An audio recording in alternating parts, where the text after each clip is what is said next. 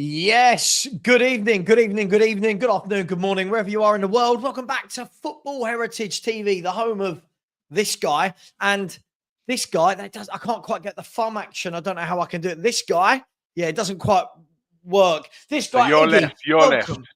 That way. Yeah, my left. It don't work.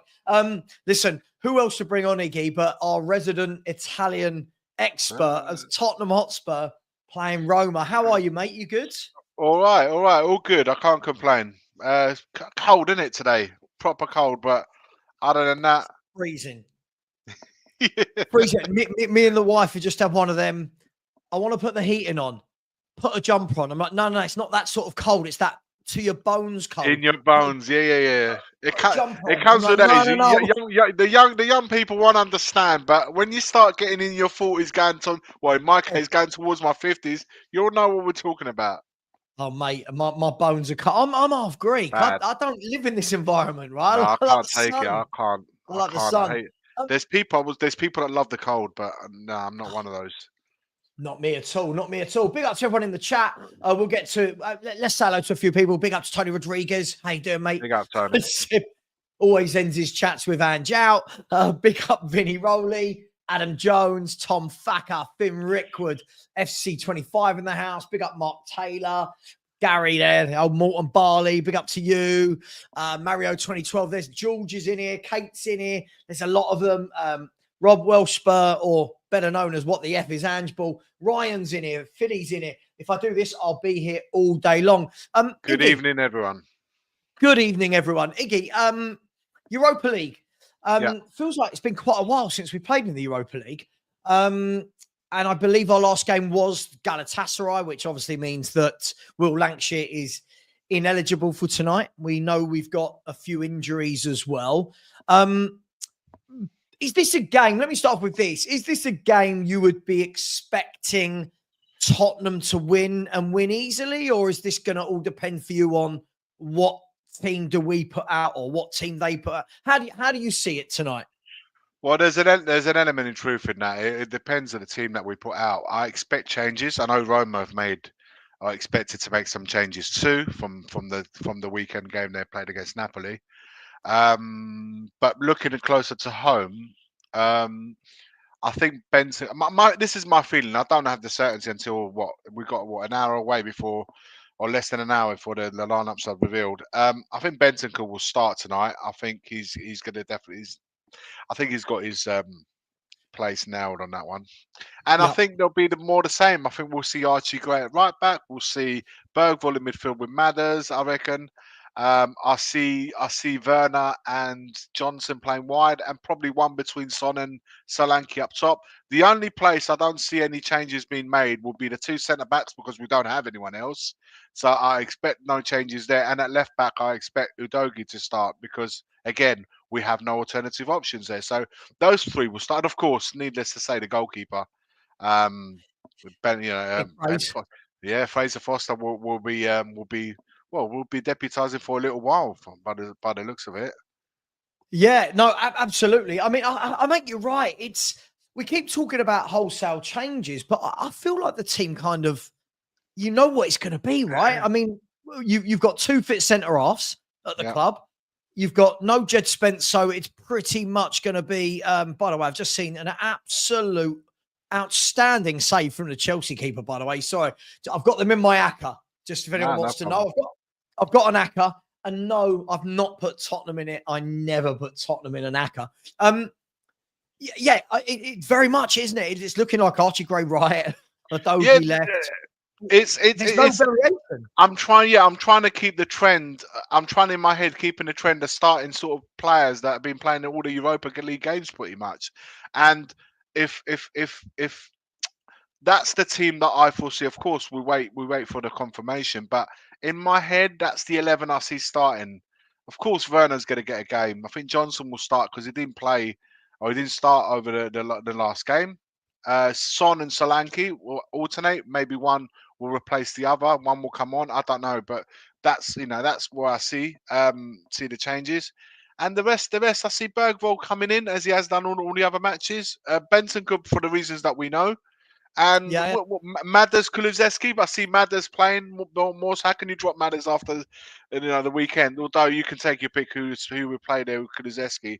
And then at the back, like I said, the changes are there. There's not really much options other than Porro maybe getting a rest. But that I always say you cannot, when you make that many changes, and what we're doing in the league doesn't mirror what we're doing in Europa. So you can't expect the same Tottenham, if you know what I mean. So it's all up. I When you never expect the same Tottenham, by the way, Iggy. can't I expect never the same expect the same Tottenham, even Tottenham. with the same 11. So imagine when you make the changes and you're playing a team who's desperate for points. They really are desperate. Yeah, In yeah, desperate scenario, one win in six. I was saying to your camera before, one win yeah, in yeah, yeah. six in all competitions. So they desperate, and they've changed. Looks like they're changing tactics as well tonight. They're not. They're not going with the Well, 4-4-1-1 that they played against Napoli. They're going to switch it up to a 3-5-2 to try and contain us in going forwards. well, we'll talk about Roma in a minute because obviously they've had a very interesting sort of year and a half. Yeah. I mean, we can even go further back than that. From again, they had some really good times under. We'll talk about them in a minute. Yeah. Yeah. By Cool. the way, No. big up to Jess from JSY Talks Football Fan Channel. Big up to you. I think that is you, Jess. If it is, massive thumbs up. Hope you're well tonight. And that beanie hat you were wearing the other day, I wish I had it right now because I am freezing in South London right now. And probably the worst time to go and get my beard all cut off. I should have left it and get some warmth. Big up as well to Tony Rodriguez, who's given a Football Heritage TV membership. Oh, it's like a Blue Peter badge from back in the day, having one of them. So big up to you, Tony. Thank you very much. I'll see if I can.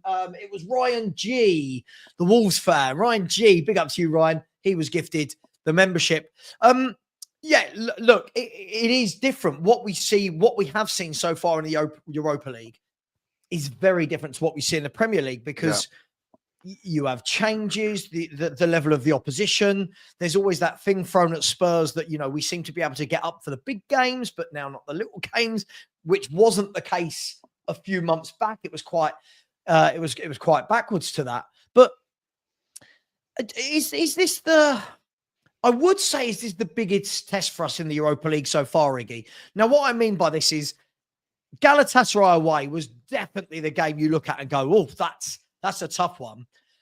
But the number of changes he made and the tactics he adopted kind of made it like it was really like not a proper head-to-head game, if that makes sense. Roma at home, though, for all of Roma's problems, it's still Roma. They've got some good individual footballers in there. They can defend well at times. Talk to me about Roma, because when I said back then that, the last few years, they won the Conference League with Jose. They then got to the Europa League final with Jose, then had the dip, got rid of him, bought in De Rossi, flew up the table with De Rossi, then hit a wall, then started sliding down the table with De Rossi, then changed him for Juric. Didn't work out with him, and now they've got Dilly Ding, Dilly Dong. What's going on the last 3 years at Roma? Well, the thing is the American ownership, man. They're very trigger happy. They got owners there that are having bit of wars with the fans of the club itself because they weren't happy that they got rid of De Rossi. De Rossi went through a little phase at the beginning of the season where he didn't get good results the first sort of 4 or 5 games, and they got rid of him. And he's a fan favorite, and that did not go well with the fans, and there was rumors of internal wars amongst the senior players and De Rossi. Right. There was a falling out, I think, between him and Cristante, and that caused them to get Juric in, and he, no offense to Juric, but he's coming at a time where everything was up in the air. So it's very, very difficult for him to come into that kind of scenario with so much friction going on within the club, internally, externally with the fans. And now, at least with Ranieri, who's a Roma-born Roma fan, he's coached them before, and he's a legend. He's seen as a legend. So they're trying with his appointment First of all, to steady the ship. One, to re-galvanise them, because he's done. I've watched a couple of training sessions the last 3 days with Roma online, and he's working a lot on their mind, trying to really lift the camp up a little bit, but making it a little bit lighthearted and fun in training. Yeah. And he played against Napoli the other day, who is top of the league, as we know, and it wasn't a bad display. Just Napoli, you can see what they were trying to do, but the 4-4-1-1 that they played against Napoli, it looks like he's going to switch to 3-5-2. They're going to make two changes. Pellegrini won't be playing in the 10 that he did in Napoli. It looks like Dybala will be playing up front with your man Dovbyk, that you like to. The Dybala didn't play. Hang on, yeah.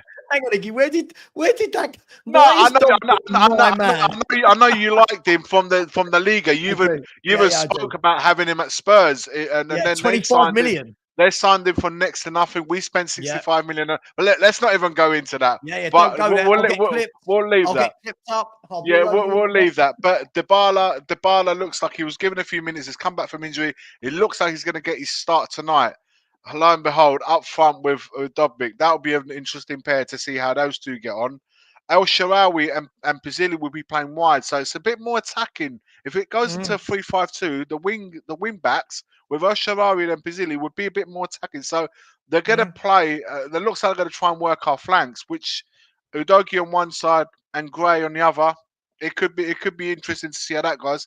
And they're going to try and go 3 versus 3 with Cristante, Kone, and forgive me, I can't remember the other one. Cristante, Kone, and Selic. Oh, Selic, they will be playing it in the middle, and Dicko's playing at the back. Look, they're going to go. Looks like Dilly Dean Dilly Dong has brought Hummels back in the frame, so he's going to be playing with Hummels, who's been completely like outcasted since he joined in the summer. He looks like he's going to get a game with Mancini and then Dicko at the back. The only one I don't know too much about is the goalkeeper, Villa. I'm not too sure where he's come from or how good he is. He's a new name to me. I can't know too much about him. I might be wrong on this, but I remember what I saw was when they started to hit a difficult spell with Jose.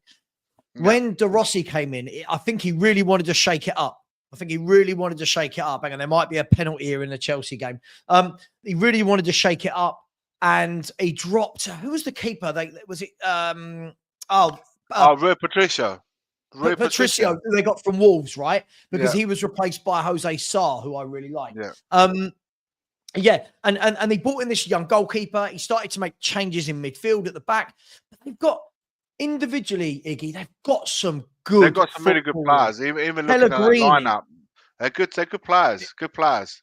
They just need to gel as a team. And you look at Pellegrini, Cristante, internationals, all internationals. Dybala, Dovbyk, Celik, Undercar. They've got good players, but you're right. They're currently 12 points off of the European spots in their own league. And when I look at the Europa League table, they are currently, do you know where they are, Iggy? They're down. They're half mid-table. They're 21st, but this is how the league works, right? So they're 21st. If they beat us, they're 1 point behind us. And it's all to play for. We beat them. You've kind of knocked them out of all sort of sync with 3 games left to go.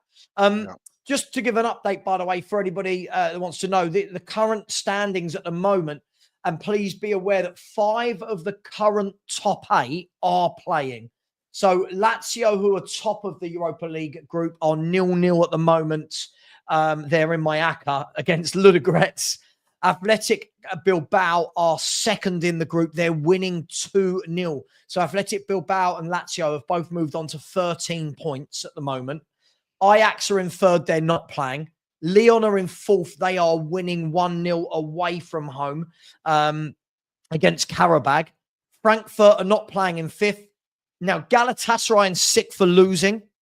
And Anderlecht in seventh for losing. And then comes Tottenham Hotspur. So we need a few of those teams above us to keep losing, Iggy. But I think Lazio will win theirs in the last 15, so don't worry too much about your account regarding them.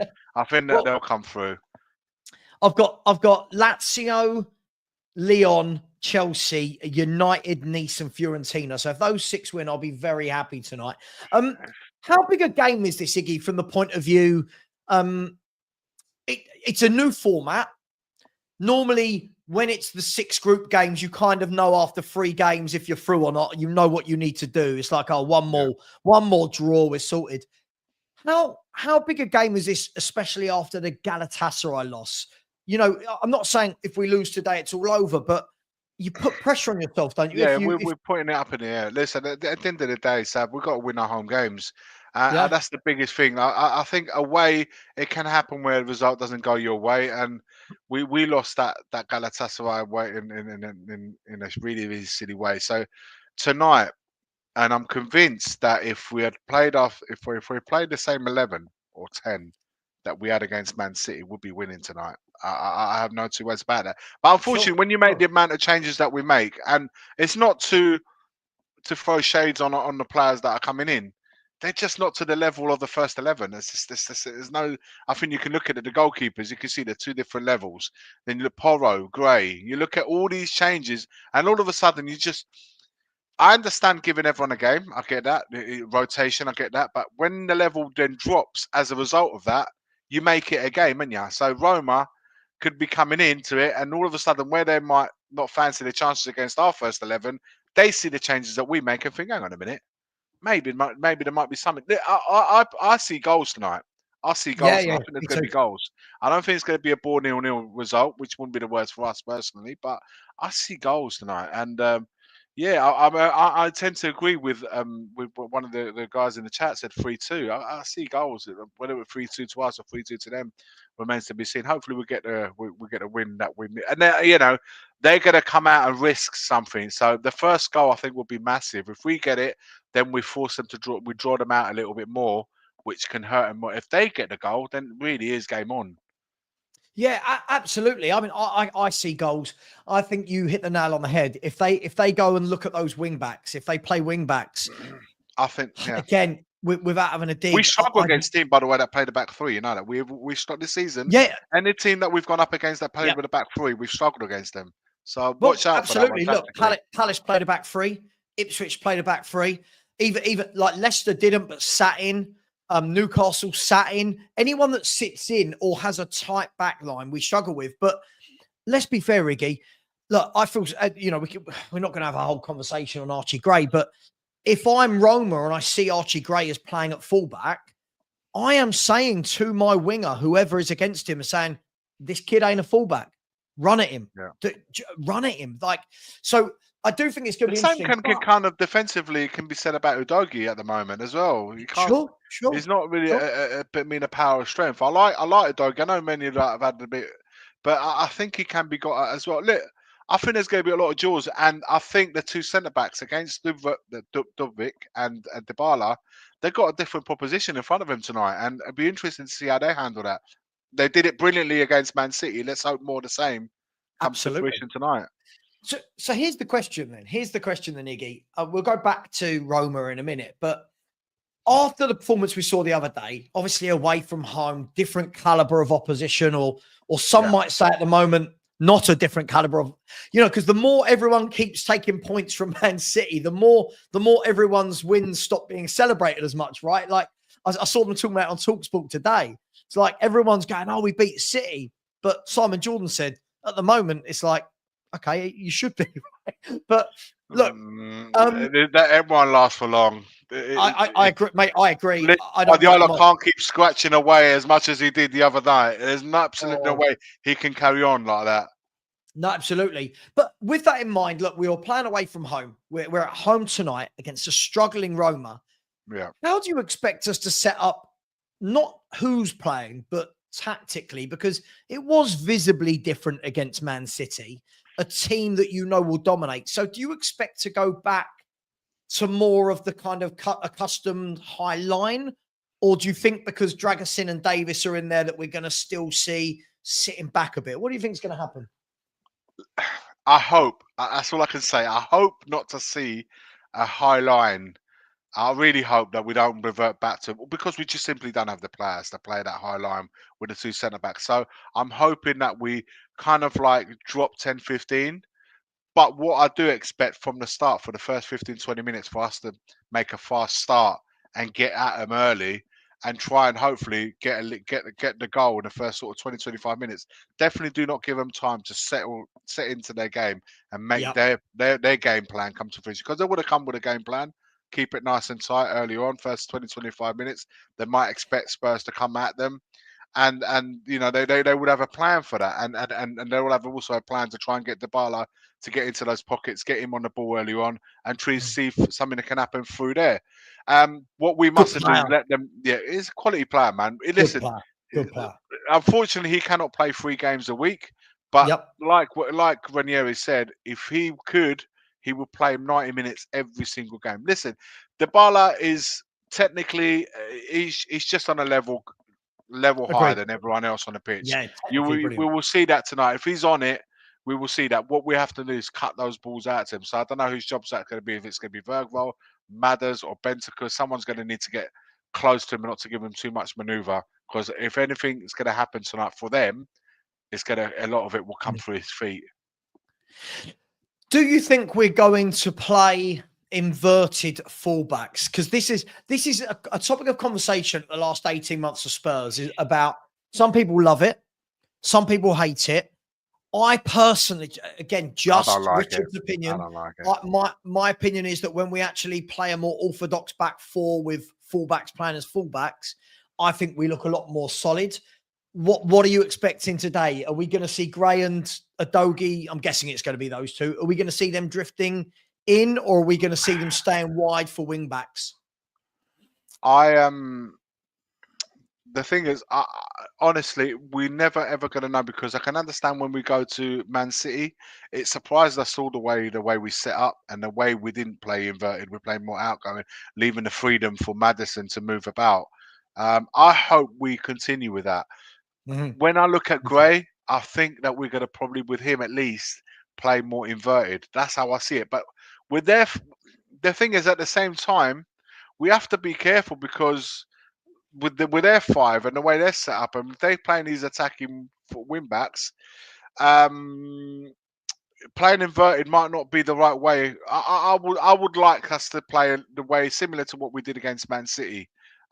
Use the orthodox outside, but then are those 2 players? Udogie is maybe so, but is Gray the right player to play a gun on the outside? I see him being on the inside. I don't know, man. It's hard to predict, because you don't know what Tottenham you're gonna. We don't know. Ange seems to surprise us for the good and for the bad. He surprised us in a good way on the weekend. So I never quite know how we're going to set up. That's the most frustrating thing, not knowing what your team is going to do or how they're going to set up. I completely agree with you. I mean, I know what I'd like to see. You know, if Maddison plays, I'd like to see him being given a bit more freedom, like he was against City, because I think in a game like today, although he had a lot of freedom against City, he did a hell of a lot of work coming back the other way, because naturally, and people get annoyed when I say this, naturally, Man City have the football. That's what they do. Every game they've lost, they still have the football, Iggy. They still, their problem isn't possession. They've been awful at the back. For me, their biggest problems have been at the back. I know Rodri's not there, but they were awful. They were in every goal that we scored, they were like an absolute mess. Oh, mate, they're a right mess. I do feel like, and by the way, Galatasaray have equalised at Alkmaar. Obviously, letting everybody know that, because they are above us currently in the table. Yeah, look, obviously, without going too deep into City, if ever a team looks completely shot of confidence, energy, I don't know. I genuinely believe they'd come back from the international break a different animal, but they look a mess. They look a mess. I think those change. I mean, not to be too critical of Pep Guardiola, because they were 3-0 up when he made those changes, but those changes did not work for them, man. There's substitutions, every single one they made, and there's some good players that came on, but it didn't quite work for them. But it's still unforgivable to concede 3 goals in 10 minutes for a team like Man City. But for sure. Let's look closer to home. Let's not look at them. We've got enough problems on our own. We can't be taking on. Let them deal with theirs. Just quickly, the Galatasaray goal was disallowed, by the way. So they have Alkmaar still winning That's that an game. interesting score. I'll tell you what I have found funny though. Just before we go back to Spurs v Roma, what I have found really funny is what I listen to TalkSport every morning, right? When I'm doing bits and bobs, I just have it on in the background. Oh, Galatasaray have scored. Sorry, Galatasaray have scored. Everybody, I'm like a really shit Jeff Stelling. And Victor Osimhen, believe it or not, is the goal scorer for Galatasaray. He's a guarantee, isn't he? He's a guarantee. That guy. The funny thing I've seen this week, Iggy, is Man City fans ringing into whether it's the morning show or when they're ringing into Jason Koundé and Jamie O'Hara, and these fans going, I said Pep was shit last year. I said we should have sacked him last year. He's been here too long. And you know when you're like, you've won four titles in a row. You know when you're thinking, don't ever support Spurs. Like you wouldn't handle it over here. Those Man City fans that say things like that, they deserve to go back to 2008. They deserve it. I agree. Honestly, it's the most ridiculous thing because even if he has stayed too long, even if they're having an off season, mate, like you said, 4 in a row, man. Yeah, 4 in a row. So what if they're having an off season? I'll take having an off 20 seasons if we win 4 in a row. Do you know what I mean? It's like I get that sometimes listening to the same voice and in the change rooms can be, and I you know things happen, but you can't say sat the man. You got to give him a season. You got to give him this season and see what happens. But I am convinced, honestly, I'm convinced that they will turn it around. And don't be shocked, man, if they beat Liverpool on the weekend. Don't be shocked either, because they're more than capable of doing it. Iggy, the thing that always makes me laugh about like we're all listen, this isn't me, this is all of football fans in the world. We're very reactionary, some to a completely different degree. So like when they called it, this guy called in and he said he's got to go. And to be fair, I don't like Jason Koundé as a yeah, he probably ripped him into pieces. He's got that voice. Come again. What? He went, yeah, he's got to go. He went, Ancelotti, we've got to bring Ancelotti. I said this last year. And O'Hara went, hang on, mate. Ancelotti's doing worse. He went, Real Madrid aren't doing brilliantly over there anyway. Man City just won the league. What? And he went, why is Ancelotti leaving Real Madrid to come to City? And he said, trust me, if he came to City and you saw the difference in football between Ancelotti and Pep, he said, you lot will be ringing up going, oh, we need Pep back, the football shit. It was just. But do you know what's funny? That even Real Madrid are just as bad, because I'm hearing that Ancelotti could be on the verge of getting sacked himself. And I'm like, what's going on here? What is happening? Like, could you? I'll take either of those two guys at this like, honestly, even in this current state, I'm still like, yeah, I'll take them. Listen, We'll move on, but the last thing I'll say is this. I got a message this morning in my YouTube comments, and I don't respond to them anymore, but this message said, gutted Sav, there was you saying that Pep Guardiola's a better manager than Ange. Who would you rather have now? And every bit of me wanted to respond, and I thought, what's the point? If I have to have that debate with someone, it's absolutely, football's gone bananas. But let's get back to our game. And before we do, look at this sexy young man in the chat. Said, well, Sav, I wasn't going to be watching Spurs content anymore, but since you have royalty on, big up, Iggy. Stop it, football, Italian football royalty, Kuva.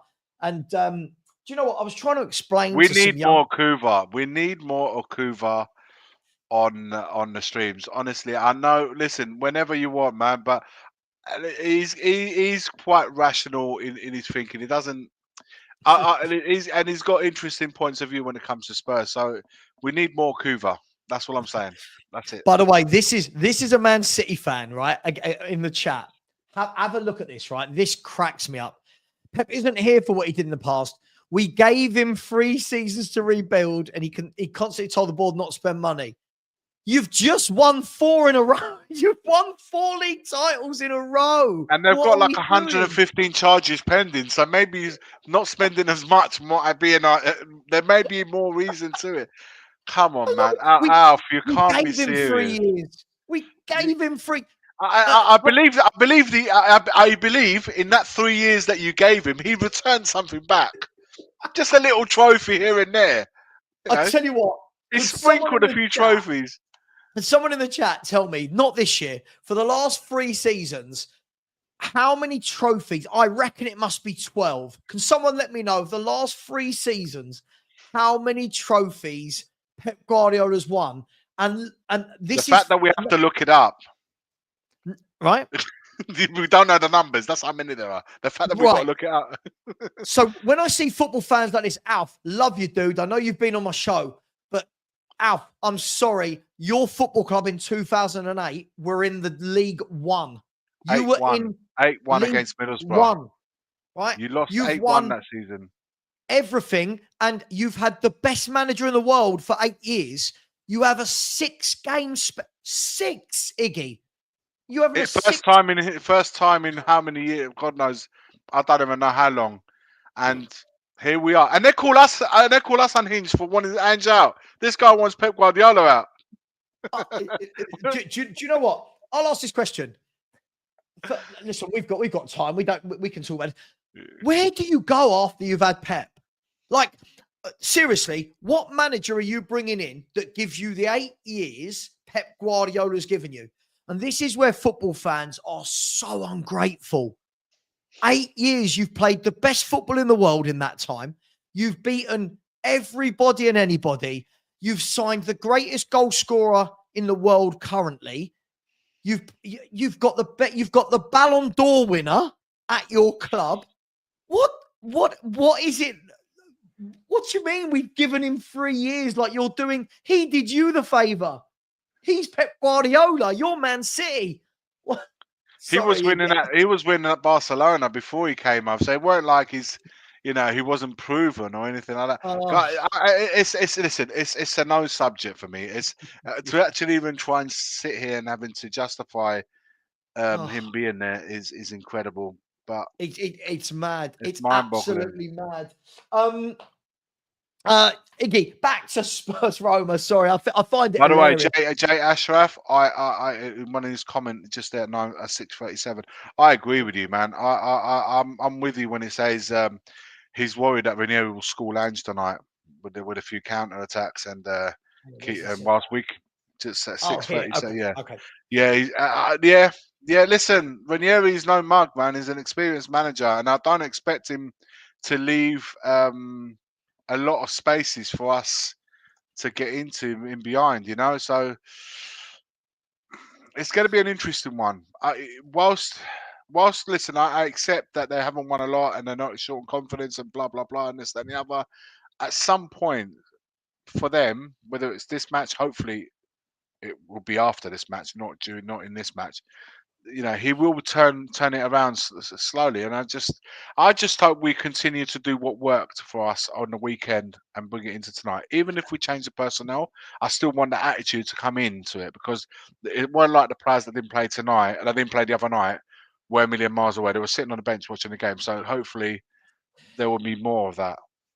Yeah, I mean, and when you look at it as well, I'm guessing 3 of the back 4 is going to be the same. I can't see that there's any options. You're going to have to play Adogi, Dragashin, and Davis. So 3 of that back 4 played. Maddison or Kulu, one of them will play. So that will be 4 that were played. Bentancur's a first-team player. That's 5. And then in the forward line, Sonny or Solanke will start, surely, if not Johnson, Werner, and I think Johnson and Werner will start wide. I just remains to be seen who plays as the number 9. Would it be Son or will it be Solanke? Maybe they will alternate. I don't know, but so there's a lot of first team players there. Yeah. Look, we should no excuses. No excuses. I fully expect that we should be winning tonight. It's not the end of the world, because I do think that in the last 3 fixtures, there's a lot of winnable football games there for Tottenham in that last 3. For sure. But lots of the talk, Iggy, is always about, can we go on and win the Europa League? Now, of course, when everyone else says, can you win a cup this year? I mean, the answer is always yes. Every year you can win a cup. Of course. The question is it for me, I always think we're going to get through. I always think without being beginning, I think I looked at those 8 games and not one bit of me said we're going out. I see us through. For me, I think it's all too early to tell because the real games are when you get to those two-headed games, right? This week at ours, next week at theirs, or vice versa. That for me is when we see how good we are. Because so far, I'll be honest, in our Europa League games, we've not really seen a performance because of the kind of rotational process that we've had. We've not really seen a game in Europa League where you go, "Oh, that was good." Are you expecting it to be like that all the way through, or do you think when we get to the knockout stages, you're going to start seeing the big boys from 1 to 11 play? I hope to see that. Listen, again, I hope to see that. I think I think it all comes down to how we're doing in the league as well. Because listen, there's no point lying to each other and say the club's priority is to always finish in the European places. So it depends how close or far we are in as the Europa League games are coming about. How we're doing in the league, who we got next in the league. Is it a must-win game? Can we draw this Sunday if we play on a Thursday? All those things we'll take into account. And for as long as we are in touching distance of where the European places are, I think we will compromise a little bit in Europa League. We will always treat it as second best. If, however, we're a bit off, we're thinking, you know what, we've got no bloody chance of finishing European places, then I think the priority may be Europa because you can still make Champions League football through winning that. So, but there's some good teams there, man. Lazio, you just mentioned earlier, they're flying at the moment. They're flying in Serie A. They're flying in this Europa. Or they're not winning tonight, but they're in a good. They've made a lot of changes tonight. They've made a lot exactly, of and this is the thing. It's deceiving because a lot of these teams make a lot of changes in the European when they play Europa League. Athletic Club, what are they like? Galatasaray. I think they will hold their own as well. I think they will go, maybe not win it, but I think they will go in the latter stages. And then I think there'll be a surprise in there somewhere. But look, we're amongst them. We're amongst them. Mm. The fact that there's no Champions League dropping in, I think that's a good thing for us. Good thing for the. To be honest, it's a good thing for the competition because I don't believe that anyone should be dropping in anywhere. If you're out, you're out. I completely agree with that. That don't change the chances, right, Iggy? No. There's This some good year, teams in there. It gives everybody the best chance this year because you're not getting teams dropping out for the Champions League for the first time. It gives you a. And I also think that Roma, right? Like I said, after tonight, hopefully, not tonight. But I think if Ranieri can regalvanise his place with the players that you mentioned earlier, they've got some good players there. They just need to gel into a team, and they've proved not a million years ago that they went far in competitions. They hit 2 finals back to back. So I don't think Is that the washed up Jose that did that? Stop. But I think they've got good players. They've still got good players there, and I think with this coach who knows a thing or two, he's an experienced coach who's won the Premier League. He's no mug either.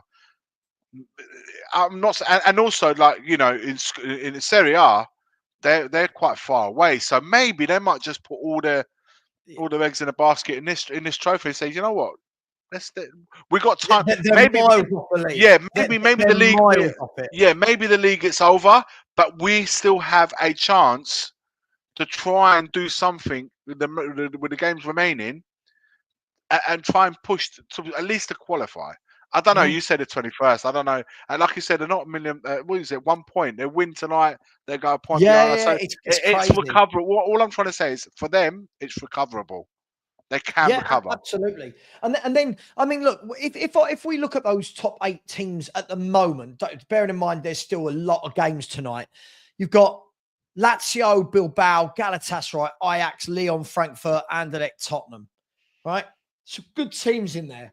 Now look at some teams that haven't quite yet kicked in that tournament. Porto, they're winning tonight. They're in 12th. Man United, if they win tonight, they could be level with Spurs. Roma again, Fenerbahce. There's Sociedad. There's some good teams. Man United will take this competition seriously because they're not doing too brilliant in the league, Although I agree. again, they're not a million miles away, even there.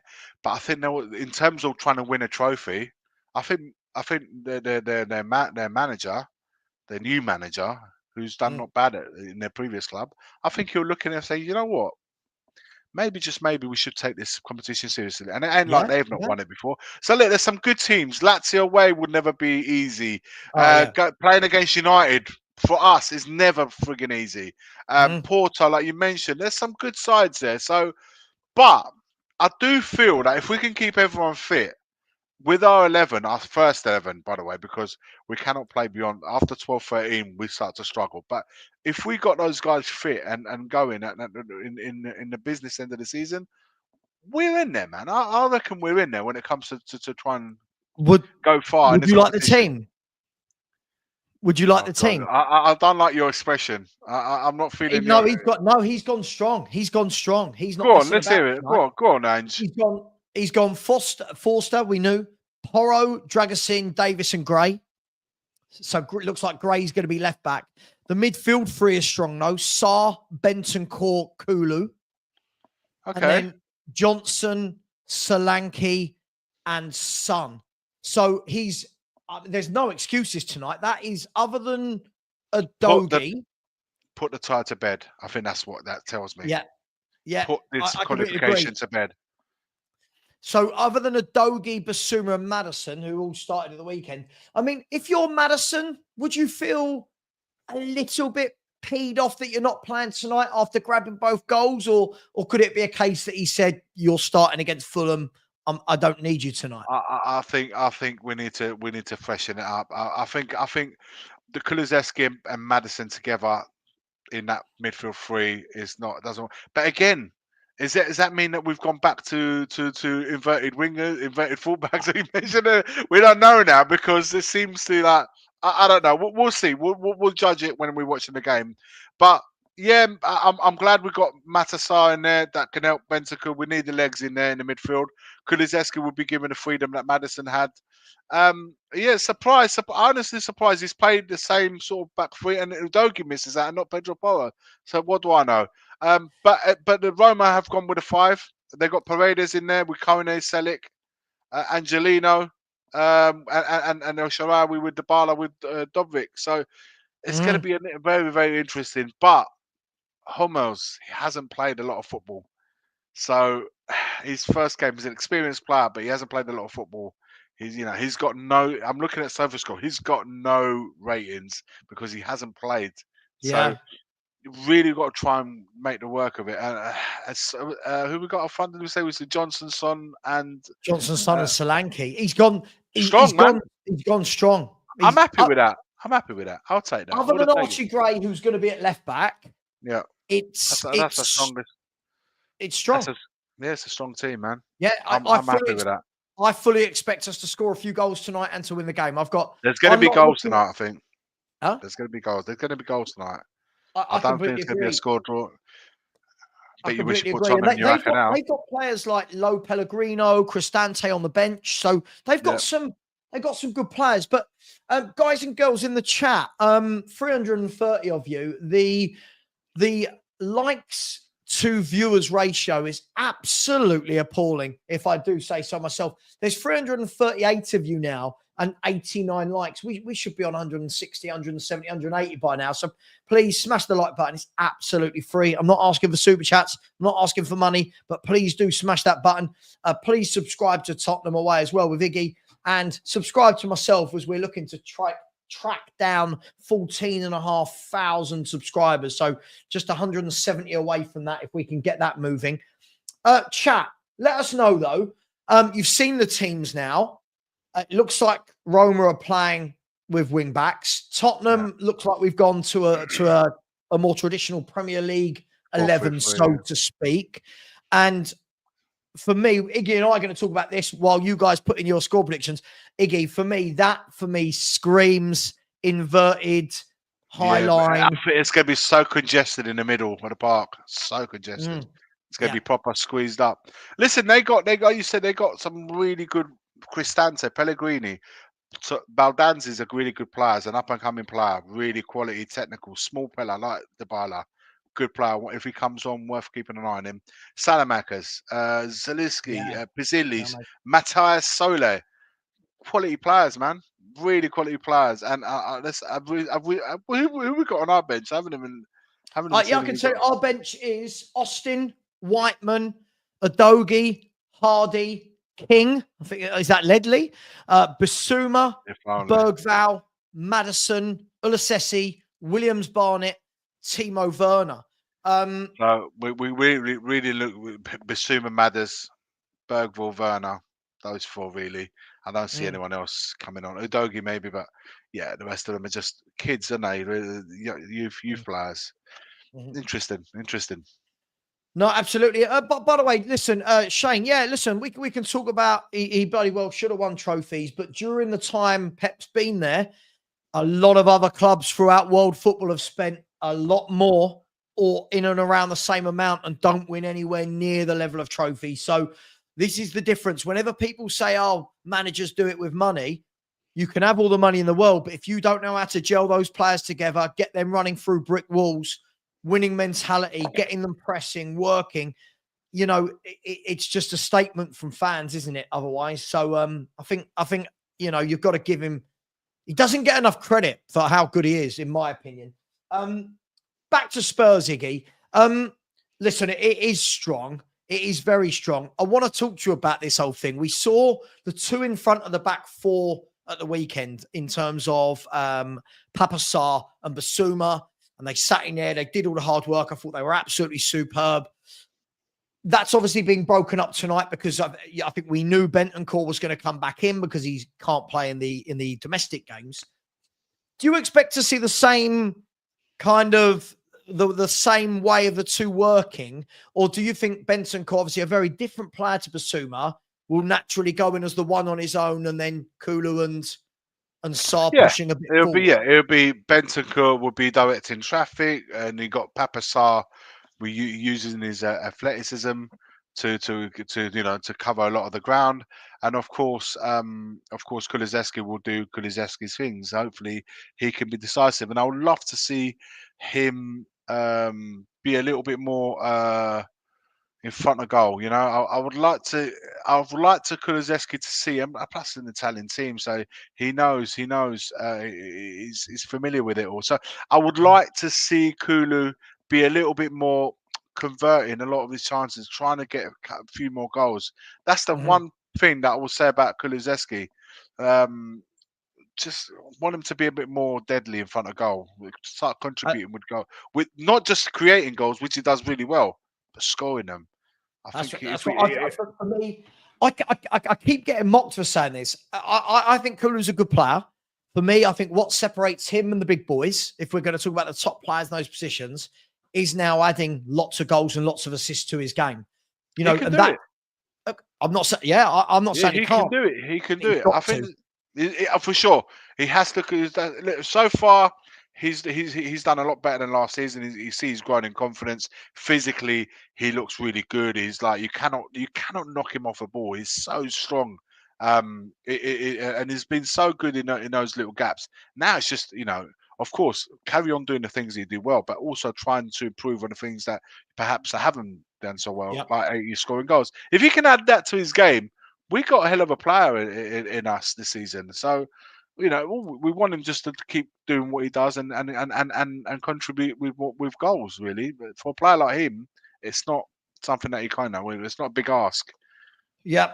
Just quickly, by the way, for anyone that cares, Chelsea are 1-0 up. I mean, just quickly, Iggy, I'll tell you, I'm going to read the Roma team, and I'm going to ask you about whether or not Chelsea should be winning that Conference League. I think I know your answer, but the Roma team, because people have been asking, is Svilla in goal, a back three of Undikar, Hummels, and Mancini. You could call it wing backs or a midfield four, whatever you want to call it. You've got Angelino one wing, Celik the other, Paredes and Kone in midfield, Dovbyk up top, and then Dybala and Shawari, however they're going to play, whether they're playing out wide, whether they're playing tucked in. So 3-4-3 is how my app has got it. And Kunku scored for Chelsea. Just quickly, going off on a tangent, they should win this Conference League, shouldn't they, Iggy? I mean, when you look at the teams, you look at their squad, should they be winning that? Um, it's too early. At this point of the season, it's too early to even try and predict. They're certainly equipped to go far in the competition, and I think, listen, these two teams tonight, no matter what the result is, should give us an indication of how potentially good they can be and how good they can become further in the competition. I think tonight might be a little starter, if you like. I just hope that both, us more closer to home, give us put this competition, or this part of the competition at least, to bed by winning tonight. I think losing this game could be curtains. Really, they must. That's why I see a lot of goals. And I'm looking at this team. I don't agree with the way the Sofa score got it. I think now that Angelino's starting, I think he'll play wing back on the left. I think El Shaarawy will play on the right with Paredes, Coney, and Selic in the middle, In three the trying middle. to block Yeah. our three. And I think Dybala would be playing a lot closer to Dobbit. That's how I see it. Perhaps I'm wrong. I don't see El Shaarawy playing in that attacking mid-10 role. Yeah. But Yeah. again, No, absolutely. Angelino and El Shaarawy are very attacking wing backs. They know El Shaarawy is a wide forward winger playing as a wing back, so he's very attacking. So he's going to try and pin back Archie Gray, who will be playing on that side at left back. Angelino and Porro, that's going to be an interesting one, because Angelino, we know him quite better since the Man City days. He's quite an attacking fullback, so they're obviously going to try and play. Listen, they're going to try and beat our wings. That's where they're going to try. And really tonight, with Son, we'll probably get it a bit more. And Johnson really has to participate in the defensive side on that right, as a winger. Yeah. He can't. He has to contribute. He can't stay up there and leave the left back. So Pedro Porro dealing with it all. Sorry. No, I completely agree with you. Iggy, somebody's put a comment in that was aimed at you, so I thought I'd let you Sure. handle it. He said, Savva, we are winning this without a hassle. I agree.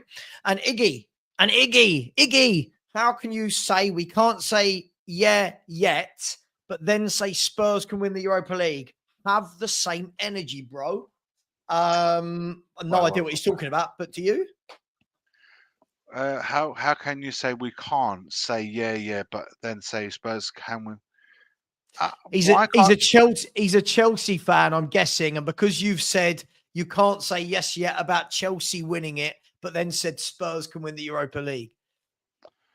Listen, all I said, I wasn't referring to Chelsea, by the way. I was referring to certainly to say who, at this moment in time, who can win anything. A couple of results to Roma, they're back into the qualification round, and all of a sudden their journey in Europa League can look different. I'm convinced that if we win tonight, we put this part of it into it. And then, like I said, you cannot judge any team in this month. Listen, all these teams that we've spoken about are quick to win it. Of course they can win it. But in November, December, and then the business end of the season in March, where it really needs to start heating up, and then absolutely it's too long. It's too long because it's too much can happen between now and then. And then there's the window in January. Not that it might make a lot of difference for us, but for every other team, it could be repairing. So it's too early to say. It's too early to say. But in this in Chelsea's in conference, were they in a conference league? So listen, the Chelsea should be definitely one of the favourites to win that for sure. They've got a really good team. They've got a really good squad of players there, and I think it's all Maresca's good, doing Ash. It's all good. It's all good. It's all good. I know how biased fans get, and you're all like, "Oh, what do you mean?" No. But listen, at the end of the day, Chelsea should win. Enzo Maresca is an experienced manager, and the difference between winning it and not could be his experience or lack of in that level of management. But that doesn't take away the fact that they've got the players to do it. I think they've got the players. With Pochettino, in my opinion, I would have had them down right as favourites. No, that's just my opinion. But listen, a lot to be said for that. I mean, do you know what, Iggy? When I was growing up, my uncle, who taught me everything about football and helped me with my coaching badge and all that kind of stuff, he always said to me, he always said, football fans will talk, He went, it don't matter until the business end of the season. He said, because teams Pressure. that are flying and are in form in August, September, October, November, December, he said, you've got to be flying March, April, May. He said, that's when, you've got to do what you can to be in the mix, in and around it. But let's be brutally honest, it's about how good you are then. So that's why when people say to me, do you think we're going to win this cup and that cup? Listen, we could get to February, March, quarterfinal stages of these tournaments, and we could have everyone fit. We could be winning 7 or 8 in a row, and you turn around and go, yeah, go on, we're brilliant. Or you could get to that stage, have 7 or 8 first team players out, suspensions left, right, and centre, games are mounting up, injury. Do you know what I mean? So I think it's always important to wait until the knockout stages, because we could get to the knockout stages. You get, I'm just going to chuck in, you get Lazio. Suddenly, Lazio in the first knockout stage, you've got to beat them in Italy in the second leg. All of a sudden, it goes from we're favourites to, hang on, this is a bloody difficult task, right? Savva, at the end of the day, in March, the heat turns upwards, Of course. and there will people there'll be that once that pan goes hot, there'll be people that stays in the pan, and people will be, whoa, this is too hot. See you later. So it's bottle. It's when they can the pressure cooker. It's the people that been there and done it, that know how. You'll have players, you'll have managers that been there and done it. And you're thinking, where were these lot back in September, October, November, and how the hell did they get here now? That's how it is. Look at Man City now. Trust me, Man City in March will be a different kettle of fish. I'm not pointing to. Listen. People are laughing and joking because it's unknown territory for a team like Man City to be where they are. Real Madrid, same thing. But you know what? If they come out, imagine coming out of all of this, having qualified to the next round of the knockouts. Just imagine the worst that you could have seen. All right, mate. The worst team you could have seen, the worst run of form, but they've made it out of the groups. They've made it into the knockouts, and they're 4th or 5th in the league or whatever. They're still, like you said, within touching distance. Yeah, All of a sudden, they'll be like, "We got through it." Now, back to business. Do you know what? And listen, I'll bring Dan in a sec. Big up, Dan. I think you've worked with Iggy before, right? Do you know each other?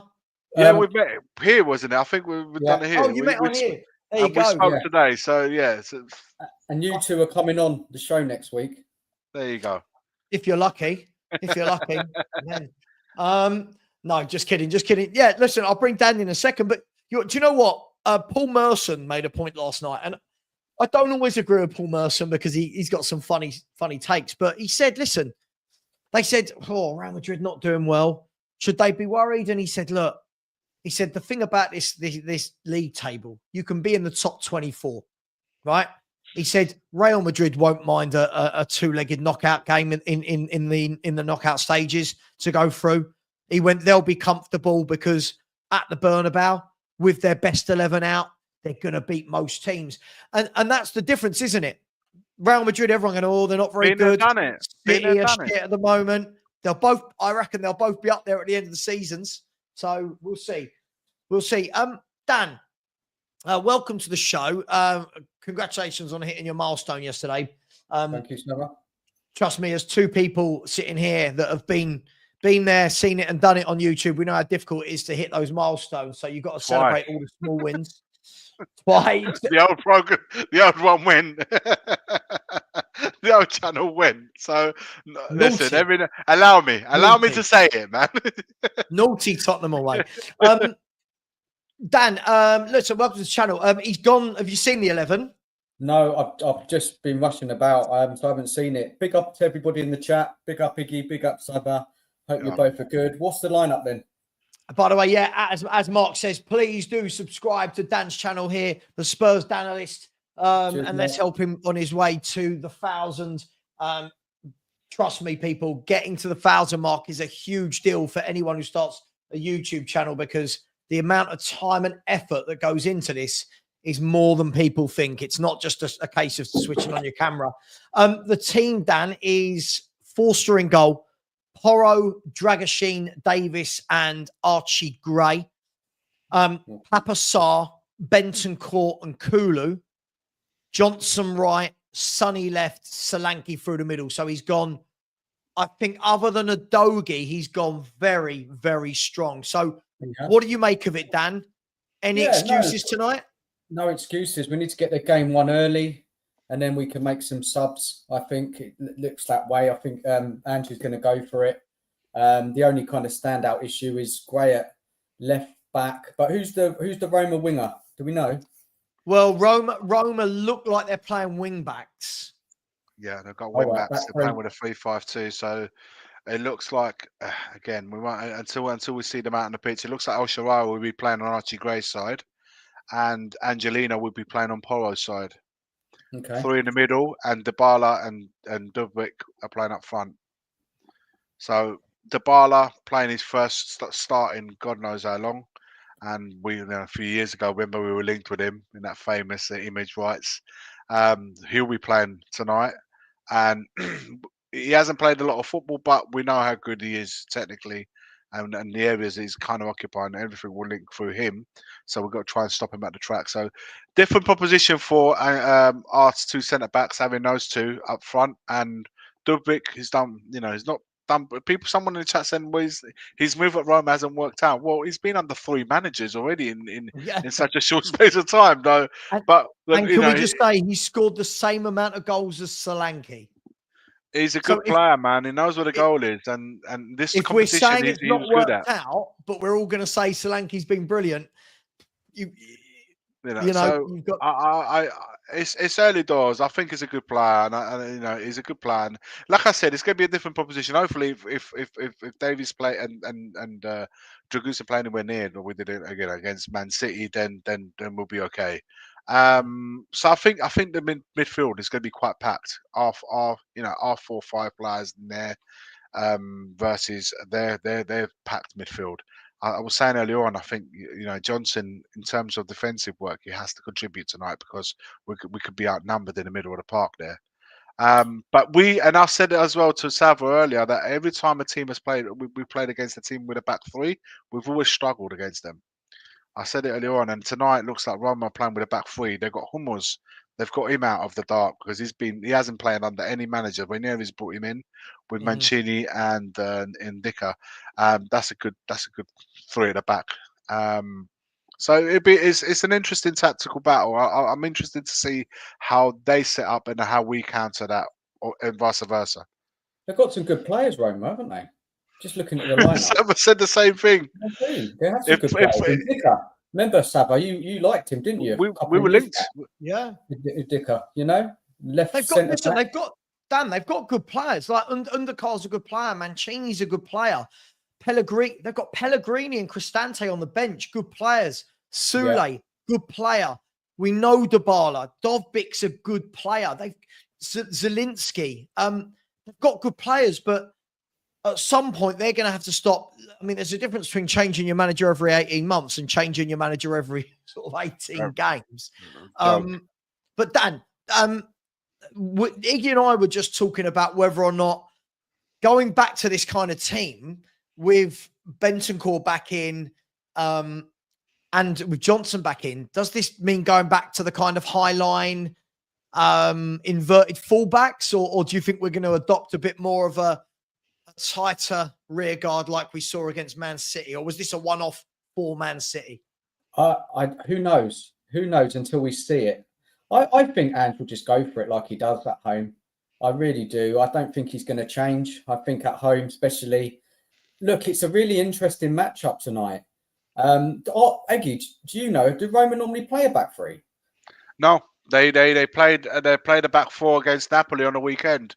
So obviously, I think what Ranieri is trying to do is trying to limit. He's trying to set up a team in a way that they can kind of deal with our attacks. I don't see them playing a high line. I don't think they've got the players to play a high line. I think it's a question of trying to contain us for the first sort of part of the game. Yeah. And then with their qualities, like you mentioned earlier, with their qualities that they have, trying to get into the game, because it's a must-win game for them. So maybe they held 1 or 2 attacking players on the bench as well to try and then come at us in the second half. Because what point were they on?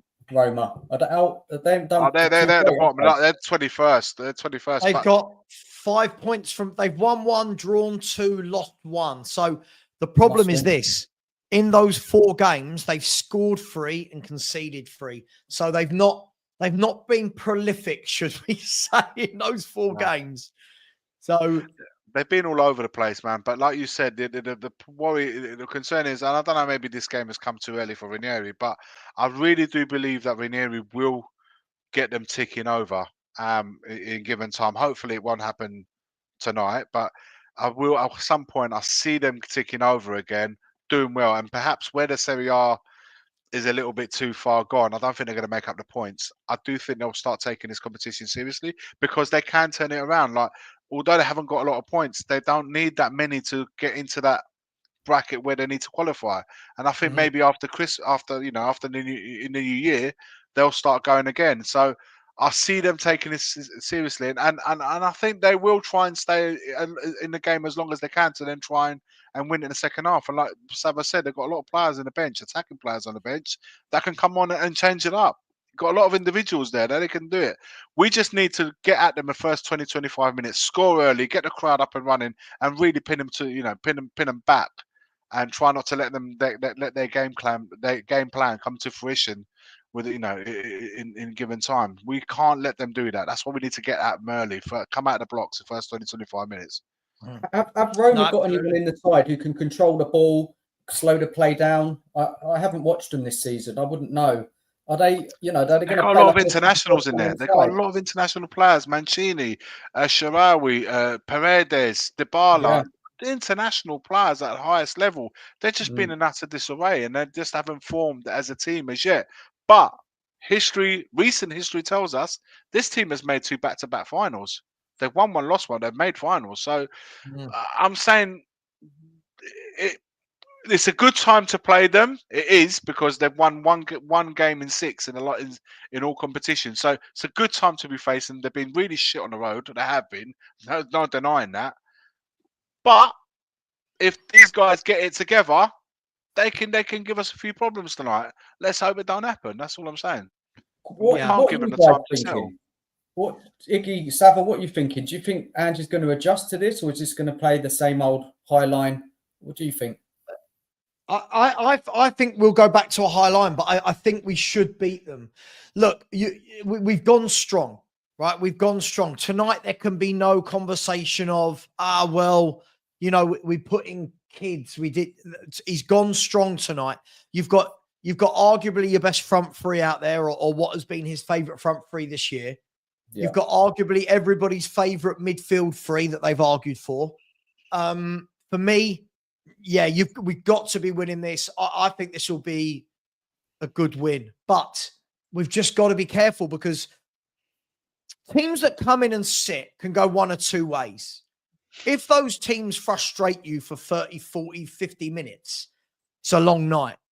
However, those teams that come in and sit in, if they go 1-0 down in the first 10 minutes, it puts all the pressure on them, because all of a sudden they've got nothing to cling on to, and they have to come out a tiny little bit. So I think we'll be fine whatever we do. By the way, if everyone could pray in the chat for a Lazio goal, please. They're currently one of the 3 teams in.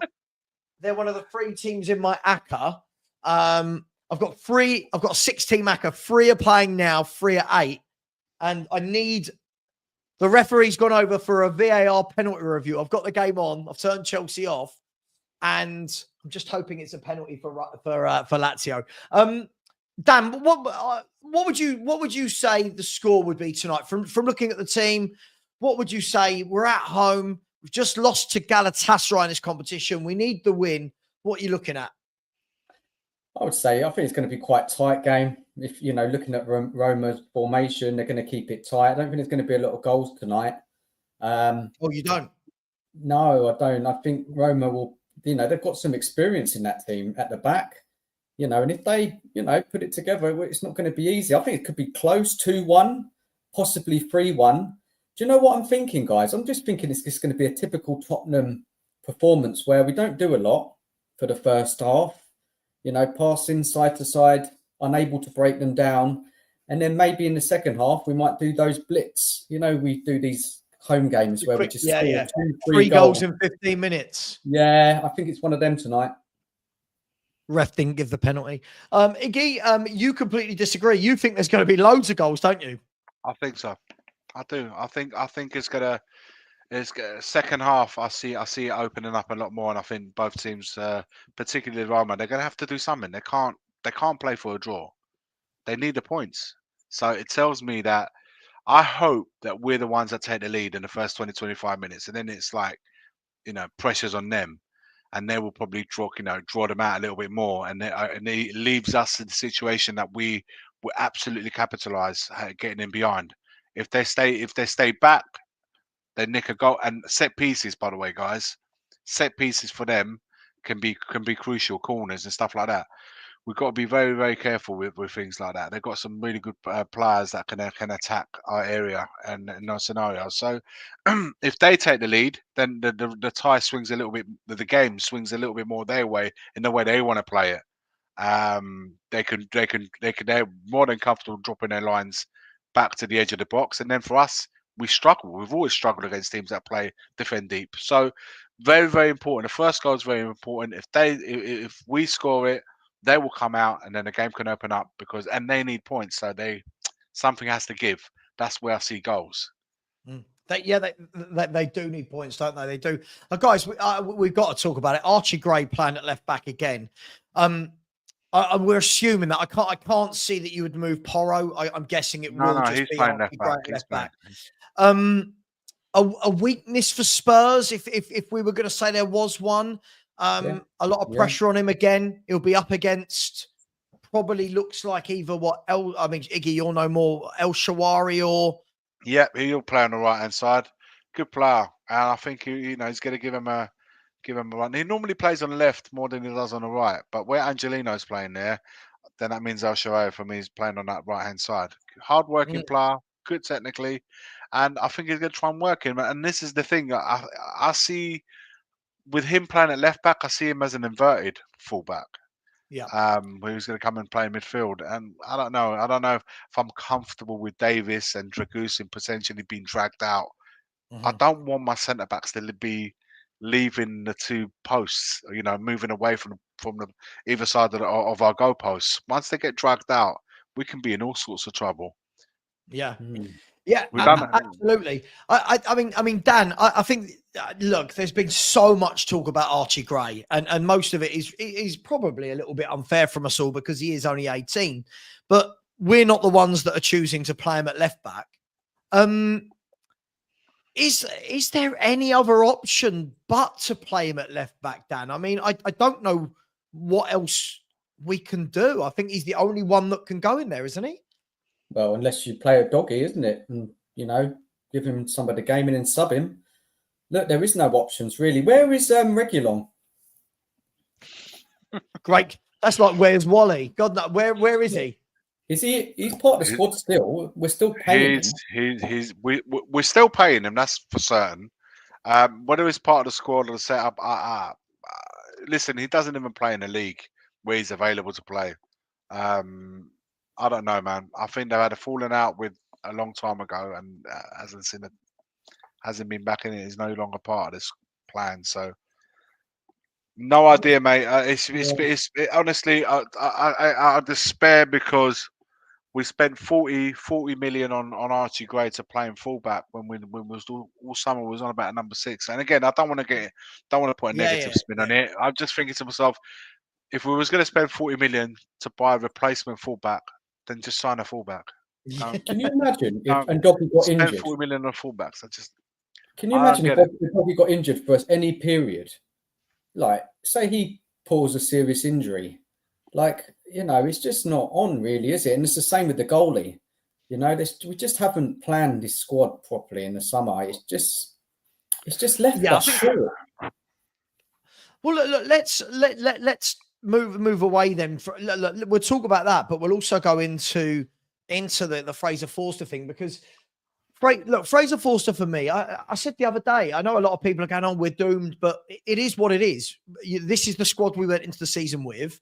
We can't then complain when we get an injury to our first choice keeper, because this is what they decided in the summer was what we needed, right? They didn't want to buy or didn't buy another goalkeeper. So is it the end of the world? And Iggy, to Dan's point, if we did get a long-term injury to a Dogie, do you see Gray being the long-term successor there? Would Spence play there? Would Van der Ven shuffle over and Dragasine play over Romero? How do you see all that looking? Listen, the times that I saw Jed Spence, I think in a few times I saw Jed Spence, I thought he was that, and I remember the Man United away, he scored against Coventry. So until he got injured, I thought he was that. I thought, you know what, he done all right. He done all right coming on. I think he'd slowly won the manager because the manager kept going to him whenever he needed someone to come on. So, and it looked like, maybe one of us made us at least look up and say, do you know what? He's actually done all right. So hopefully he'll get more minutes. And as he started to get those minutes, he got the injury. So I see him. I will still value him as the first option to deputise for either Dogie or Porro.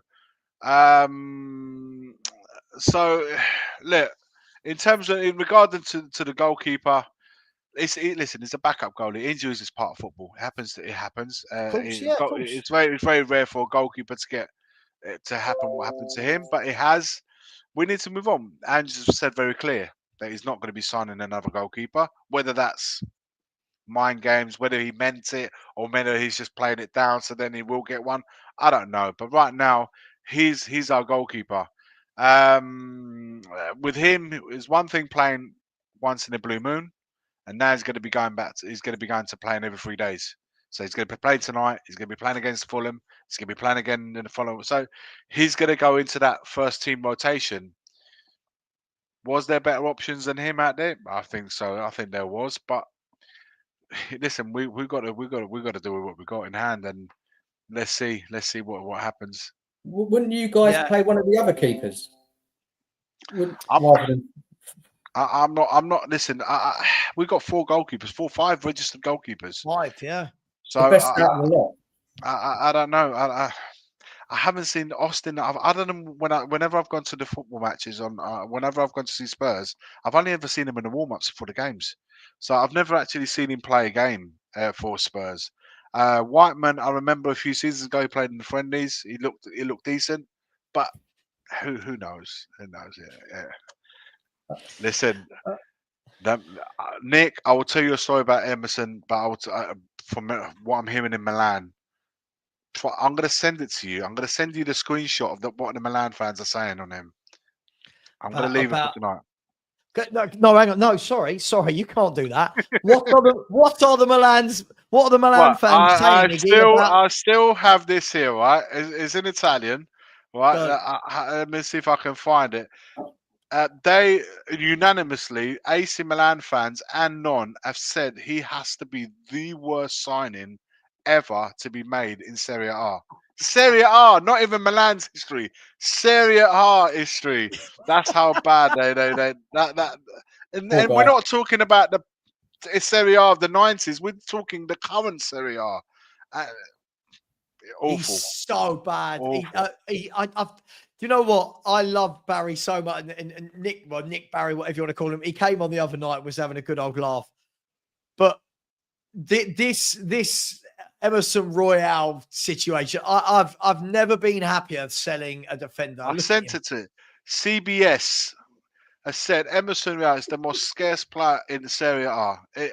Honestly, they rinsed him straight. They don't have anything good to say about him. Oh, dearie me. But do you know what? I wouldn't put it past him. Imagine winning the Champions League with AC Milan and seeing him lift up the trophy and thinking, and it comes back. Typical Spurs, ex-Spurs player. Whoever leaves Spurs wins trophies. Definitely. Oh man. I mean, Dan, let's the goalkeeper situation. Obviously, it's made the news this week. I think a lot of people did lose their mind, right? Going, oh my God. Look, it's interesting because depending on who you speak to, will tell you different things about. You cast your mind back, guys, to Galatasaray. Some people will say, "Oh my, he was awful. He was dreadful. Oh, he couldn't catch. He was dreadful. He's passing out the back." Other people will say, "God, if it wasn't for Fraser Forster, we would have lost 15-2." So, a mixed bag from him. I mean, he's got his qualities as a goalkeeper, Dan, hasn't he? I mean, I know we get on his back a lot, but he's not the worst goalkeeper, is he? No, but the trouble is he just can't get down, can he? He can't get down quick enough. If any one of those Roma players tonight pop a long shot and they're accurate, he's not going to get to it. So, our midfield are going to have to work hard, aren't they? And block anything or go near that goal. I would play, if it was me, I would be playing one of the other keepers because surely they're going to be more athletic, I don't know. I mean, again, we'll look back to the summer and it's just poor planning, isn't it? We should have signed a keeper who was not just going to be a backup to Vicario, someone who could compete. And it was just, we just didn't do that. And look, we are where we are. I think moving on, like the next 4 or 5 games, I think we will drop points and we will concede more goals with him in goal, especially if we play with a high line. He's not as good as goalkeeper as Vicario. He had a fantastic game the other day, saved so many chances. So I think it's a problem, and it's a bit concerning that Ange, he's not saying we're going to do any business in January. Surely, I think most fans are thinking, come on, get someone in. I don't know. Guys, what are you thinking? Yeah, Iggy, I'll let you go because I know you need to shoot in a minute anyway. I mean, look, let's talk about that point. Are you surprised that Ange just come out and said that we've got no plans to buy a keeper, or do you think it makes sense? Do you know what? You can look at it 2 ways. You can look at it, he's actually meaning what he said and he said he's actually not going to buy a keeper, or he's just playing it down and then so everyone knows that we're looking for a goalkeeper. If he says, yeah, we need a keeper, we need to go out there and look for one, and then everyone's going to put their prices up. So we won't know until January. I would like to get someone in on loan personally. How I would look at it, I would bring someone in on loan. There's Navas's name came up because he's free transfer at the moment. He hasn't got a club. Maybe sign him to the end of the season. That or something of the sort. I would like to see a deal happen because Vicario, we don't know, he's going to be out for months. It's not going to be. And again, we want a keeper that's used to playing week in, week out. And Navas, I know he's 37, so he's not that much age different wise, not that much different to Foster. But I saw Navas playing for Forest last season, and he's a little bit more in. What's the word I'm looking for? More in the rotation order than Foster, who hasn't played in a long, long time. Right, that's my cue to go. See you later. Outrageous. What? He's gone. He's running scared from you. Why? Sorry, just quickly, Nick, why does your screen say Kuva 49.5?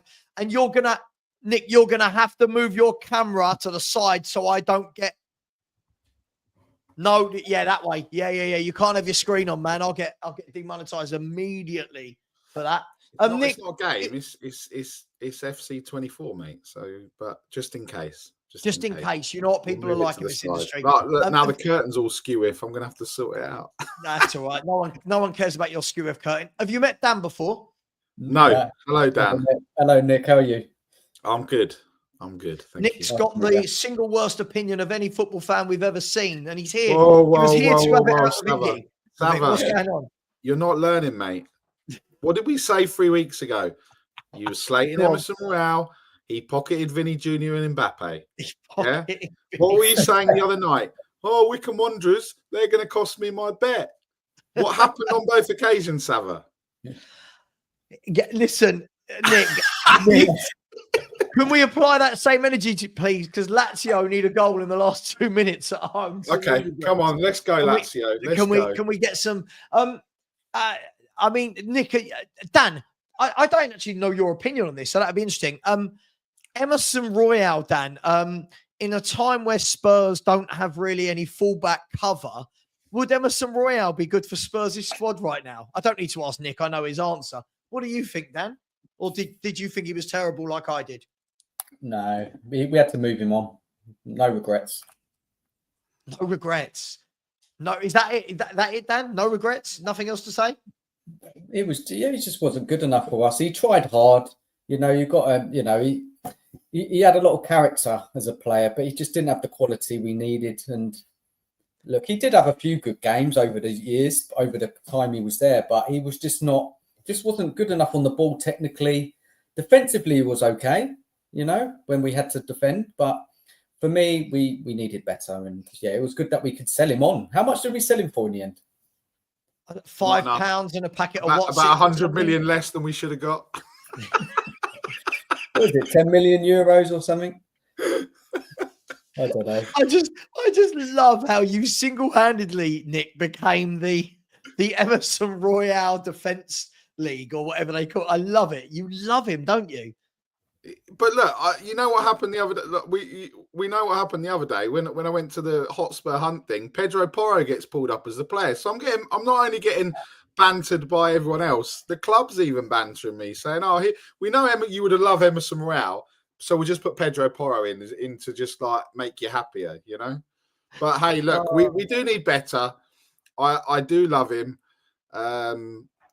But like he said, how funny would it be that AC Milan go and win the Champions League? Can you imagine? Can you? But if that happens, everyone can turn their phones off because I'm coming for you all. I'm doing 90-minute videos on people that hated Emerson Royale. They're the problem. As long as I can be your first guest. I'll let you on. Chelsea are 2-0 up for anybody that cares. Chelsea are winning again tonight. The second goal scorer is Mudryk. So Mudryk and Nkunku. In the Europa League, come on, Lazio. They've got 4 or 5 minutes injury time to score a goal. I'm being really greedy after the win the other night, aren't I, Nick? Really greedy. Galatasaray are 1-1 still. Anderlecht are 2-2 with Porto now. So Anderlecht in and around us. Athletic Bilbao are 3-0 up. So at the moment, Lazio and Bilbao are top of the Europa League group. And Lyon, who are right up there as well, are 4-1 up away at Karabag. So lots of the teams above us are all winning tonight. Barry, let me ask you, I'll start with you. You've seen the 11 now. He's gone strong, right? There's zero excuse tonight. He's gone strong at home. Roma are a bit of a mess at the moment. Or are you expecting a new manager bounce and we've gone all... Sorry, we're not allowed to say Spursy, but you know what I mean. Yeah, I mean, look, I think we're probably, or most people are probably surprised with how strong he has gone. Maybe not. I didn't necessarily think that you'd see the team that's out there. Look, we're at home. We've just beaten Man City, so obviously we win one, we lose one, right? So we're going to lose tonight and win at the weekend. It's not going to be easy, but I think if we want to take it, so because we've got Rangers away and the other games that's left, right? We win this game, we win the next home game, then we're through. Realistically, it's never that easy with Tottenham. But look, it's a strong team. We should get the job done. But this is Tottenham Hotspur. I mean, there's not a lot on the bench, right? There's only really Maddison and Bergvall. Well, you've got Basuma, Werner, Maddison, Adogi. Werner. Oh, listen, Timo Werner's our third highest paid player. Like, you've got the club wanted him back. I think we're going to win easy tonight, by the way. I do think a 3-1 win. They're not in any sort of form and we've gone strong. I think it would be a bit embarrassing to actually not beat them tonight. Dan, let me bring you in here. Look, we've talked a lot about the kind of high line. Do we revert back?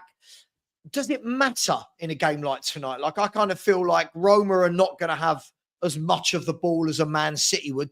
Does it matter to a large degree tonight how we play? It doesn't, because, you don't want to go too high because Ben Davies and Radu don't have the pace. So you've got to be careful. And the Roma striker, I think he's got some pace on him, hasn't he? What's his name again? The Dovbyk, is it? Dovbyk?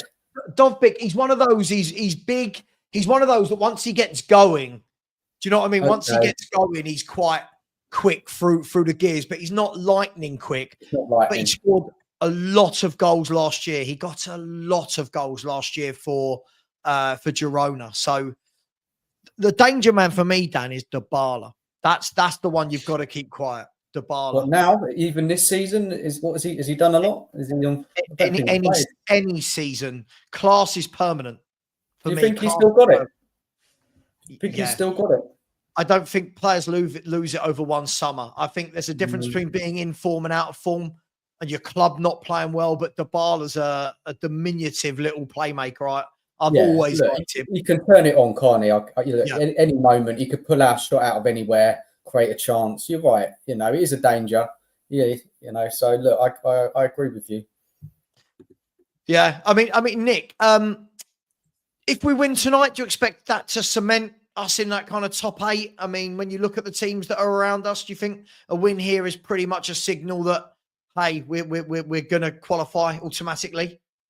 Yeah, I mean, look, if you look at the teams around us, or you look at the teams, I think we're still probably, especially after the weekend, I still probably think you probably think we're one of the favourites to go deep in the competition. Not that means anything, because we're Tottenham Hotspur, but look, I'd be more worried about Man United. They're only on 6 points after 4 games.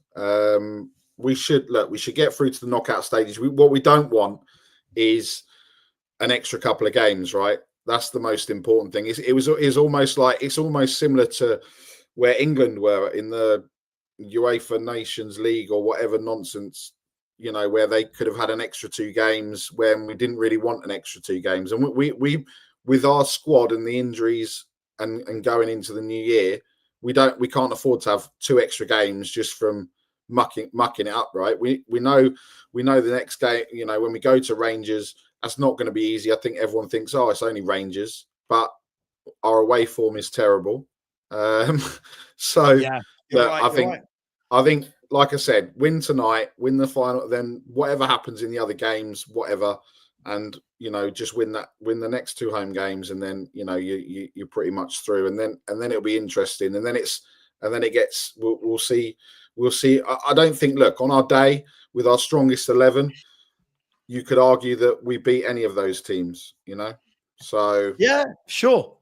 By the way, you never know. I think with Carabao Cup, and this is probably, if to get the monkey off our back, if we're going to start dreaming and talking about winning trophies, these are the 2 competitions that we've got the best chance, right? And I think maybe that's why Ange's maybe gone strong and said, right, let's get through, let's get this win early. He can take off Porro, take off Kulu, take off Son, ready for the weekend, because there's a hell of a lot of games coming, like 2 days, every 2-3 days or something stupid in the next 4 weeks. So we need them fit. Look, how many times have we said it? Get the game done, get it won by half time, and then just have a procession. But it's never that easy, right? Look, we need to win this game. We need to win this game, really, don't we? Come on, like home, we've got to get that 3 points. If you look at that table, I've just got it up now. Easily teams can get above us after a couple of games in this league format. We want to be in that top 8. We don't want to be messing around with any other qualifiers. So, and I'm pleased Ange's played a stronger team. It does show you that he does want to win it. So, look, man, let's just get the job done tonight, get them 3 points, and then move on to the next one. Well, look, there's a comment that's coming I wanted us to quickly talk about. But by the way, Lazio have now just gone onto my naughty list. They are on the blacklist. They've drawn 0-0. I don't know how many chances they wanted. NSG said Roma just got a new manager in, so they might come out flying. It's not normally the Italian team's style, though, guys, is it, for them to come out all gung-ho, flying at teams? But what a new manager might do is make it a lot more difficult. He's mixed it up, old dilly-ding, dilly-dong, hasn't he, old Ranieri? He played a back 4 at the weekend in his first game in charge against Antonio Conte's Napoli. Tonight, he's gone to a back 3. Do we believe in all this new manager bounce malarkey? Do we believe that this is something we should be worried about, or is this just is this just a game we should be winning regardless of if they've got a new manager or not? Look, I don't think it's a new manager bounce. I think we know when a manager comes in, the players are under not so much pressure, but scrutiny to perform, right? So, Matt, what are you, 5 years old? Mawam stripes. That's just put me in the mud, isn't it? What are you, 5 years old? Savva, there'll be a 90-minute video about that. I know. Did you see Savva? He had Mawams. I love a Mawam and I love a Revel. So I'm not going to complain. I'm not complaining. All right. You need your fuel for the stream, Savva. You need your fuel. I need my. Do you know what? Since Nick's lost, how much weight did you 6 lose? stone. Nick? Since 6 Nick's stone lost now. 6 stone, I think I'm adopting it. I think I've adopted it. And Well done, Nick. Thanks, mate. don't well done him. He doesn't 6 deserve stone. it. That's a lot. That's a lot. I'm joking. He deserves everything. He deserves everything. Oh dear. I thought he was perfect. I forgot my train of thought now. While As talking he about was. that 90-minute video of what sweets you like. By the way, just quickly, in a game that does affect at the top of the table, Galatasaray are in the 98th minute and they've scored, or there is a VAR check going on in that game. Galatasaray have scored. There's a VAR check going on in the 98th minute of the game. I'm not sure if it's going to be given or not, but that would change things drastically because Lyon have won tonight in our group in our league. So have Athletic Bilbao. So I'll just put it up what it is at the moment. So the top of the group is this: Lazio are top. Bloody Lazio. Lazio are top with 13 points. Athletic Bilbao are 13. Galatasaray 11. The goal's been disallowed. Galatasaray 11. Anderlecht 11. Ajax 10. Lyon 10. Frankfurt 10.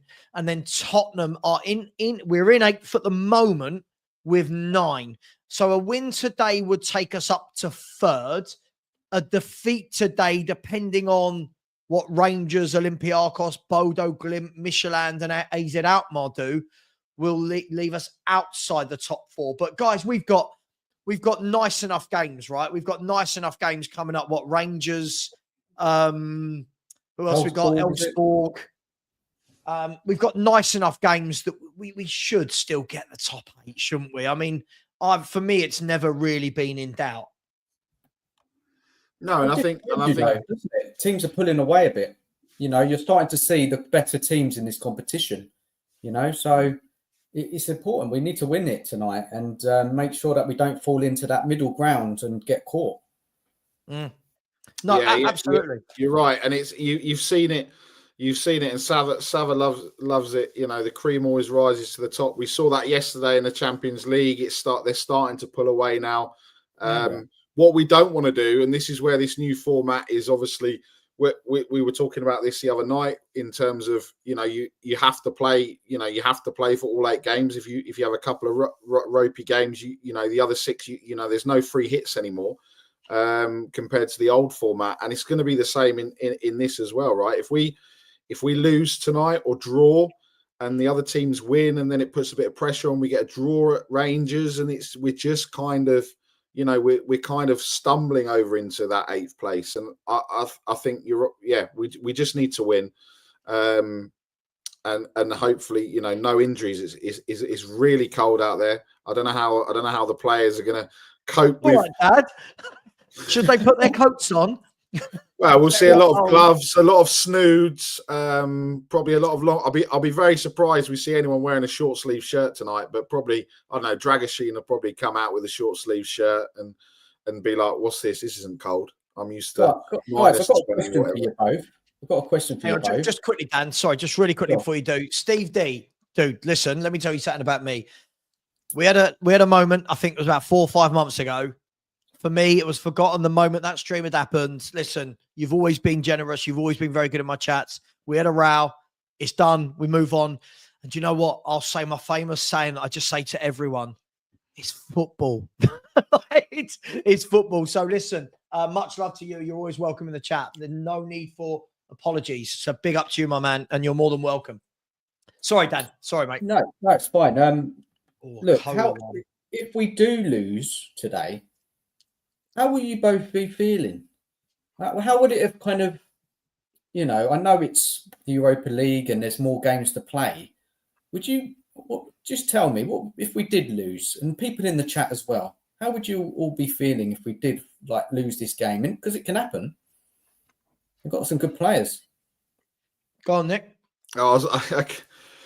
Yeah, look, I mean, I think I'll be pretty disappointed because I think every time, whether it's been in the league or there's a time to close the gap or there's a time to cement where we are in a position, we don't tend to take it.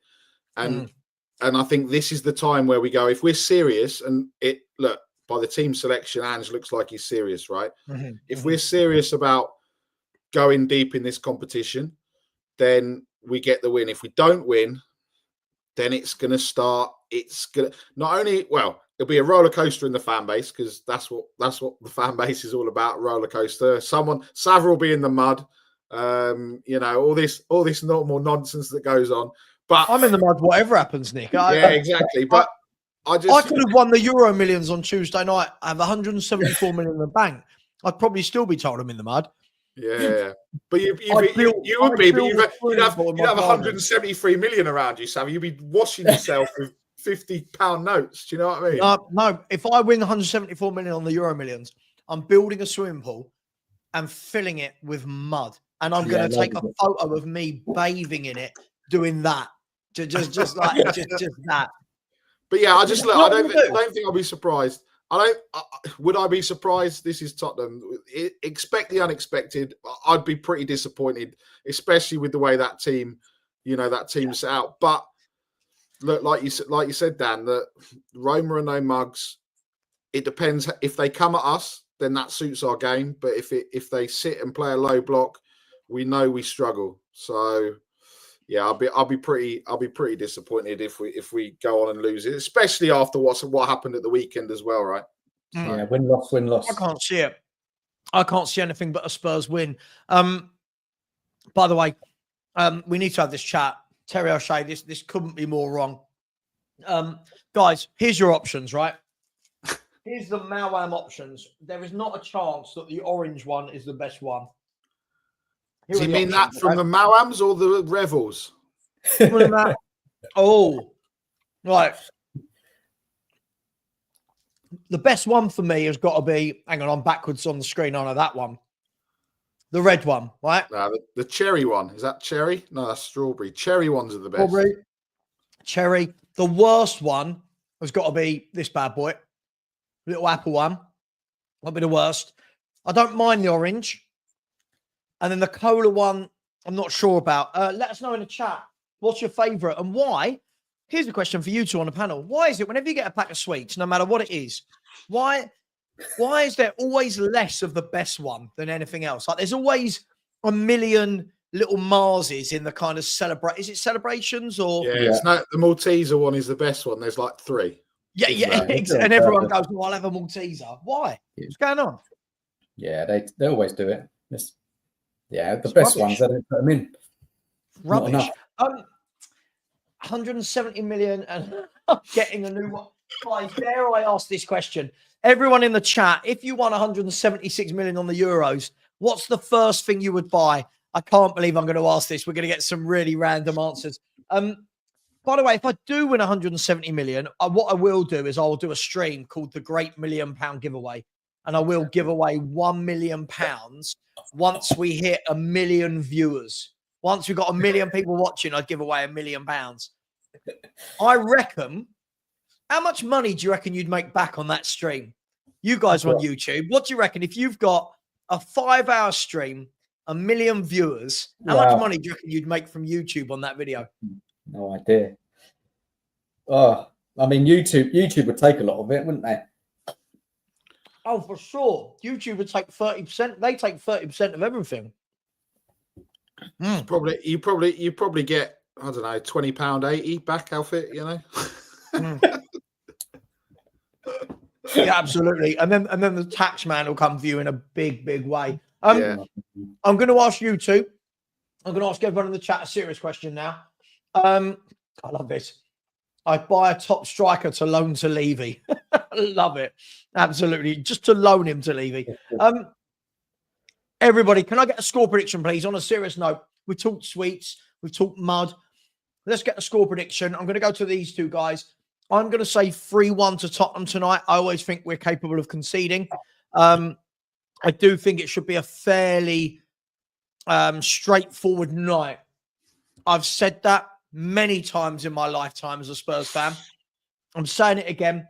Dan, what's the score going to be tonight?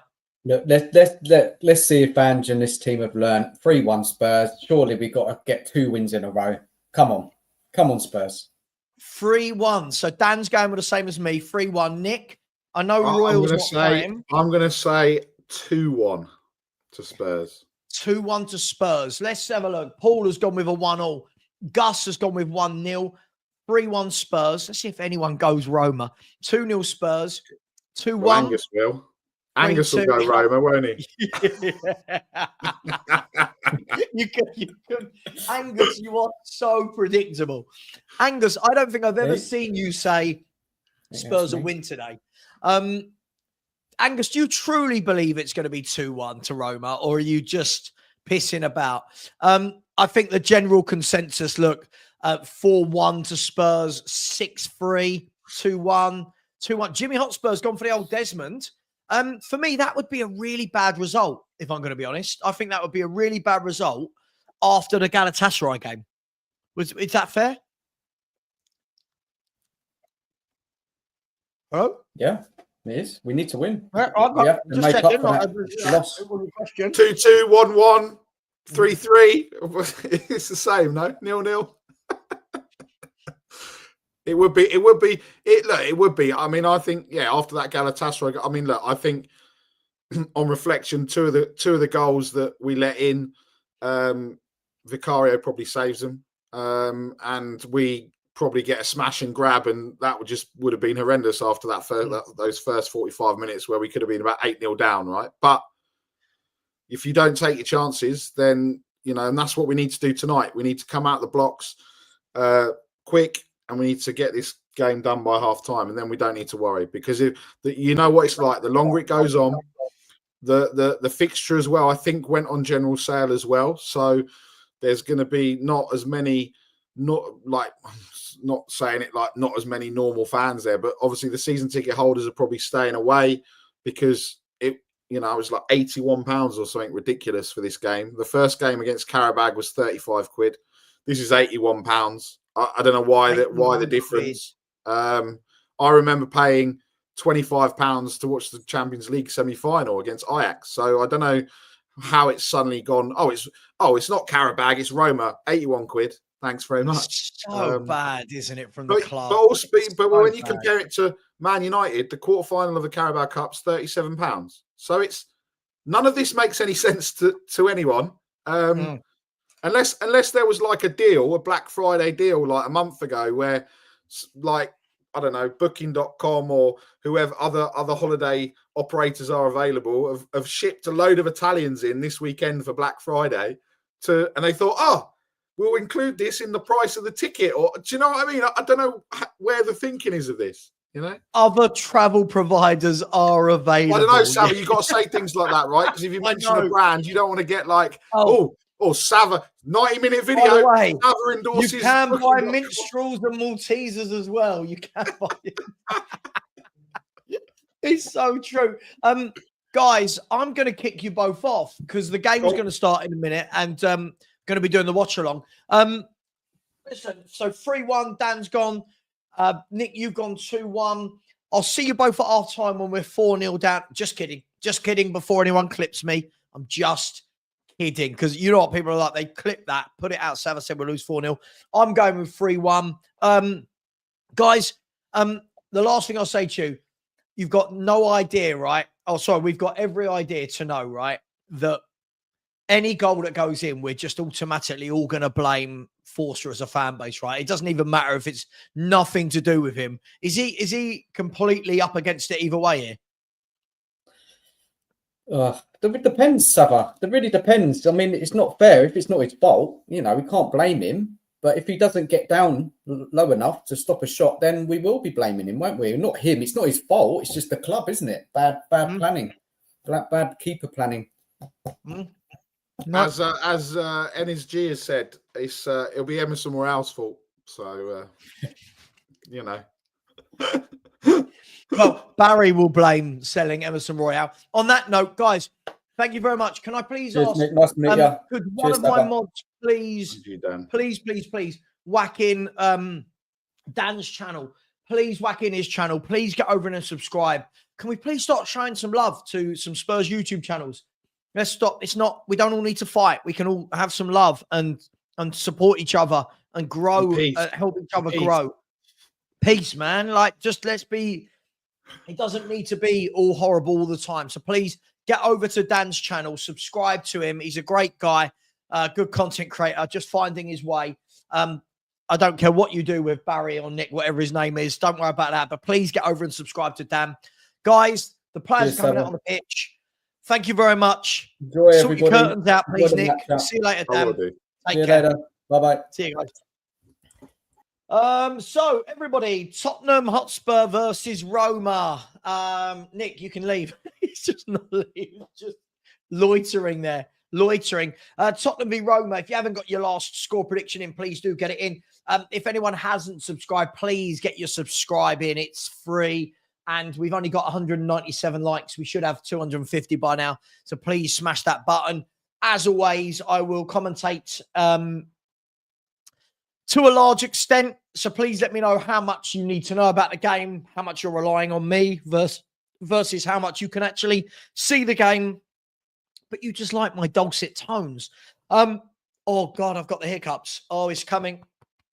For me, what I'd like to see tonight, people, just quickly. Oh, I got hiccups. I'd really like to see Solanke really getting amongst the goals. I feel like we need a little bit more goal scoring for me from a guy we've paid that much money for. Let me know in the chat if you agree, disagree. I'm not knocking him. I'm not saying he's playing badly. I just feel we need some goals. But here are the teams. Forster in goal. Porro, Dragoshin, Davis, Gray, Papasar, Bentancur, Kulusevski, Johnson, Solanke, Son. For the bench is Austin, Whiteman, Basuma, Madison, Adogi, Bergval, Werner, Ulusesi, King, Williams, Barnett, and Hardy. That is the top. Sorry, I had to go through that quickly before it leaves my stream. And the Roma team, which they've not put up. By the way, the referee is Swedish. The two assistants are Dutch, I believe. I believe the two assistants are Dutch. Dilly Ding, Dilly Dong is having a chat with Ange Postecoglou on the sideline. One thing that we won't have, please, no fake scores going in. I'm watching it live, but some people are watching it on stream. So please don't chuck out fake scores. So Sonny is just going to the centre circle now with Mancini, who is the captain of Roma. It's going to be a really interesting game here because Roma are in no sort of form at all. But their team is this: Svilar in goal, Mancini, Hummels, and Undikar at the back. Celik, Paredes, Kone, and Angelino are through the middle, with El Shawari, Dovbik, and Dybala. I think there may be a case for them playing wing-backs with a middle three, but their bench is Cristante, Pellegrini, Abdulhamid, Sule, Lathi, Baldanzi, Sailmakers, Zalewski, Pisili, and Sanagri. So they've got some good options on the bench, but Dilly Dong has moved the formation. He played 4 at the back the other day, and he's now playing 5 at the back. Archie Gray starting at left back is the only controversial, would you say, talking point tonight? I mean, I wouldn't really, Yeah, Mark, I watch all football, mate. I know all of these. I know all of these. It's going to be an interesting game. The game is about to kick off. Please let my scoreboard work. Yes, the scoreboard works. We are underway. Roma have got the ball. And Tottenham, we've been terrible for the first 7 seconds. Just kidding. Just kidding, people. As Fraser Forster comes out, sweeps the ball clear, headed forward again by Roma. And neither team have been able to put their foot on the ball at the moment. It's been a lot of launching the ball high, but I'm sure the game will settle down. Hoover. Forster managed the handshakes without missing. It's a good omen. Oh, Coover. By the way, so you've got Man United. They are playing tonight as well. They'll be looking to a win to move up that table. The first home game for Ruben Amorim. As Pedro Porro takes a throw-in, he receives the ball back from Kulu. At the moment, the ball's gone into Solanke. Solanke's going to drive through, and he's tripped. And it's a free kick to Roma. He was tripped. I couldn't see who was tripped by. Mamba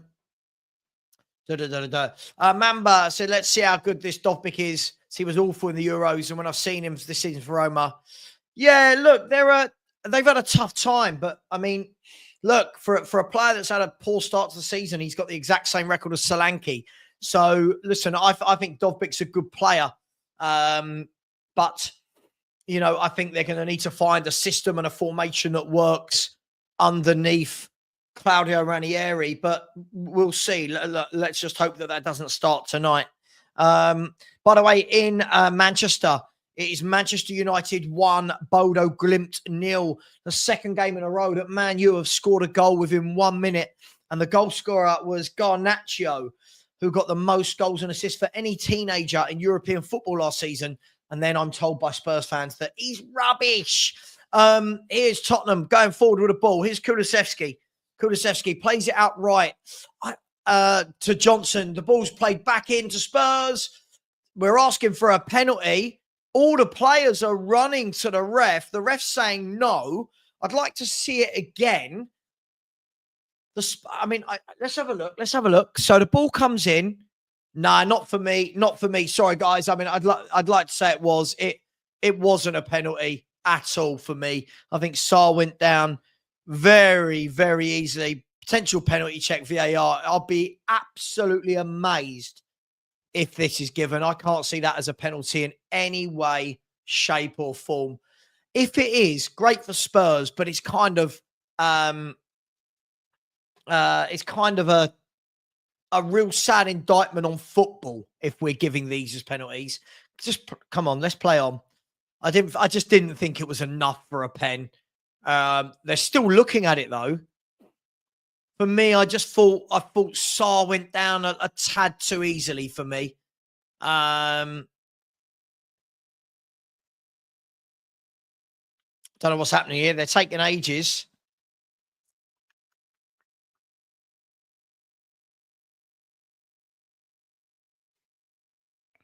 The referee's going to look at it. We might get this. I'll be shocked that this is given. I thought he went down very, very easily. Let's have a look. I feel it's really soft if given, but I think we're going to get this. I think for me, is he given this? He's given the penalty. He's given a penalty in Spurs. I'm shocked. I'm shocked. Brilliant news for us.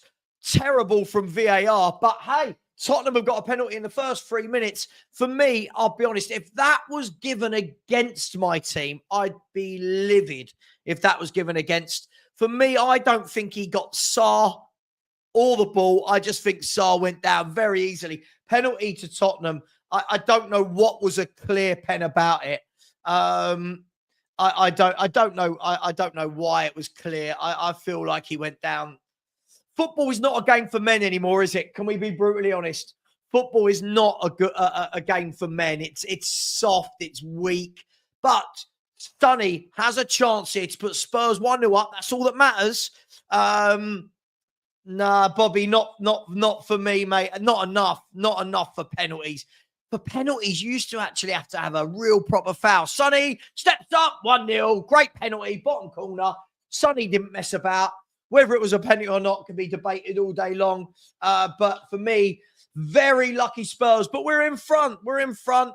Now, what do Roma do? Do they come out and play? or do they sit in? So for me, very lucky. You need luck in football, so we'll take it all day long. Tottenham Hotspur 1. Let me change the score. Tottenham 1, Roma 0. Looks like this could be a long day for Roma. Sonny, lovely penalty. Keeper completely went the wrong way. Low, hard, bottom corner. Keeper's got no chance with those. So Tottenham 1, Roma 0. The question's going to be now, Roma, who were playing a free at the back, do they come out? Do they sit in? This is going to be very interesting to see what they do. But Tottenham Hotspur 1, Roma 0. I'll let you know in a second what that's done to the group table as it stands. By the way, hang on, Roma are attacking. They've swept the ball in, and the Roma player was drifting in. Dybala was drifting in, but he didn't really get any contact. I think it was Angelino, pulled it across. Dybala swept in, and instead of getting his shot on goal, it drifted wide. Tottenham are up to third place as it stands at the moment. Third place as it stands. We're winning 1-0. Tottenham played 5, won 4 at the moment, drawn none, lost 1. 9 goals for, 4 against, goal difference of +5. So as it stands, we are third in the group. Third in the group. Here goes Solanke at the other end. Ball's fallen to Son. I thought the ref was going to stop the game. He didn't. And Brennan Johnson's not managed to bring that under control. And now Roma can bring the ball away. The game's, it's actually a good pace to this game. A real good pace to this game. There's the ball floated over, all the way over to Celik, I believe. The ball goes into Paredes. Swept out wide by Dybala, out to Angelino. And Roma just putting their foot on the ball with Kone, taking their time.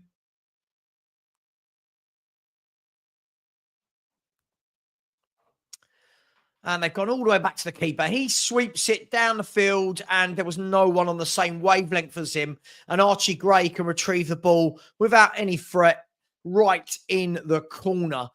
So Archie Gray gives it to Davis. Davis back to Ben Forster. What am I doing? Fraser Forster. Bentancur pumps it into Davis. And now Spurs can just build up slowly down the left-hand side. Sonny is knocked off the ball, but his pass just had enough pace going back to the defender. And now Kulu can pick it up in midfield, but he's dispossessed. And the ball's sitting with Undercar. Undercar's giving it away. Here's Kulusevski driving through, but he couldn't quite get his through ball into, I think it was Solanke or Johnson in there. He couldn't quite get the ball through. And now Roma can come forward. There's a lot of energy to this game from both teams. Roma haven't come here to just sit back, it would appear, like a lot of people said. They've actually got a lot of width to them. They're moving the ball quickly, but Spurs look very dangerous when we get it and counter. And our press looks very good, and pressing again as the goalkeeper slices it long. And this time, Brennan Johnson with a poor pass forward. And now Roma have got the ball again. Johnson, for me, not quite started this game well. A couple of touches that keep going away from him. And the ball is flicked out wide now to... Here's Dybala, plays a really good ball out wide left. Porro's going to go and close down Angelino. The ball's flicked in. Dragusin clears it. Angelino can win it again. And now Kulusevski can bring it out, can he? No, he's gone back to Davis, to Dragusin, out wide to Porro. It's a good energy and tempo to this game. The other Europa League games have been a little bit slow for me. So what's happened here? So Kone's gone down. This is modern football summed up. Kone went down. He rolled off the pitch. The game was about to play on. And then he rolled onto the pitch so that the game could be stopped. So 9.5 minutes gone. Tottenham 1, Roma 0, penalty from Sonny. Since then, it's been a lot of pace, end-to-end, no real chances since then. But Kone, I don't know what quite happened there. It looks like I don't know what quite happened. Looked like the ball hit his foot, but I don't know if he's twisted it or what. But Tottenham 1, Roma 0, 10 minutes gone. And at the moment, everything is going well. I'm getting emails about transform your YouTube channel now. No, thank you. The number of emails I get a day. The number of emails I get a day from people wanting to do stuff. Can we do this for you? Can we do the artwork? Can we do the video? Can we do this? So the ball is now back in play. Here's Radu Dragashin. Plays the ball out wide to Pedro Porro. Porro goes down the line to Kulu. Kulu gives the ball away.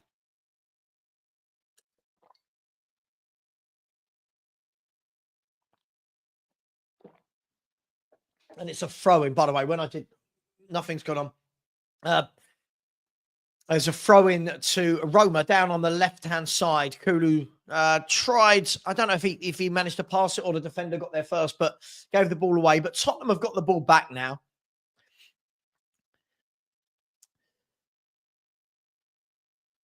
There's the ball down the line by Pedro Porro into Kulu. And again, Kulu he's been dispossessed 3 or 4 times here, quite easily, Kulu. And there's a really good ball by Roma all the way over the top.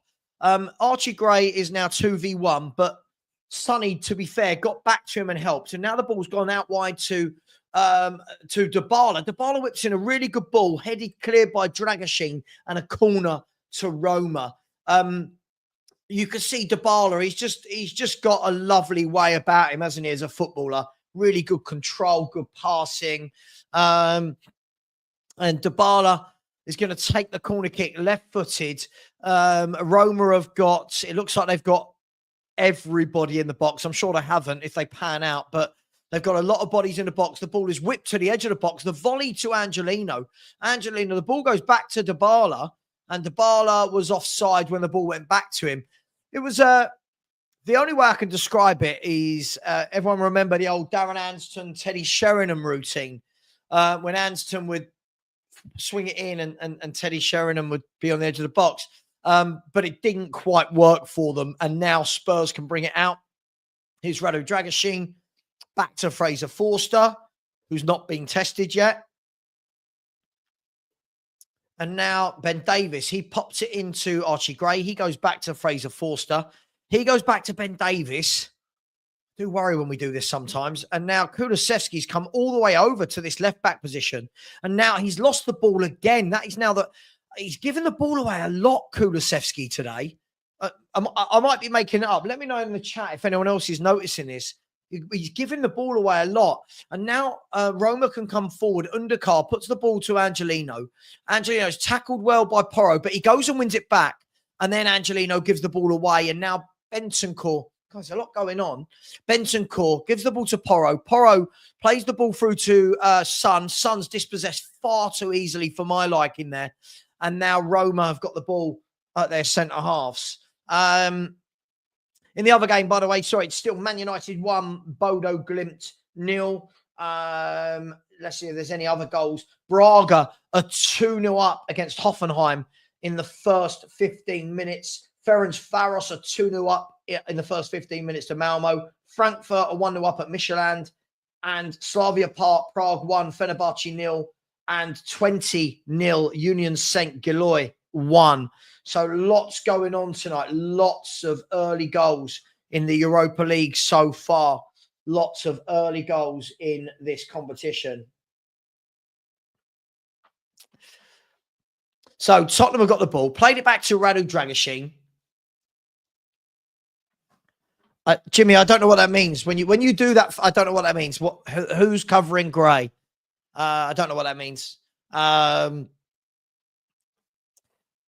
Yeah, we've been sloppy with the ball today, but here's Dybala. Dybala has seen the keeper off his line. What was he trying there? I mean, was he off his line? Dybala's got the ball about, I think he was in the centre circle, if I'm not wrong. Let's have a look at this. He was up just nearly on the halfway line, and he's tried to dink the ball over Forster from the halfway line. Forster wasn't really that much off his line, but there wasn't a good execution. Here's Sonny driving forward. The ball's gone to Kulu again. Kulu's control has let him down again. He's not started this game well, Kulusevski. His touch is letting him down. But hey, things like that can change in a second. So Tottenham 1, Roma 0. Roma having a fair bit of the ball, I would say, since the goal, but not really creating anything. Here's Bentancur. He plays it out wide to Ben Davies. The ball goes down the line. Bentancur, lovely bit of interplay by Tottenham. Here's Sonny on the right-hand side. Really nice play at pasture football, that. Bentancur gives it to Sarr. And Sarr gives it away this time. Again, Sarr and Kulu keep giving the ball away. This time it's one back. Porro come back and does a job, but we're giving the ball away very cheaply at the moment. And we've got to really be careful of that, because they have got some good players that can hurt us. So just need to tighten up a little bit. There's a ball over the top by Porro. Brennan Johnson brings it down really well. He's going to run at his man, is he? He's crossed the ball. It's a really poor cross. Really, really poor cross, that. Sorry, I know people get annoyed when I say things like that. But again, this is where I want to see him a bit more decisive. He actually did well, but his ball in was really poor. Really, really poor. So Celik with the throw on for Roma, deep in their own half. Dybala has come down. Now, Dybala has sliced the ball. Not the greatest pass, but Undakar has gone over and covered it. And now Undakar's got the ball again. He's going to play the ball out wide to Angelino. And Roma are actually doing some nice bits with the ball. Haven't really threatened as such. And now the ball is swept wide. Manacone sweeps it wide. I think this is Paredes. He's gone out wide to Celik. The ball is played down the line. Dybala's in, and a good save, low down. Fraser Forster, a great save. Kulu's lost the ball again. Sorry, I'm not exaggerating here. Kulu's tried to dribble it out, lost the ball again. The ball swept across, and great defending by Radu Dragusin. Roma were in there. And for me, and we've lost the ball again. Sarr has given the ball away again. We've got to calm down here. We're giving the ball away far too much. Dybala plays the ball down the line. Celik whips the ball in, and it's out for a corner. And again, you can see they are targeting Spurs down this right-hand side. Roma are winning most of those battles in midfield, but a really good save from Fraser Forster down low there. But as the ball fell back out the sky from the initial save, he just started looking all a bit shaky. Corner kick from Roma, easily cleared this time from Pedro Porro. But Dybala is just getting on the ball and starting to make things happen, isn't he? No real clear-cut chances, but he's involved in everything they do. Let me make sure I've got these numbers right. I might be saying the wrong person. Yeah, Celik is the 19 and Paredes is the 16. Yeah, I thought so. So Roma have got the ball again, and Tottenham really need to put their foot on the ball. We're trying to do everything so quickly. There's the ball over the top, cleared by Ben Davies. Radu Dragusin has fouled Kone, and it's going to be a free kick to Roma out on the left-hand side. It's not been the greatest performance by Spurs. We've got the goal. We're 1-0 up with a penalty, but I think they just need to calm down a bit. Someone to put their foot on the ball, relax. And Bodo Glimt have equalised at Manchester United. I don't know who scored yet. I'm guessing most of us won't know who Bodo Glimt's players are anyway. But Bodo Glimt have equalised at Old Trafford. So Man U 1, Bodo Glimt 1 at Old Trafford. Corner free kick whipped in, headed in. It's 1-1. It was far too easy. Far too easy for Roma, that. The ball was whipped in. Iggy said any set pieces, we've got to be careful. And I want to see that again, but that looked all a bit too easy. I will add the goal. I just want to check that there's no offsides or anything for VAR. But on the first watch, it looked really poor defending. Let's have a look. No one's offside there. Just really poor. No one was marking him. And it's not even the cleanest of headers from Undakar. but it's kind of come off the back of his kind of, yeah, but really poor defending from Spurs. And if we're going to be honest, I think Roma have deserved that. They've been the better team, but Tottenham won, Roma won. And for me, I think somebody needs to get a grip. And again, Brennan Johnson's given the ball away. And again, Tottenham very sloppy with the football. Really, really sloppy with the football. And we haven't, other than the penalty, we've not really got going here. So we really need to, again, this is what I'm talking about. A player who can get in the midfield, put his foot on the ball and go, calm down. And it was, yeah, you're right, Kev G. It was a really silly foul to give away. But big up, Iggy. Yeah. Look, we know that. It was a poor goal all around. Really poor free kick to give away. Poor marking for the goal and poor goalkeeping. But hey, we can get on the ball this time, can we? So here's Kulu this time. Kulu has played the ball again. He's not having a good game, Kulu, here at all. He just over-egged his pass through to Brennan Johnson. And Kulu's not started well at all here. And the ball's gone through to Dovbyk here. Dovbyk's got the ball on the right-hand side. He's going to wait for bodies to come. They didn't really come. And now Dybala again. What a good player he is. What a good player Dybala is. He spreads the ball all the way wide to Angelino, who keeps it in. Angelino, is he going to whip it in first time? No. He goes back to Undercar. Sorry, the ball's actually gone to Kone, to Dybala. Dybala whips it in. There's the volley. It's 2-1 Roma. And he might be offside. No, he's not. Tottenham look all at sea. I want to check if it was offside, but it is Roma 2-1 at the moment. Again, Kulu, Bentancur and Sarr in the midfield are giving the ball away at a rate of knots, and Roma have been the better team. Let's just check there was no offside. The ball was played in by Dybala. I think he's going to be offside. He's going to be, is he? I don't know. I think we're going to see that. I think he might be given offside. But Dybala, someone said to me earlier, Dybala not playing well this season. Dybala's a wonderful footballer. Even if that goal's not given, I think we might be saved by the offside here. What do you guys reckon? I think we might be saved by VAR. I think it was offside. By the way, Bodo glimpsed a 2-1 up at Man United as well.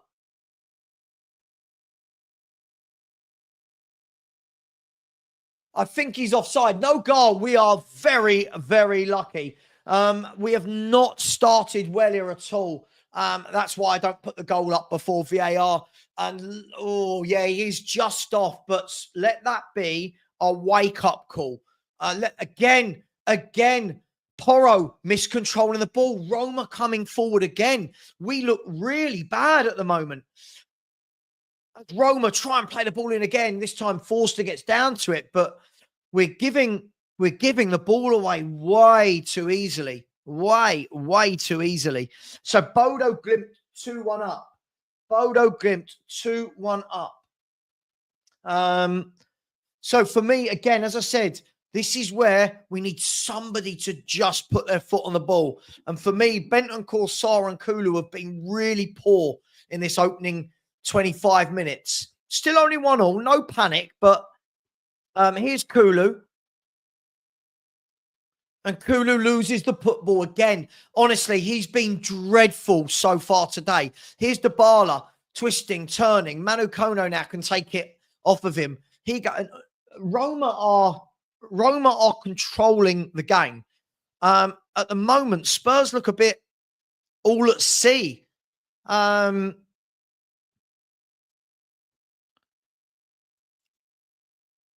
Roma, yeah, they're playing at night. They're playing some good stuff. And again, Dybala with a wonderful ball. Dybala is running this game of football. The ball is whipped into the back post. That one's got too much on it. But again, this is really, really poor from Tottenham. And Roma look like they've got that new manager kind of,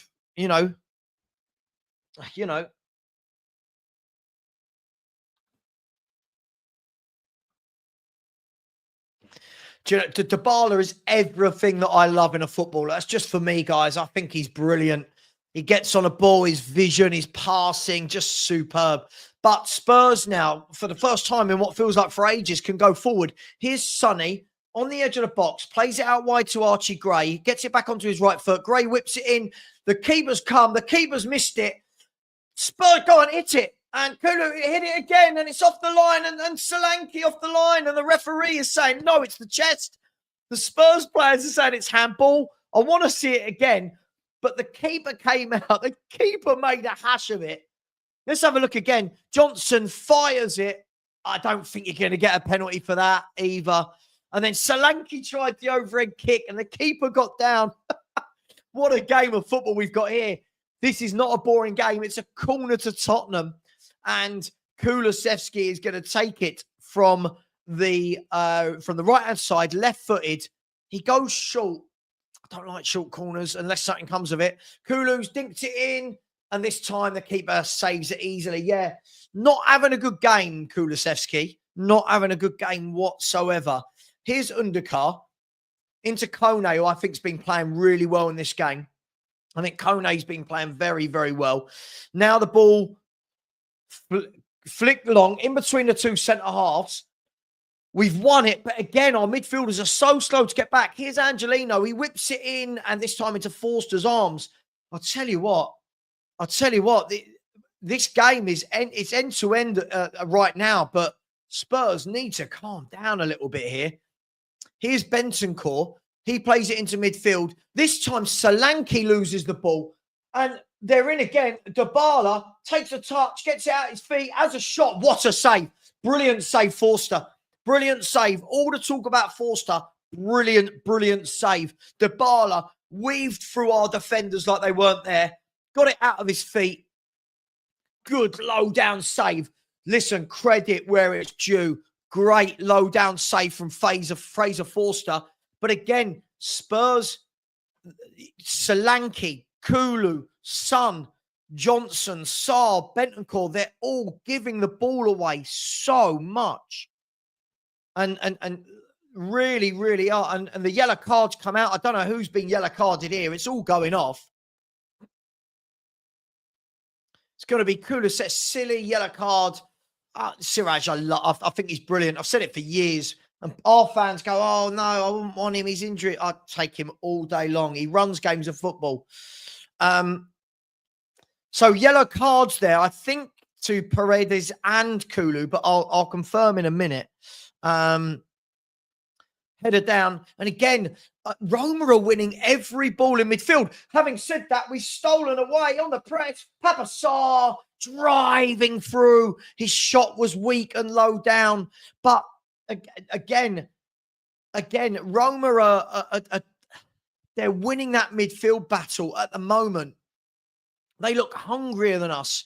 They've given it away there, and it's a throw into Tottenham. But this game, they look hungrier than us for me in the midfield. Sarr did brilliantly there, though. He cut in, intercepted a pass, weaved past one, but then the shot was lackluster, would be the word. Yeah, but he's definitely been the best player on the park. I would say him and Kone, I think, have been the best player on the park so far. Yeah, great save. Superb save. Anyway, here's Papa Sarr to Sonny. Cut in, Sonny. Go on, cut another shot. He's played a through ball, but I mean, that was never going to go into the path of Kulu, and the goalkeeper gets down. And listen, this has been the best Europa game we've had so far in terms of excitement. But for me, I think the midfield and the forward line need to calm down when they get the ball and stop trying to rush everything. Here's Manu Kone winning the ball again off Kulu, but this time Porro steps in and wins it back. Go on, Porro. Take the shot. No, he's laid it off to Kulu on the right-hand side. Kulu, is he going to take it his first time? No, he cuts in on his left. He's still got the ball, but he's laid it all the way back to Bentancur. Bentancur's gone to Son. Tottenham just getting a little bit more of the football here. Sonny now plays it out to Gray. Gray whips it in right-footed, but that's a poor cross. And now Roma can break again, can they? No, Bentancur did very well, got back, won the header, and then cushions the ball into the path of Radu Dragashin. His son. Sarr. He's gone into the path of Ben Davis, who's going to drive forward. He's given the ball to Porro. Porro's, again, gone inverted. We were inverting a lot more tonight. Johnson goes down the line to Kulu. And again, Manu Kone, for me, who's been one of the best players on the park, cut that out. And then the cross is chipped in by Johnson. Can't cross the football. Yeah, Johnson can't cross. The number of times he gets that ball on the right. No, they're just showing it again, the shot that was fired into the Roma play. He had both arms there. It's not going to be given. It's not going to be given. But it's a throw into Tottenham. And this is a tad better. We're actually not losing the ball as much the last few minutes. But Roma look very well drilled and very well organised here at the moment. Good ball there by Dragus into Bentancur. Bentancur's got options. Really good ball out wide left to Son. Sonny is one-on-one with his fullback. We tried to overplay it again. He's tried to overplay it. And now Solanke, Solanke's touch is horrible. That's the third or fourth time in this game. And there's a great ball by Roma over the top. If he can keep it in, he does. Roma, we've got bodies back, but Roma are into our box now. One-on-one with Porro, and Porro has done really well. Really, really well there, Porro, because that was a very, very quick ball over the top. Very, very good ball over the top. And Porro followed his man and defended really, really well. But, yeah, we're... I don't know. Something's not working here. I don't know. Let me ask you, people in the chat, maybe I'm overreacting. Something's not quite working. And I think it's obvious to say we're giving it away a lot. But for me, when the ball goes into Solanke, he can't hold it up well enough. For me, I don't think he's a good enough footballer. I just don't. That's just for me. I don't know. Just me. Jimmy, absolutely, they do look very good down their left. And then when they get on the right flank, it normally ends up at the feet of Dybala. Spurs have given it away again in midfield. Here's Dybala again. He shifts it on one more time. This time, Sonny comes back brilliantly to help the defence out. Sarr now plays a good ball over the top to Kulu. What's Kulu got? Because so far today, he's not really done anything. He's tried to take his man on. He's pulled the ball back. Much better. 2-1. Much better from Spurs there. Kulu, great ball in. And that's the first good thing he's done today. And Brennan Johnson does what Brennan Johnson does. 6 yards out. Taps it home. And Tottenham have turned the game. A topsy-turvy game here at Whitehall Lane. Tottenham 2. Roma 1. Much better from Tottenham. We moved the ball quicker. The cross was accurate. And Brennan Johnson, that's what he does. He ghosts in. For me, we should think about playing this guy through the middle, because on the right, we don't see a lot. From the middle, he puts the ball away. Tottenham 2, Roma 1. A really good game of football here. 34 minutes gone. Let me just check there was no offsides or anything. Any possible reason to disallow goals. Kulu. Yeah, he did well. Did much better there, Kulu. Look, I've been very critical of him this game, but he did much better there. Took a touch, pulled it back, and Brennan Johnson was in all sorts of space. And Brennan Johnson tapped it home from 6 yards. Good finish, neat, tidy finish. Tottenham are 2-1 up. My 3-1 prediction is on, but I can see there's going to be a lot more goals in this game. So Tottenham, nothing, again, I always say this when we score, nothing silly. Just put your foot on the ball. Nothing silly. And this time we've given away a free kick. It was Dominic Solanke giving the ball away. So Brennan Johnson with the goal. Son with the first goal. Brennan Johnson with the second. And Undercar with the goal for Roma. And the free kick goes to Tottenham, I believe. Yeah, the free kick to Tottenham. Sometimes, guys, it's hard to see what's going on because I haven't got the sound on. I completely agree with you. I cannot stand him on the right, but when he comes into the middle, he can score. Now, here's Kulu again, driving into the box. Have a dig. Kulu's had a dig. He's hit the post. It's fallen to Sonny, and he's ballooned it over the bar. It should be 3-1. It should be 3-1. Kulu, just starting to do Kulu type things in this last 3 or 4 minutes. He drove into the box. He had a shot. It hit the post, fell into the path of Son. Should be 3-1. It should be 3-1. Should be 3-1. Oh, Sonny. Let's get the third so that we don't rue that miss. No one can believe it. And just got his hands on his head. Sonny had his hands on his head. So the 3-1 prediction for me is still going strong at the moment. Big up to each and every one of you. Please do smash the likes. Please do smash the likes, people. It is much appreciated.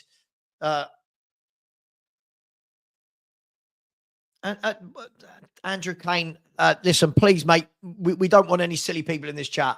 I haven't crapped on Spurs for an hour. We haven't even been playing for an hour. I don't know what you're talking about. So please, this is your last warning. You will be blocked if you are going to be childish. Archie Gray, let the ball bounce over his head. Clear it. Nothing silly there. And he did well in the end. He held it up for Ben Davies. Ben Davies scoops it forward, but that's given away. And now Roma have the ball at the back. The last 7-8 minutes, Spurs have been a lot better in that midfield three, not giving it away as much.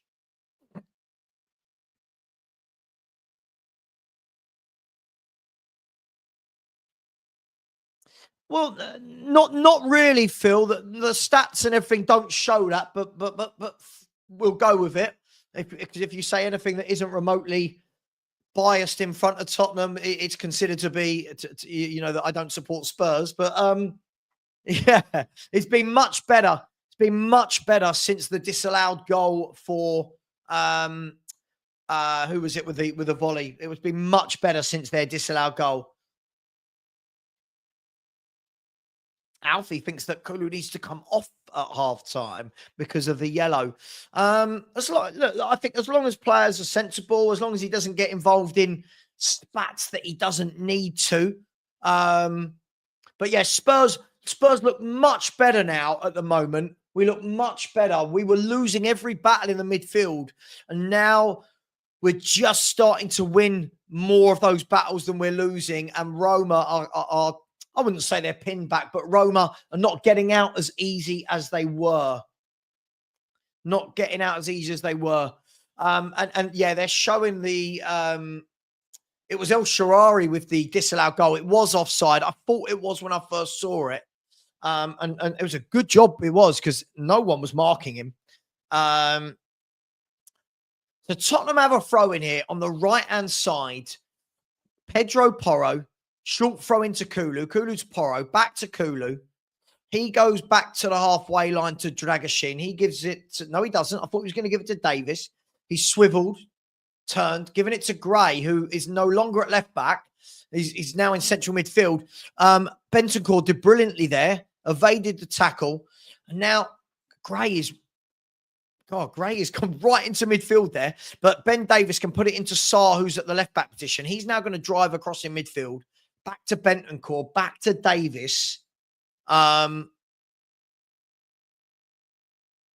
Bentancur can just put his foot on the ball like that.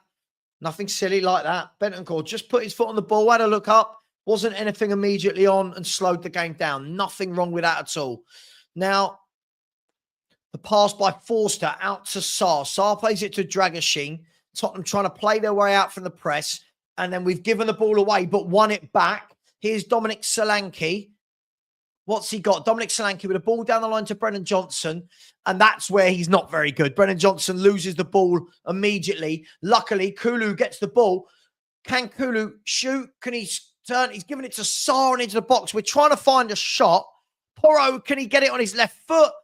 It's headed clear. It's fallen to Son. Hit it. Sonny. Oh, Sonny. I thought it was just going to dink into the bottom corner.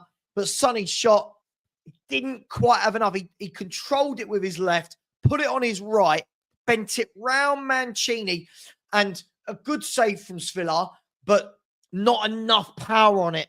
Not enough power on it to go past the keeper, but he had to save it, and now Tottenham have a corner. We're finishing the half stronger, the stronger of the two teams. I think Have we stemmed the flow from them? They started very well. They had a very good patch, Roma. And now looks like since the goal, we've just got the momentum on our side. Can we get the third before half-time? Going in 3-1 would be massive. Corner kick, whipped in, headed, cleared by Undercar again, who's won most things in the air today. But the ball is back at the feet of Kulu. Kulu's dribbling, twisting, turning, and his pass was poor. And Roma can get the ball out, can they? No, they've given it away again. Archie Gray now gives it back to Porro. We've got them pinned in. Can we take advantage of this? A shot by Porro wasn't really gonna trouble the goalkeeper. But Tottenham Hotspur 2, Roma 1, Tottenham fully in the ascendancy at the moment. What a great time it would be to get that third goal. And I think the third goal could put the game to bed. Roma struggling to get out from our press right now. They're giving it away every time. And that second goal has completely changed this game. And the ref has given a free kick to Tottenham. Yeah, everything that was going right for them is now going wrong for them. And Spurs are in the ascendancy. Dominic Solanke saying he's tripped. The referee's not giving it. The ball's now knocked forward. Dragoshin chests it down, but the ball goes out for a Roma free kick. So, look, just nothing silly. Nothing silly for the rest of this half. You can get the third, brilliant, but just don't concede on the stroke of half time. At the moment, Manu Kone, he's battled well in midfield as Manu Kone. And it's a throw-in to Roma here. Throw-in to Roma. So the throw-in taken down the line. Knocked on by Dovbyk, but Radu Dragusin will get there. He clears it and it comes off of, was that El Shawari? Off of El Shawari and out for a Tottenham throw deep in our own half. So nothing silly. Just over 2.5 minutes to go of the first half. Just over 2.5 minutes to go.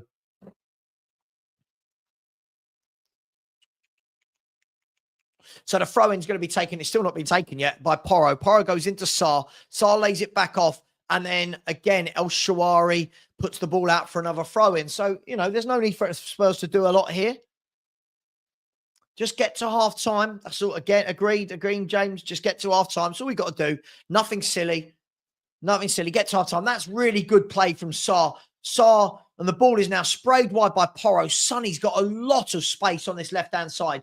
He's cutting in on his right. He's still cutting in. He's laid the ball off to Porro on the edge of the box. Porro's had a shot, but Roma have got bodies in the way, and the ball's going to ricochet back into Spurs in our own half. Ben Davies now, he can play the ball out wide to Son. The momentum is fully with Tottenham Hotspur here. And Sonny has nicked the ball. He's through. Can he finish? Sonny, no. Just couldn't quite get it out his feet quick enough. But here's Kulu. Kulu's twisting, turning, dinking, shooting just wide.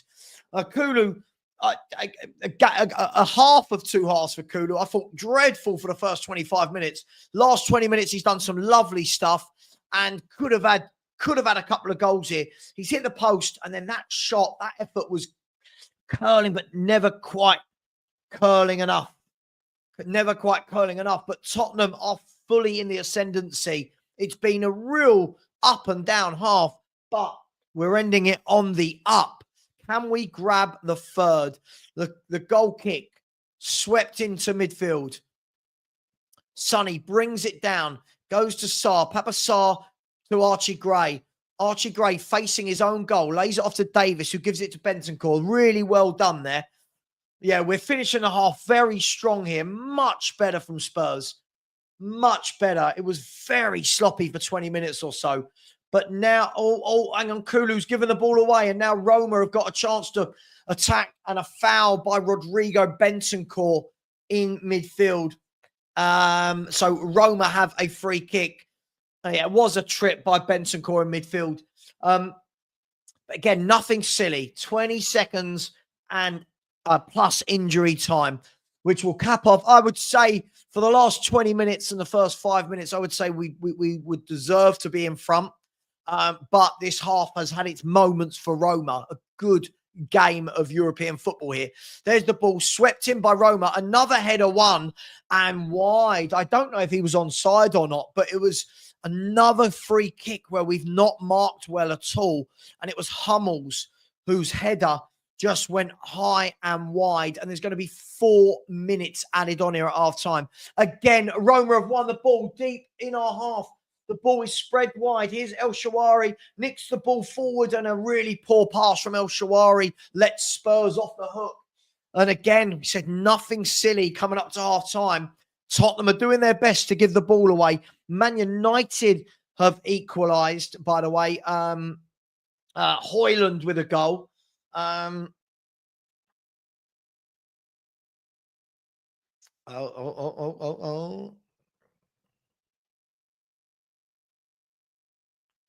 So again, as I always say, just nothing silly. Nothing silly. I think we give the ball away quite a lot in midfield.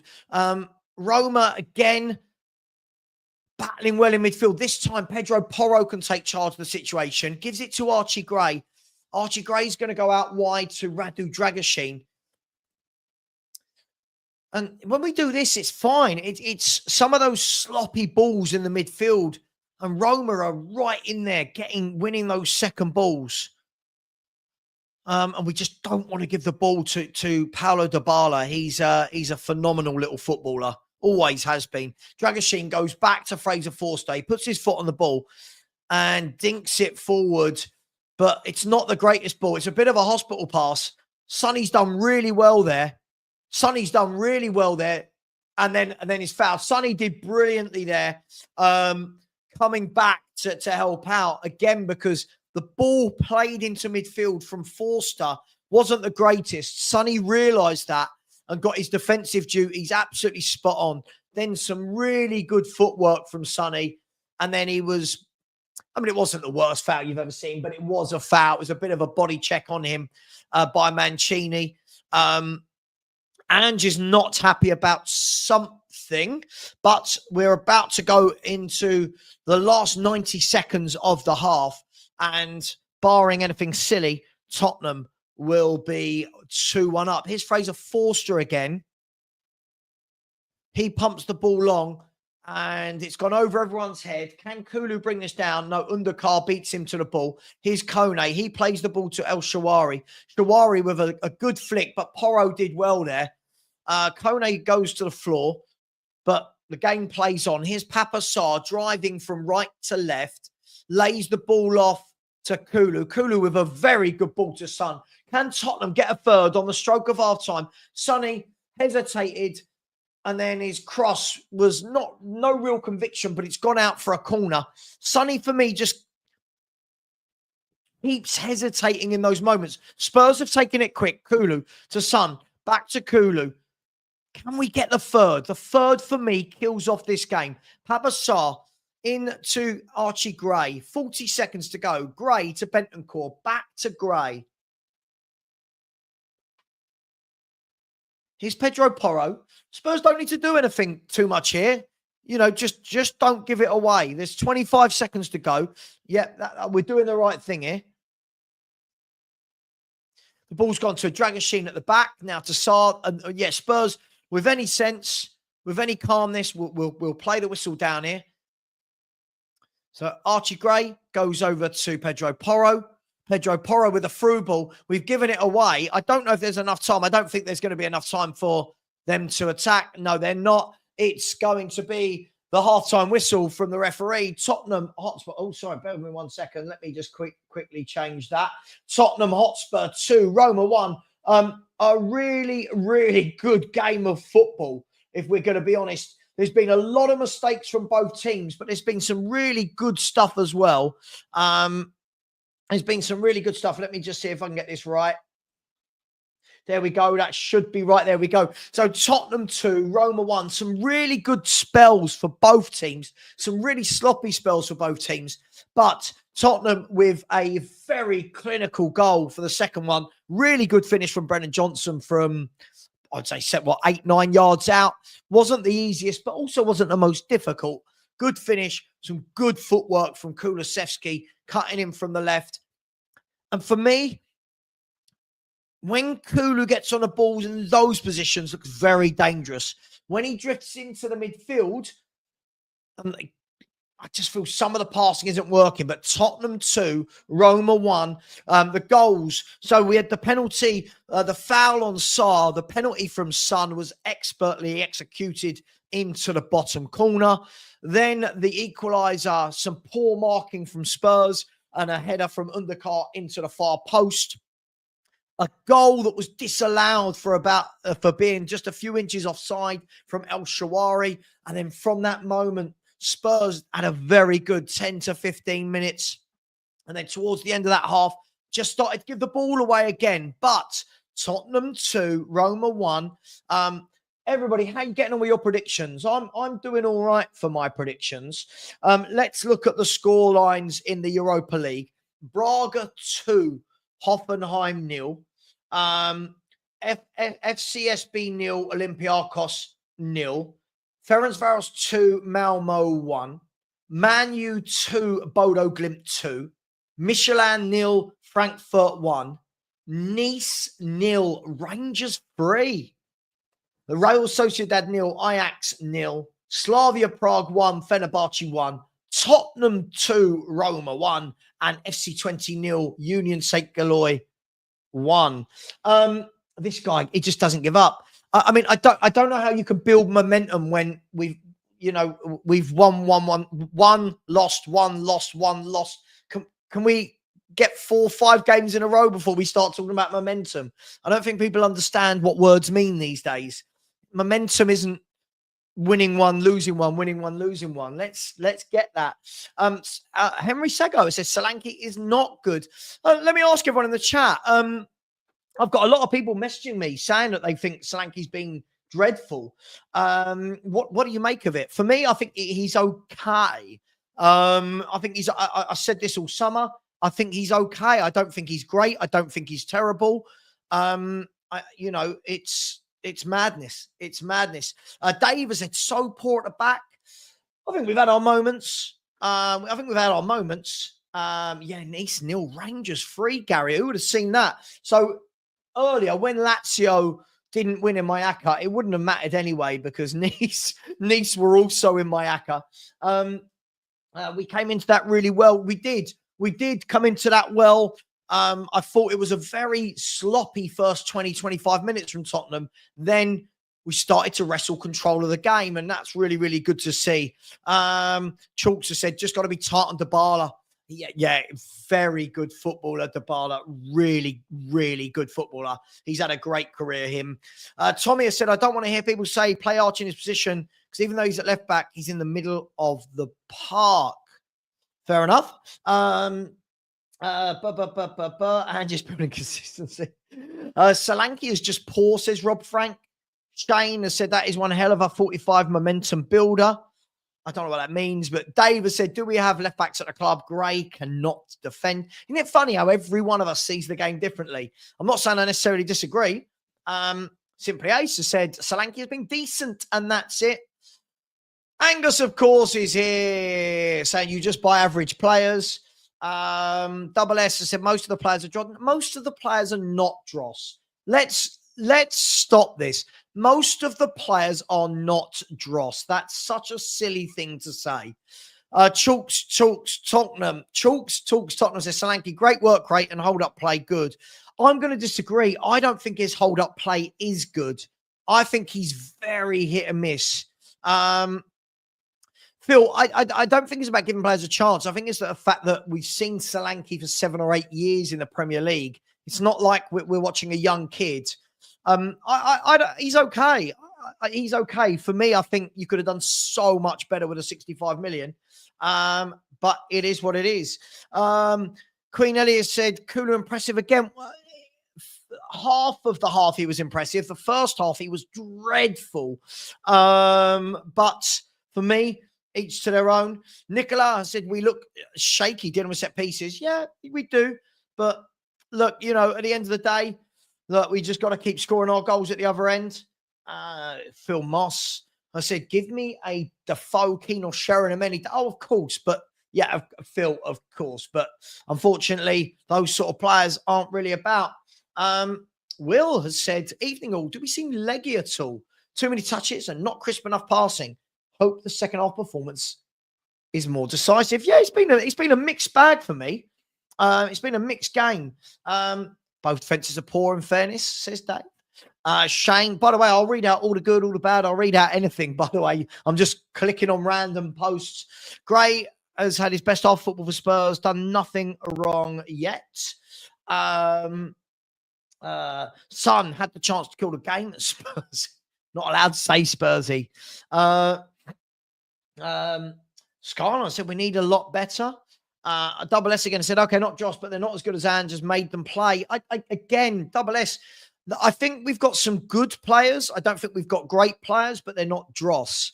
You know, listen, you seem so much more interested in Tottenham doing well than you do your own club, which is a bit odd. Finn Rickwood said a typical Tottenham game, hit and miss. Tottenham away, big up. I'm not sure who that is, but big up to whichever one of you it is. It said Roma haven't won away from home in 13 games and are 12th in Serie A. They're very, very poor. Solanke at 35 million would have been toppy. So 65 million is a bad deal. Queen Elliot said, but he got us back in the match. Savva. I agree, but we can't say he's been brilliant again. The first half, he was dreadful. The first 20 minutes, he was giving the ball away and they were countering. He's yin and yang. That's the difference with me. I will look at the good and the bad. No mention of Jono. His touch has been first class. Jono? Who's Jono? Martin Neville said some been working well, but going forward, not the player was. I would agree with that. I agree with that. We must stamp our own authority on a game on a consistent basis. Give teams respect, but at the same time, show the mentality that we are better than you. Yeah, I don't disagree with that. Bobby said Solanke is very unselfish, works hard, but the best strikers are selfish, right? He will score more. He will score 15 odd goals, but you expect more for 65 million. I expect a little more, to be honest. We'll see. As I've said, Bobby, my opinion's never changed on him. He's okay. He's okay. I reckon he'll grab you some goals. I think you're going to see games where his touch looks brilliant, games where his touch looks shit. But he gives the ball away a lot. He wins it back a lot. I think he's just a mixed bag of a player. Big up to Tony Rodriguez, who gave a Football Heritage TV membership. Big up to you, Tony. All love. Ducamain, who's become a YouTube channel member. Big up to you, Ducamain. Welcome to the show and welcome to the channel membership. Thank you very much. We will have a members-only show next week. Barbaric Disdain, big up. Welcome back. Haven't seen you for a while, but welcome back. And he's become a channel member as well. Big up to you. And as I said, there will be a channel member-only show next week. Luke has said, haven't been able to watch, but listening to the stream. How are we looking in terms of tactics? Hope no crazy high line. I think it's been a mixed bag. I think we've done some really good stuff. Sometimes when we attack, we look brilliant. And then we've done some really sloppy stuff where we're allowing Roma to penetrate us through the midfield areas.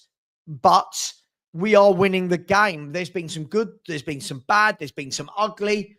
We're winning 2-1. That's all that matters. And as it stands, Tottenham Hotspur are currently fourth. We are currently fourth in the table. Lazio have 13 points. Athletic Bilbao have 13 points. Frankfurt are winning 1-0. That puts them on 13 points. We're currently on 12 points. Ajax are on 11. Galatasaray 11. Anderlecht 11. Lyon 10. Rangers also have 10. If Rangers get one more goal, they will be level with Lyon on everything. If they get one more goal, they'll be level with Lyon on goals scored, goals conceded, and goal difference. So that's going to be interesting to see. And Man United are currently in 15th on 7 points. If they can win tonight, they'll go on to 9 points.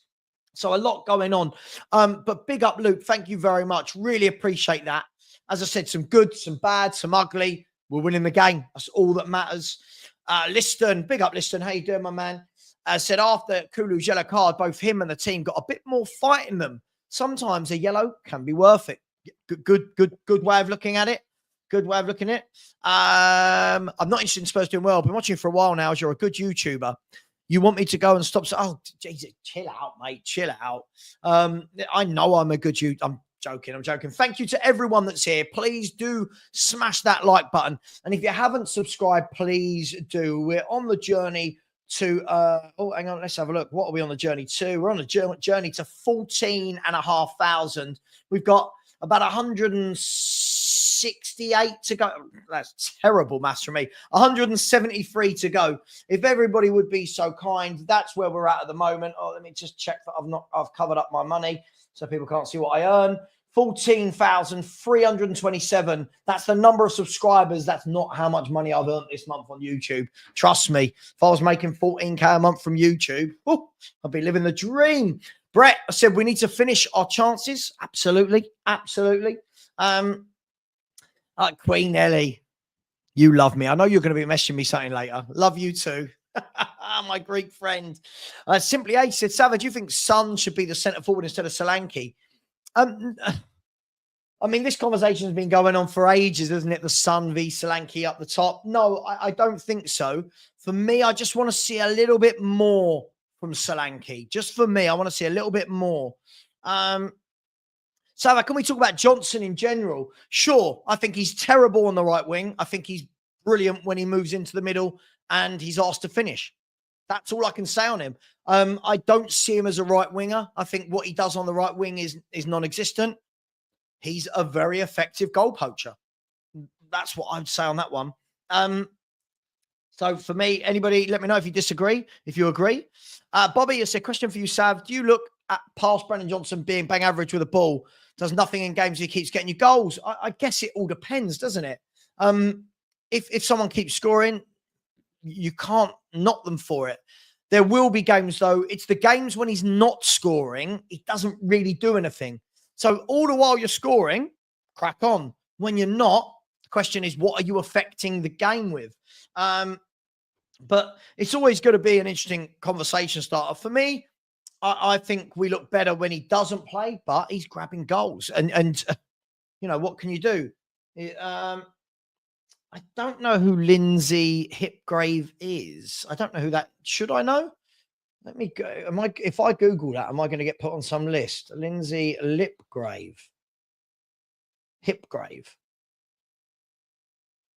Who is she? British broadcaster. If I look like Lindsay... Oh, she the Geordie girl? Yeah, maybe. I reckon if I was a good-looking blonde girl, I would probably get more views. Yes. If that's the question. Mixed bag is your new buzzword. Love a buzzword. What positions do you need improvements to go to the next level? I think we need better defenders, better midfielders, and better attackers. I think it's simple. I think we have got a team that are capable of being anywhere between 4th and 7th, depending on injuries, suspensions, or form.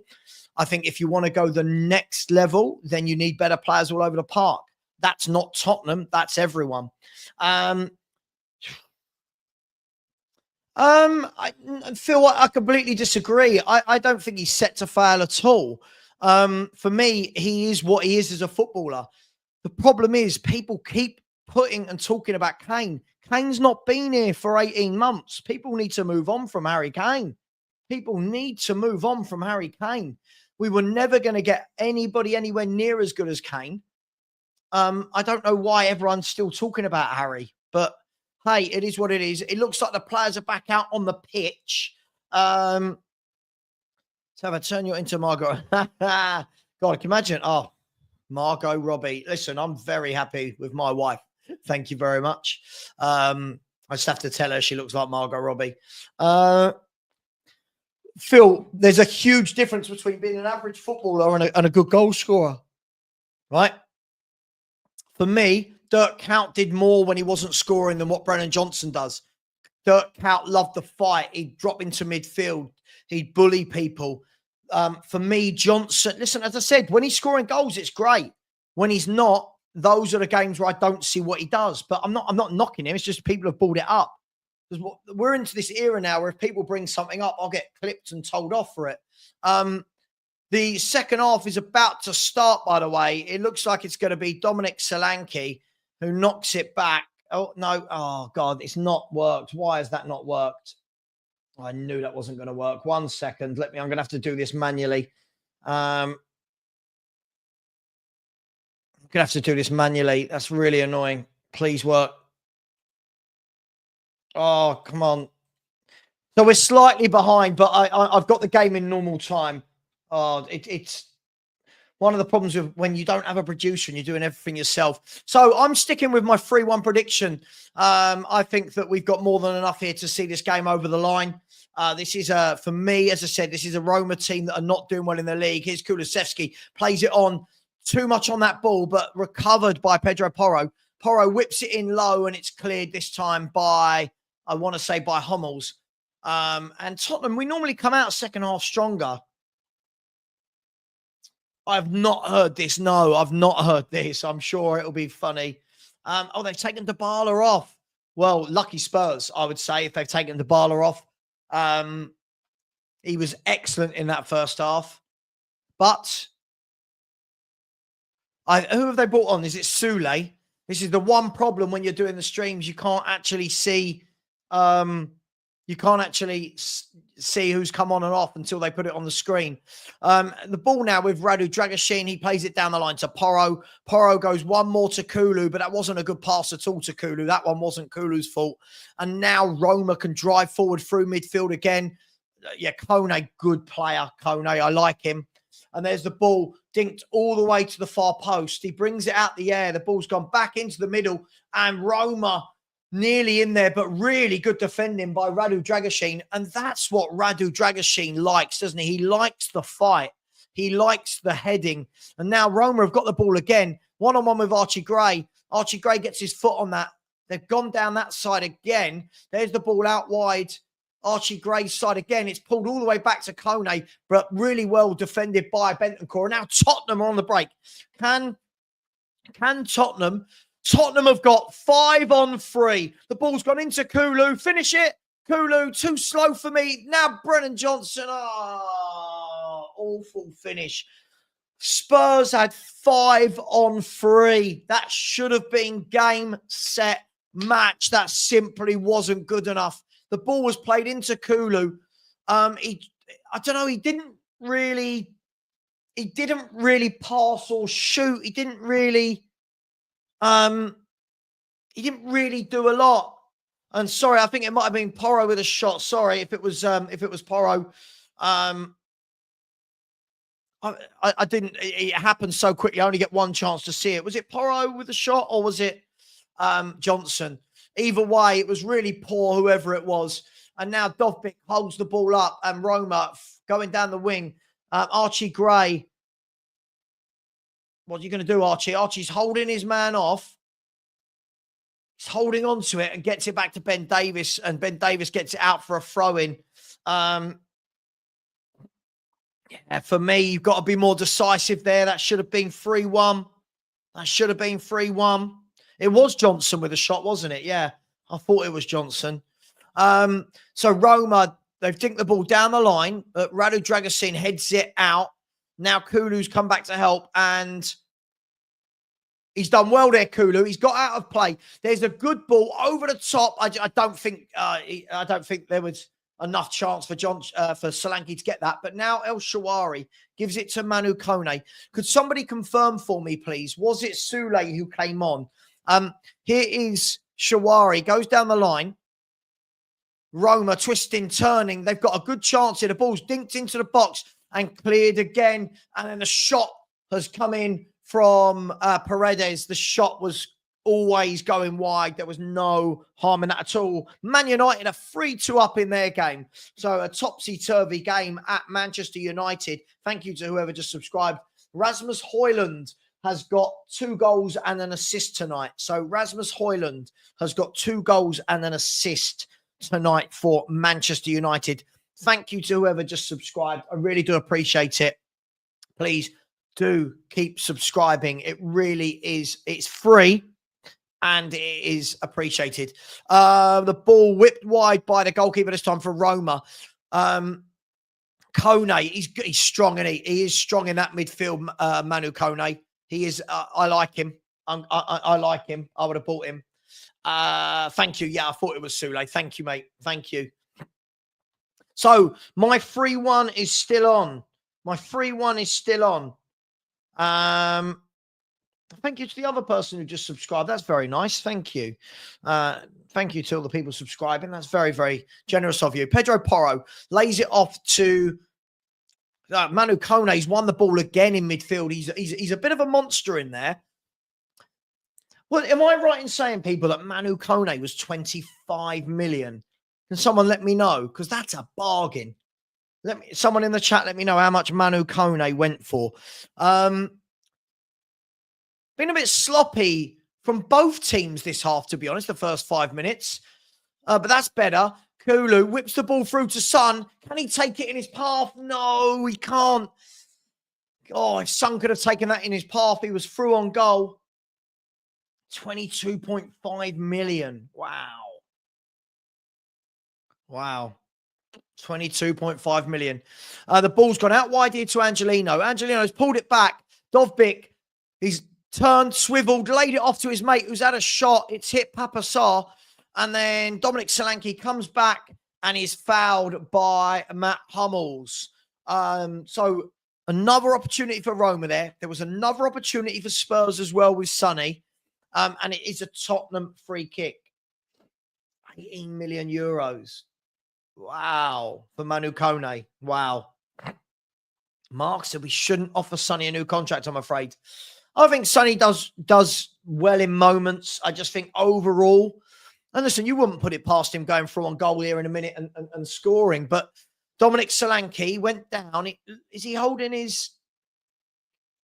Well, Werner's warming up. I don't know if that's Solanke holding his groin or whether it maybe was just a bit of a knock. He's up to his feet. He looks okay. Don't know if he's holding his groin there. Maybe.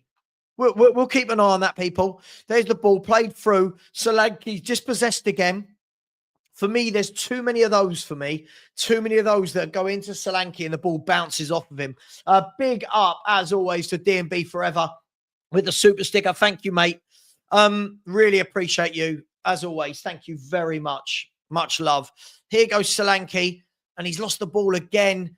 There's too many times he loses the ball for me. If you're going to be a hold-up man and a target man, the ball can't bounce back that much, from only my opinion. But it's a very open game now. The second half is very open. Here's the ball out wide to Celik, inside to Sule. Sule dinks in, plays a great ball through to Dovbyk, and Dovbyk's put it in. Manu Kone scored. He's got to be offside. He's got to be, right? He was offside. I could see he was offside there. Yeah, the ref with a tash. Yeah, let's have a look at this. And both of them. Sorry, Dovbyk was off. Yeah, it was. Sorry, it wasn't Manu Kone. It was Dovbyk who he went too early. But again, Spurs just leaving those gaps in behind. Got to be careful. This is an interesting one. Sav, quick question. Delap or Solanke? I think Delap does what Solanke does better. Look, for me, I wouldn't have either of them. But yes, when I watch Delap, I feel like his hold-up play is a lot better. Again, Sarr losing the ball in midfield, and it's that man again, Manu Kone. Manu Kone running through Spurs. He's been excellent tonight, Manu Kone. And Bentancur's just body checked him off the ball, and it's a free kick to Roma. But Manu Kone, 22 million. Spurs scouting department. That's what we should be buying in the midfield, not Archie Gray. No offense, not Archie Gray. It should have been a Manu Kone at 22 million. Just Richard Savva's faults. Thank you to whoever just subscribed as well. Thank you very much. Here's Roma again with Matt Hummels. Matt Hummels plays the ball back to his keeper in the end. It's a good second half. It's end-to-end at the moment. This has been the most enjoyable watch of our Europa League games by a mile. Here's Angelino. Dovbyk set off too early, so he switched it and said, Roma have got men over here. Spurs have got men back. The ball's going to be whipped in by Roma. That's 2-2, isn't it? It's 2-2. Is he offside or is it 2-2? He's offside again, I think. I don't know. I've got no sound. He's off. He's off. I'll tell you what, though. That's two in 2 minutes. 2 in 2 minutes. Dovbyk again. Oh, yeah, I think he's just off again. They're breaching us. They're breaching us. That's now 2 goals. There's now three disallowed goals in this game from Roma. We've got to be careful because that switch, and again, I hate to say it, they're switching to Archie Gray's side. They're checking the goal. I think it was off. For me, marginal, but I do think it was off. And it was one of those ones where it was, the body curve, the lean. I think back in the day it would have been given. But again, I do think it was offside. I'll be shocked if they give this as a goal. Bobby thinks he's just on. I didn't think so. We'll see. Bobby, is it fair to say I have no idea anymore what offside is and what it is? It used to be so easy in the day. Yeah, the goal was disallowed. I thought it was just off. But that is 2 goals in 2 minutes. We've got to be careful. And if you notice, they keep switching the ball over to Archie Gray's side. All these people go, he's done nothing wrong. I'm not saying he has, but they are switching the ball to Archie Gray's side. They've done it again here. They're targeting Archie Gray's side and they're getting joy. So we've got to make sure we keep helping him. The ball this time's gone out to the right-hand side. Angelino to the impressive Kone. Kone's gone inside to, I think is that Paredes? Yeah, Paredes. He now gets the ball to Shawari, who nearly falls over. He gives it to Angelino. Angelino, was he off? No, the Spurs players wanted off. They've laid it back. Roma starting to take the lion's share of possession here.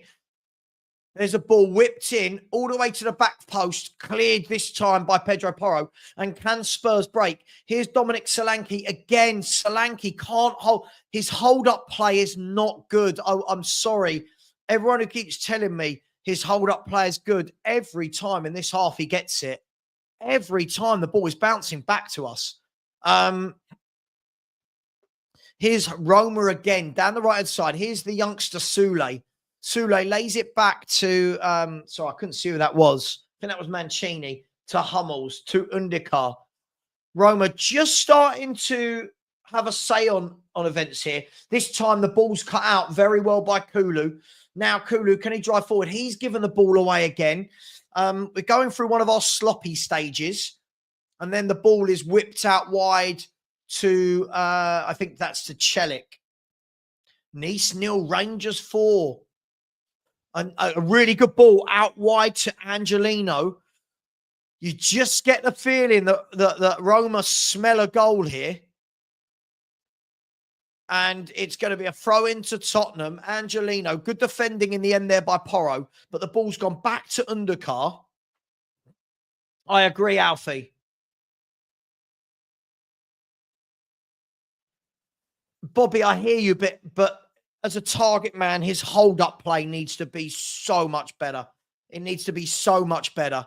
It's almost non-existent. It goes into him. He tries to dribble at players, loses the ball. For me, that's nothing to do with position on a pitch.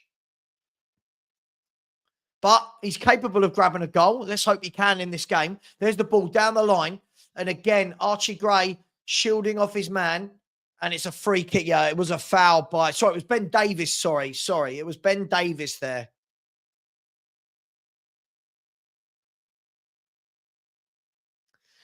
So, Roma starting to have a little bit more possession now.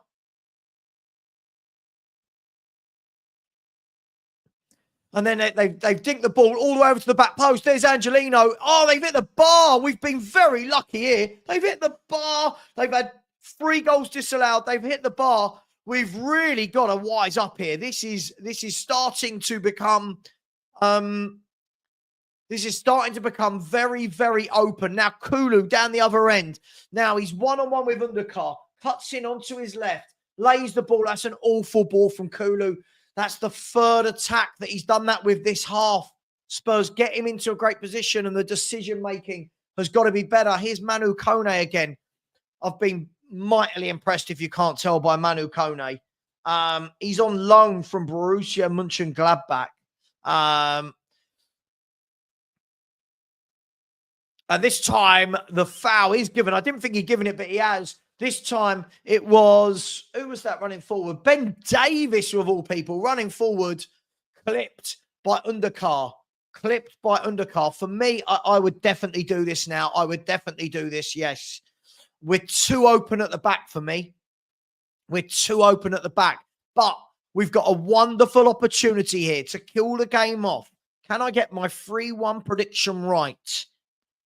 Tottenham with a free kick. 25 yards out, you would say, for the foul on Davis. Sorry, I need some sugar.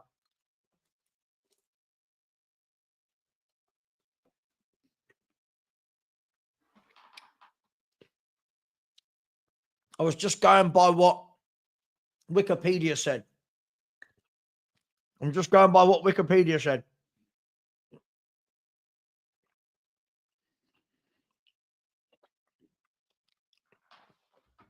So Tottenham with a free kick here. We've been under the cosh, but can we settle the game here? This game's on a knife edge. Porro's behind the ball. Kulu's behind the ball. Is it going to be the left foot of Kulu? No, it's the right foot of Porro. Oh! Wasn't a million miles away. I think it skimmed off the top of the bar. Oh, unlucky, son. Yeah. Good effort. Sorry. Yeah, good effort. It was dipping and dipping, but just didn't quite dip enough. But listen, this game's on a fine knife edge. Roma having most of the chances, but Tottenham on the counter look decent. Anybody want to change their predicted score? I think I'm going to stick with my 3-1. I think I'm going to stick with my 3-1 at the moment. There's the ball down the line. And now here's, I think this is El Shawari. El Shawari on the left-hand side plays the ball into Paredes. Paredes to Undercar. Undercar's gone all the way back to Hummels. Hummels goes out wide to Mancini. Mancini puts the ball down the line. Dovbyk holds it up really well. He goes back into Manu Kone. Kone's gone again out wide right. He's going to run at Archie Gray. He's run at Archie Gray. TNT Sports has just stopped. So I don't know what happened. I apologize. The screen went black. Now here's Solanke running down the line. What have you got, Dominic? Dominic Solanke is the only... He's running. He's taken his man on brilliantly. Now lay it off to Sonny. He's put the ball across and he did much better from Solanke. He beat his man on the left wing and he was driving. He did really well. Let's have a look at it again. Yeah, he beat his man. Poor defending, but he beat his man and then played the ball across and it was going into the path of Brennan Johnson, who loves that right back, that back post. And in the end, it was brilliant defending, I think, from Paredes got back. It might not have been. But Tottenham, this is end-to-end now. This could go either way. The ball's come all the way across the box. Ben Davis turns, swivels, shoots high and wide. This is a good game now. This is a good game. I'd be happier if we got a third, but this is end-to-end, old-fashioned football. And they're just showing the chance again where Roma hit the bar. And the shot actually hit a Spurs player on the way through, which I didn't realise in real time. Here's Kulu driving forward.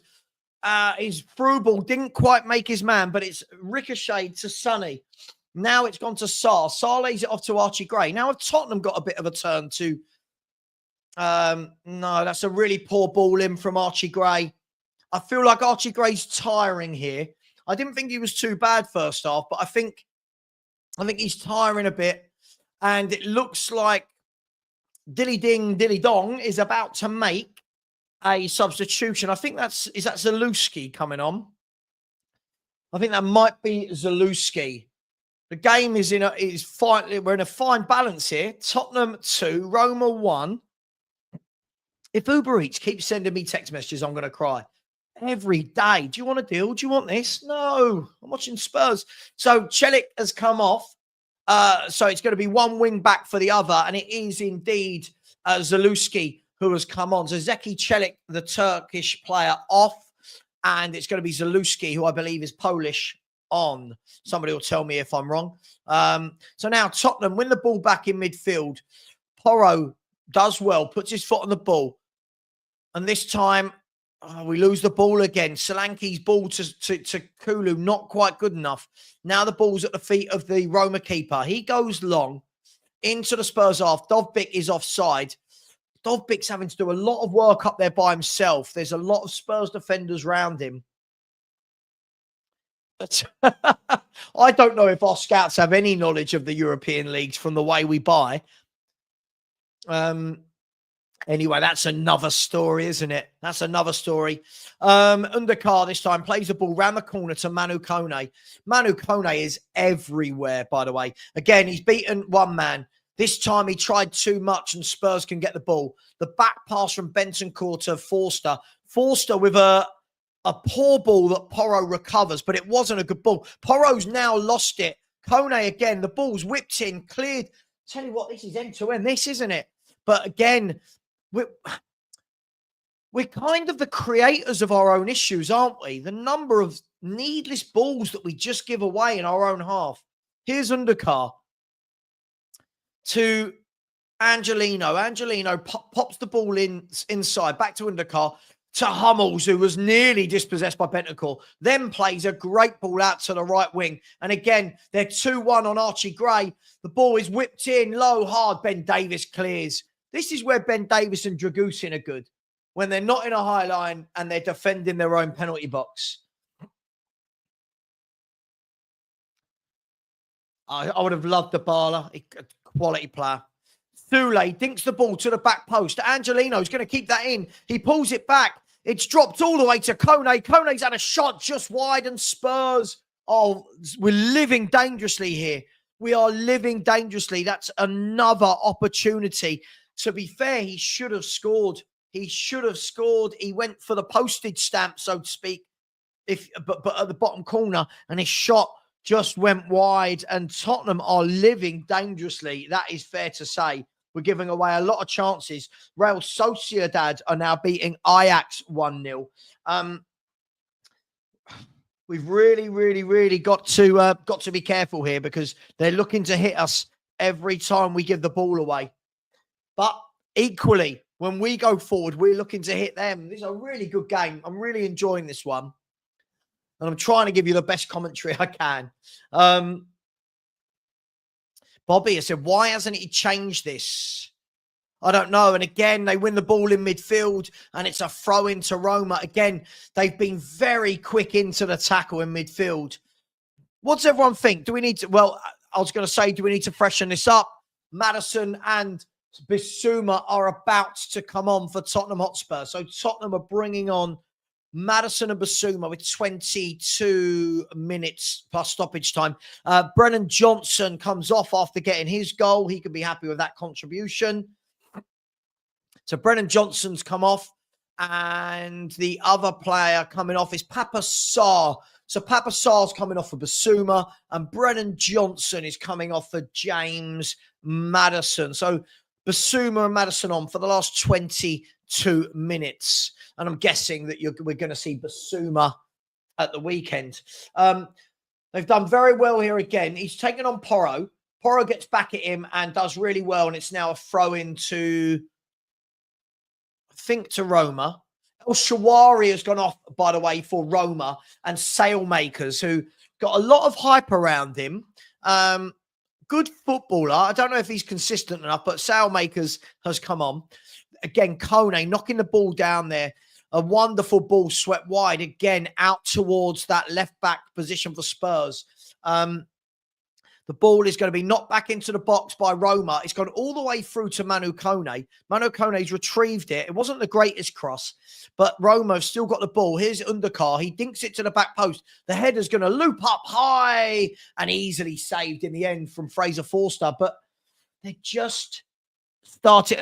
Chalks, I hear you. Listen, I hear you, mate. I'm just saying. Some of our Europa League games have been dull as dishwater. This one hasn't. And Roma, to be fair, Ranieri seems to have got into them pretty well in the first two games. But at the moment, it looks like they're going to have 1-0 defeat to Napoli and now a 2-1 defeat here. But still 20 minutes to go. Napoli just starting to put their foot on the ball.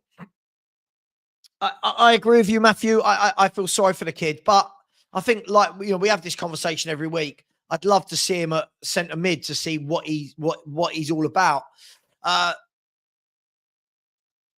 James Maddison with a lovely ball through to Solanke. Finish it. Solanke with a shot. And the keeper palmed it away with ease. That's where James Maddison is brilliant. James Maddison won the ball. First touch. Dinked it into the path of Solanke. And Solanke, that's what Maddison does for me over the other players. Maddison doesn't hold on for it for so long. He makes that good pass. He sees it. For me, you all know I'm a big fan of James Maddison. He's going to come over and take the corner. The shot from Solanke was a bit underwhelming, but here's Sonny to Maddison. Is Maddison going to whip that in? No. Clever ball into Porro. Porro. Maddison could have whipped it in, laid it off instead to Porro. 20, 25 yards out, leaning back the whole time. Right idea, wrong execution. Let me know, by the way, if you don't want me to commentate as much. We can always dial it down a little bit. I do get a bit carried away. Yeah, me too, DMB Forever. That for me is, I think so many times our players are running through and you think, lay it off, and they don't. Anyway, the ball cleared forward by Roma, flicked on. Basuma wins it. Now Roma win it back in the midfield. There's a really good ball by Roma out wide to the left. Here's Undercar. Undercar plays the ball in, and a brilliant getting back from Bentancur. Then a little step over. That was brilliant from Bentancur. Very well played by Bentancur. And then given away so easily by Pedro Porro. We just give it away, and that's a needless foul by Bentancur. He's going to go into the book, but the ball has been whipped in, and Fraser Forster claims it. I think the referee's going to bring that back for a yellow card. He's given a yellow card to... hang on. He's given a yellow card to the Roma player or to Bentancur? Yeah, that's a horrible foul from Bentancur. I think that's a terrible foul from Bentancur. I'll be surprised if he doesn't get a yellow. I think Bentancur gets the yellow card. I'm not sure if the Roma player did as well for talking. Yeah, he has done well until that foul. Yeah, he has done well tonight. You're right. He has done well. But it was a bad foul on Sailmakers. But he has done well tonight, yeah. Baby, thank you. I'm not used to hearing anything nice, if I'm brutally honest, but thank you. I'm sure. I don't know if Stell's watching, but big up if he is. I can't join them later, unfortunately, because my wife isn't very well, so I can't be away for this 4-hour watch along and then another 2-3 hours. So, yeah, I think he's played well tonight. I think he's played really well tonight. I think Kulu's been good in patches. Son's been good in patches. But I do think Bentancur, for me, has been consistent. But that yellow card, got to make sure he's... we've got him and Kulu now on a yellow card. What we don't want is Bentancur getting himself booked and then suspended for Europe when he's already suspended in the league. So there's about 16 and a half minutes to go here. The referee drops the ball. Fraser Forster.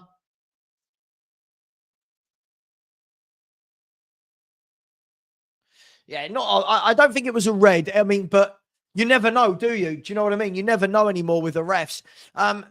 Roma pressing Tottenham, but Fraser Forster lifts the ball high, long. Nothing wrong with that. If in doubt, clear it. Big up, Brian. Thank you very much. Really appreciate that.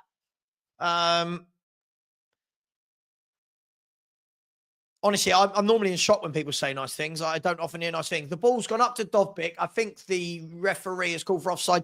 That's where we have done quite well tonight, haven't we? We've done well there. We're getting him offside quite a lot. But he is a pain in the arse, Dovbyk. No matter what we say, he is a pain in the arse. He's trying to get in behind. He's been involved in goals that were offside. You know my take on the word, Brandon. You know my take on the word. Nige said, you've got to be honest. It's a typical Spurs performance. Yes, we could have scored 4 or 5, but we could have conceded 6. It's not fun. Well, listen, I still think I'm sticking with my 3-1 prediction. I'm just waiting for one of them to get the third. But here's James Maddison. Lays it off to Radu Dragashin. He pumps it in long to Kulu. Kulu turns. It's taken off of him by Maddison. And the defender nicks in.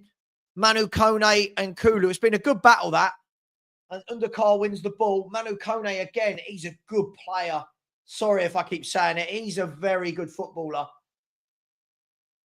He's a very good footballer. The Roma player wanted the free kick, didn't get it. Spurs have played on. Here's Sonny. He's got Archie Gray overlapping. But Sonny, I'm going to be honest, that was a terrible ball, Sonny, into the path of Archie Gray.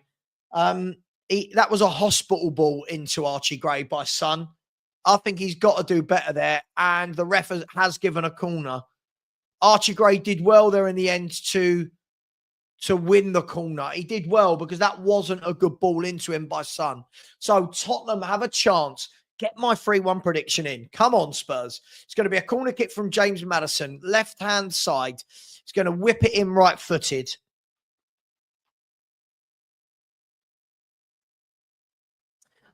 Gary, they've got some very good players. They're a club not in form. They're a club in a bit of disarray. They're on their third manager already. But when we're saying they ain't that good, they've got some good players. Let's not just belittle this. If we win, let's not just belittle this. They've got some very good footballers at Roma. You've got to remember, this is a team. This is a team that has made two European finals in 3 seasons. I didn't bet on Tottenham. I don't ever bet on Tottenham, Lord Rodney. I didn't bet on Tottenham. So Tottenham are making some changes. Werner is coming on for Son. And Bergvall is coming on, I'm guessing, for Kulu. But I don't know yet. Let's have a look. So Sonny's coming off. He's going to give the armband to James Maddison. Sonny, who do you know what? From an attacking outlet, I don't think has been great. He got the penalty. I think defensively, he's worked very hard to date. If we're going to be brutally honest, I think he's worked very hard defensively. So Werner on for Son. And I'm guessing it's going to be Kulu, right? Or is it Bentancur? It's Bentancur for Bergvall. And I think he recognises, that he can't leave him out there at the risk of getting a red and then missing European games as well as domestic games. That's the word I was looking for. Yeah, listen, why not? Why not? Here's James Maddison. Maddison driving down the left. He's waiting for some support. He's played the ball across. That's not a good ball from James Maddison at all. He's given it away terribly there. And then Kone, probably with his first poor thing of the game. I agree with this. Yeah, I think he faded. He just doesn't look like he can do 90 minutes, Sonny, does he? Thank you, Kevin. That's very nice.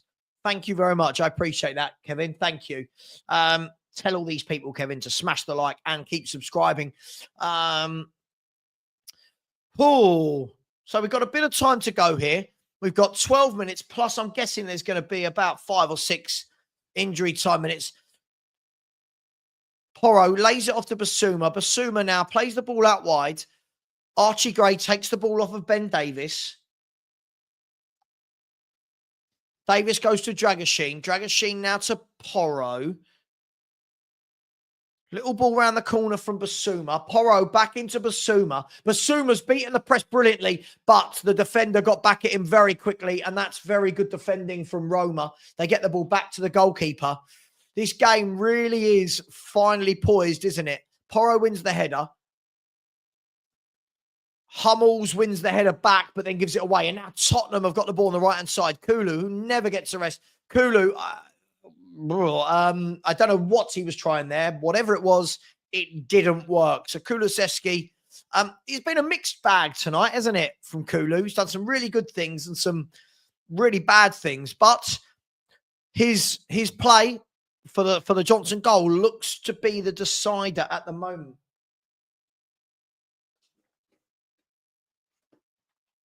So the ball pumped long by the Roma keeper. Bergvall's going to win that. He brings it down on his chest, but gives it away immediately. Now, Angelino is he's got players over there, Angelino. He dinks the ball over Ben Davis. No, Ben Davis did very well there. He did very, very well to win that. Again, can't knock Ben Davis again. Can't knock him and Dragoshin. I don't think they've done anything wrong here tonight. Werner lays the ball off into the path of Gray. Gray's cross, and it's hit Solanke. It's still hit Solanke. Oh, no. How's it not gone in? How's it not gone in? He's just not clinical, is he? The ball came into him, and his header hit the bar. Oh no. And then his header hit the bar as it dropped on the floor. He's trying to swivel on the floor. Oh, Solanke. It just won't go in for him. Hopefully he can get a goal in the last 10 here. Here's Basuma driving down the right-hand side. Dinks the ball in, but the ball is headed clear. Only as far as James Maddison.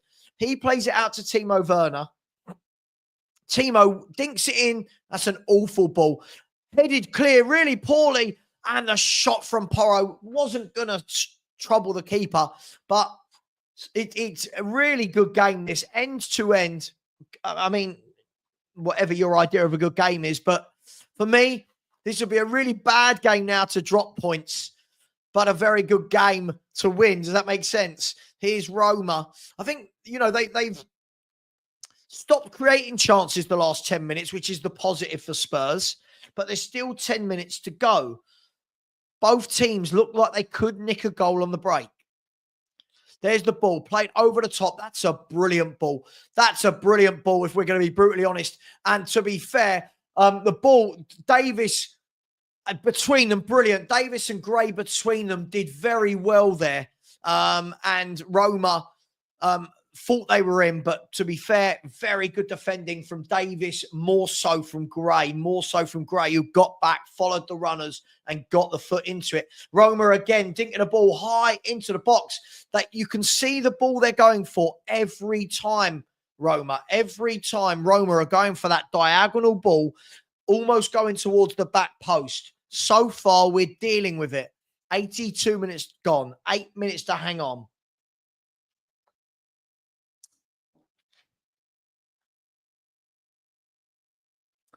Sure. I mean, I think today he's been okay. I think he's done some good things. I think he's done some really bad things as well today. Again, it's just consistency for me. That's all I want to see. I think he looks a bit tired. I don't know if it's just me. I think he looks a bit tired. He's played a lot of football. Yeah, the game management now is going to be important, like Chalk says. But here's Manu Kone. He's had a really good game in the midfield for Roma. Been really impressed with him. And Roma, Spurs have got everybody behind the ball. Bergvall gives away a free kick. It was soft. But he's given a free kick away. And the ref's asking for the free kick to be taken again.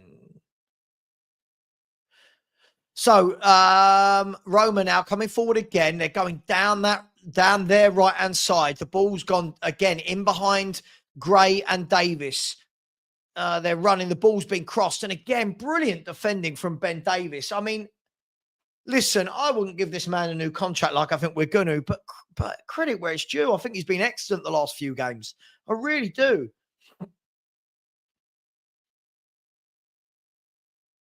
Yeah, I wouldn't disagree with that. I wouldn't disagree with that at all. So a corner kick comes in, floated into our box, headed clear by Bergvall. Brilliant from Bergvall. And then the overhead kick, high and wide.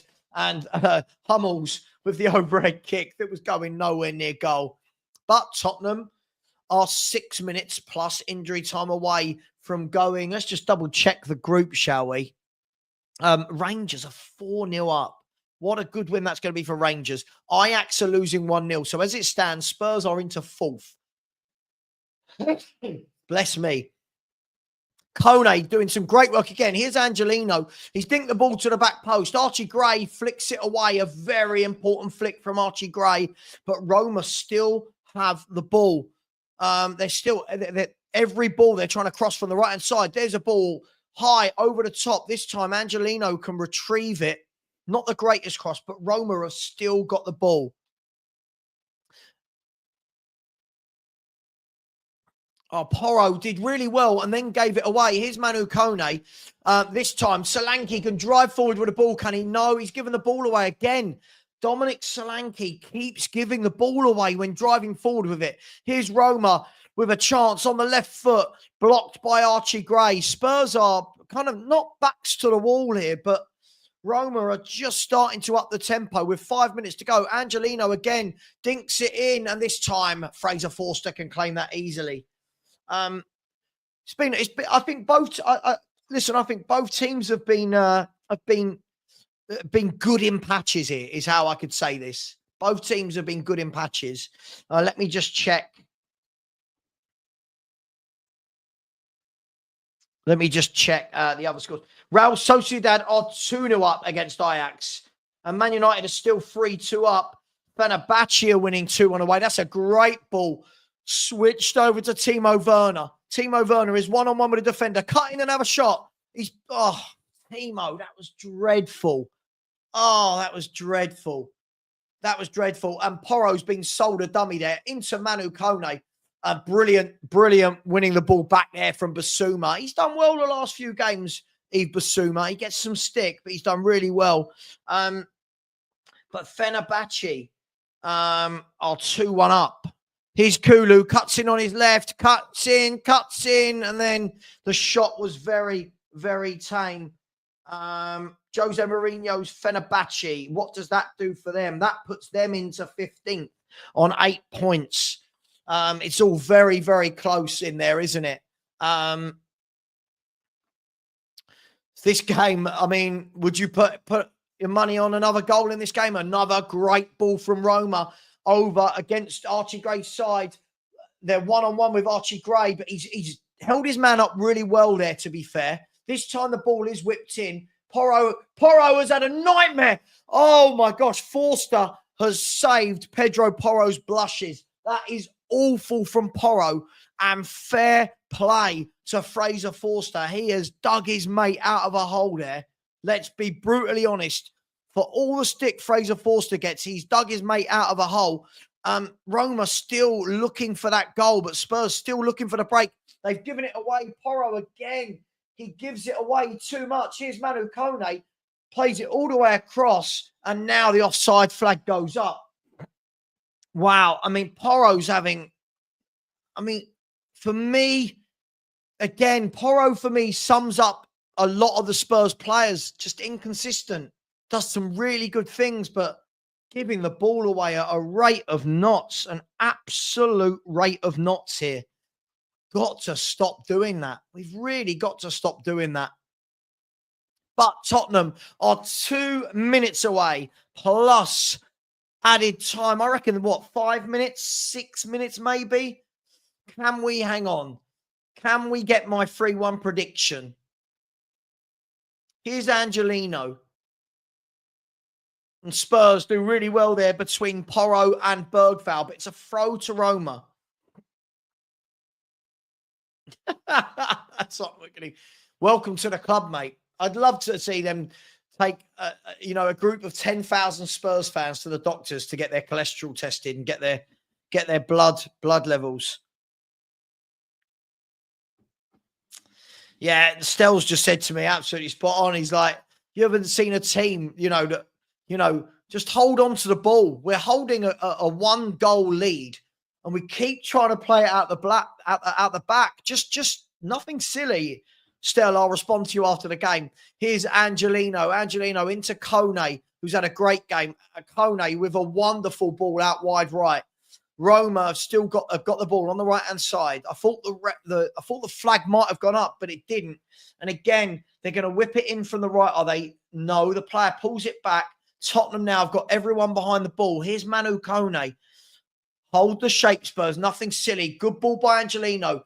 Down the line, the ball's flicked in, and this time Basuma clears it, but no, he doesn't. He gives it away. We give it away so easily. And Roma again, Angelino. Looks like he's going to cross the ball. My telly's telling me it's going to turn itself off. No, you don't. And now the ball's gone out wide again. I mean, I don't know how many times they've got the ball out wide on that side. He's beaten Timo Werner. Dink the ball to the back. They're coming in, and the ball's gone out wide for a... I mean, Porro's giving it all this, but, mate, Porro's the one giving the ball away at a rate of knots. It's a corner kick. I think you're overdoing it a bit there, Porro, mate. Just get back in shape. Nothing silly. Spurs have got 10 seconds plus injury time. The corner comes in. The header was won by a Roma player. Was it? No. Deflected off the Spurs player for a corner kick. Can we hang on here? We're into injury time. How long, ref? 5 minutes. 5 minutes to see this game out. Nothing silly. Corner kick comes in to the back post. Really well done by Bergvall. Headed back across. And what a save. What a great save from Fraser Forster. What a great save from Fraser Forster. That is the header back in. The swivel, the volley was brilliant from Paredes. 10 yards, 9 yards out. And a brilliant save from Fraser Forster to keep us in this game. The ball comes across again. Roma, get it clear. Oh, they've scored. They've scored. It's 2-2. It's 2-2. We are. What is wrong with us? What is wrong with us? Why can't we hold on? Why? It's been coming. You can't say it hasn't. I'll wait and see if VAR can help us out in any way here. But what a magnificent save from Fraser Forster. And then in the very next move, again, they overload down the channels. The corner came in, headed wide, and the ball was overloaded to Angelino. He drove it in. They're all onside. Basuma's playing every one of them onside. And Tottenham 2, Roma 2. Oh, it's been coming. It's been coming. To be fair, I mean, I don't think it would be an unjust result. Look, there's still 3 minutes or so. Can we get a winner? But for me, we've not seen this out, have we? Trying to play out the back when you're winning by 1 goal in the last 5 minutes. Really poor.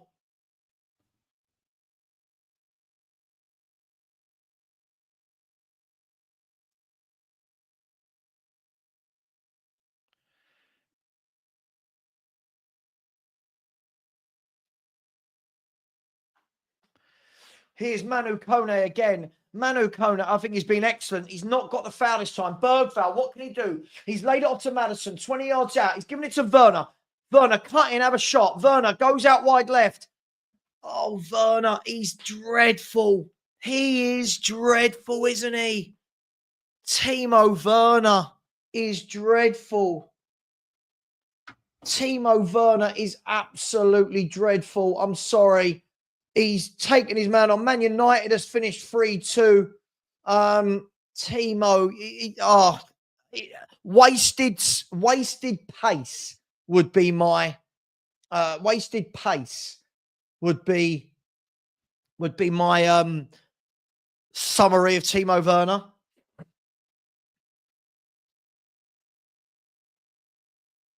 By the way, I have redirected. By the way, not yet. We're not going to finish till about 10:25. I have redirected to Stel and Iggy's channel, to the boys over there.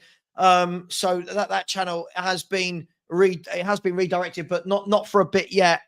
And Stel, if you want to come on, feel free. If you want to come on when the game finishes, I think Iggy might be as well. Feel free, mate.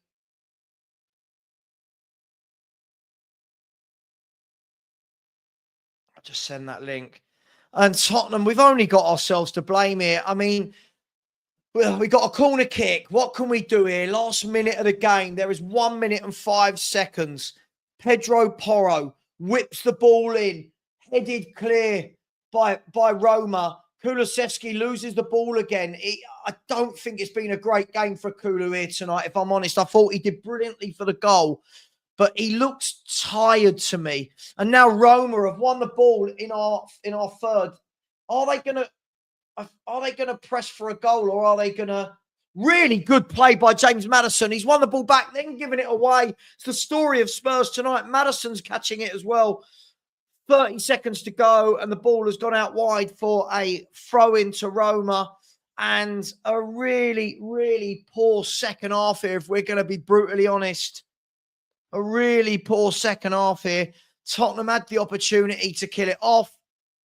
But again, the playing out from the back when you're 1 goal up. Roma, I've got the ball, 5 seconds to go. How long's the ref going to go on for? The ball is dinked down the line. Roma Dragusin should see that out. Dragusin sees that out, and it's going to be a goal kicked.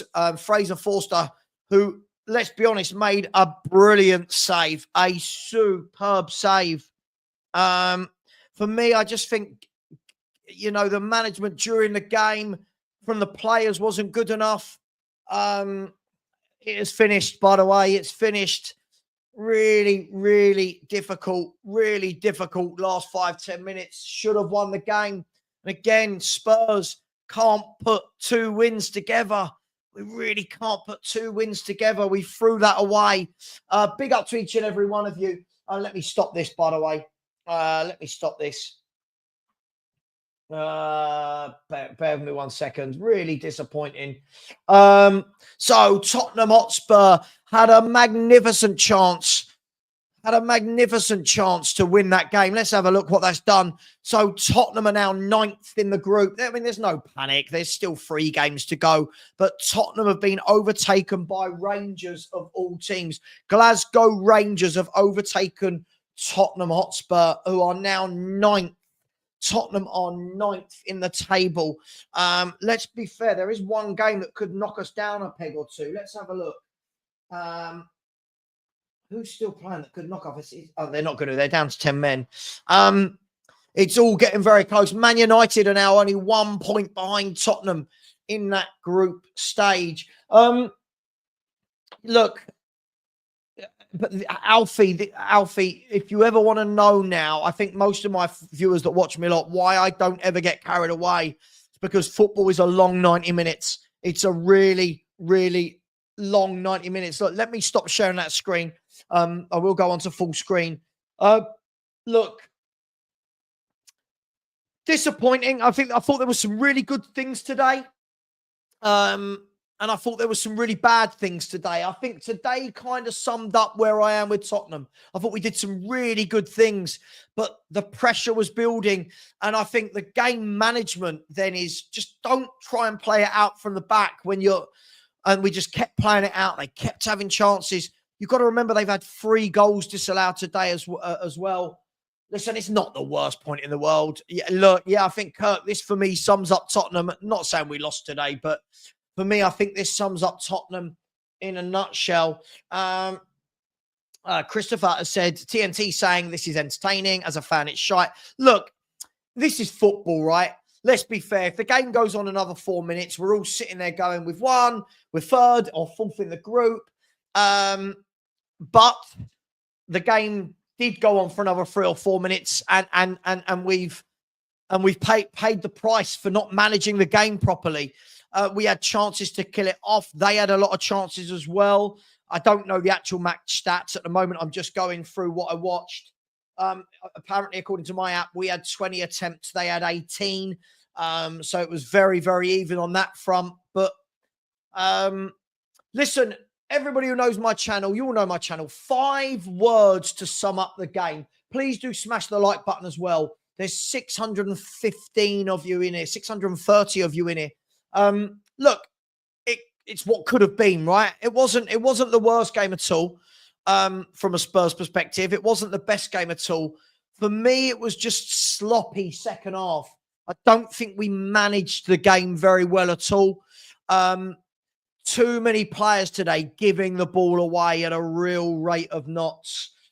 Beyond 72 saying Roma were the better team. We're average. I mean, I think it was a topsy-turvy game. I think they dominated bits. I think we dominated bits. Come on.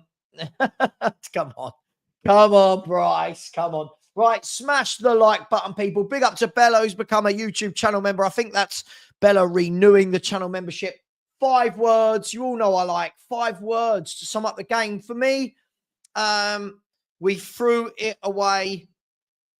Shame. I don't know. That's really poor. Should have thought of something much more creative there. Chalk Stockton said again, could have gone 4th, but not us. Alex Scott experienced a garbage performance. I don't know if it was garbage.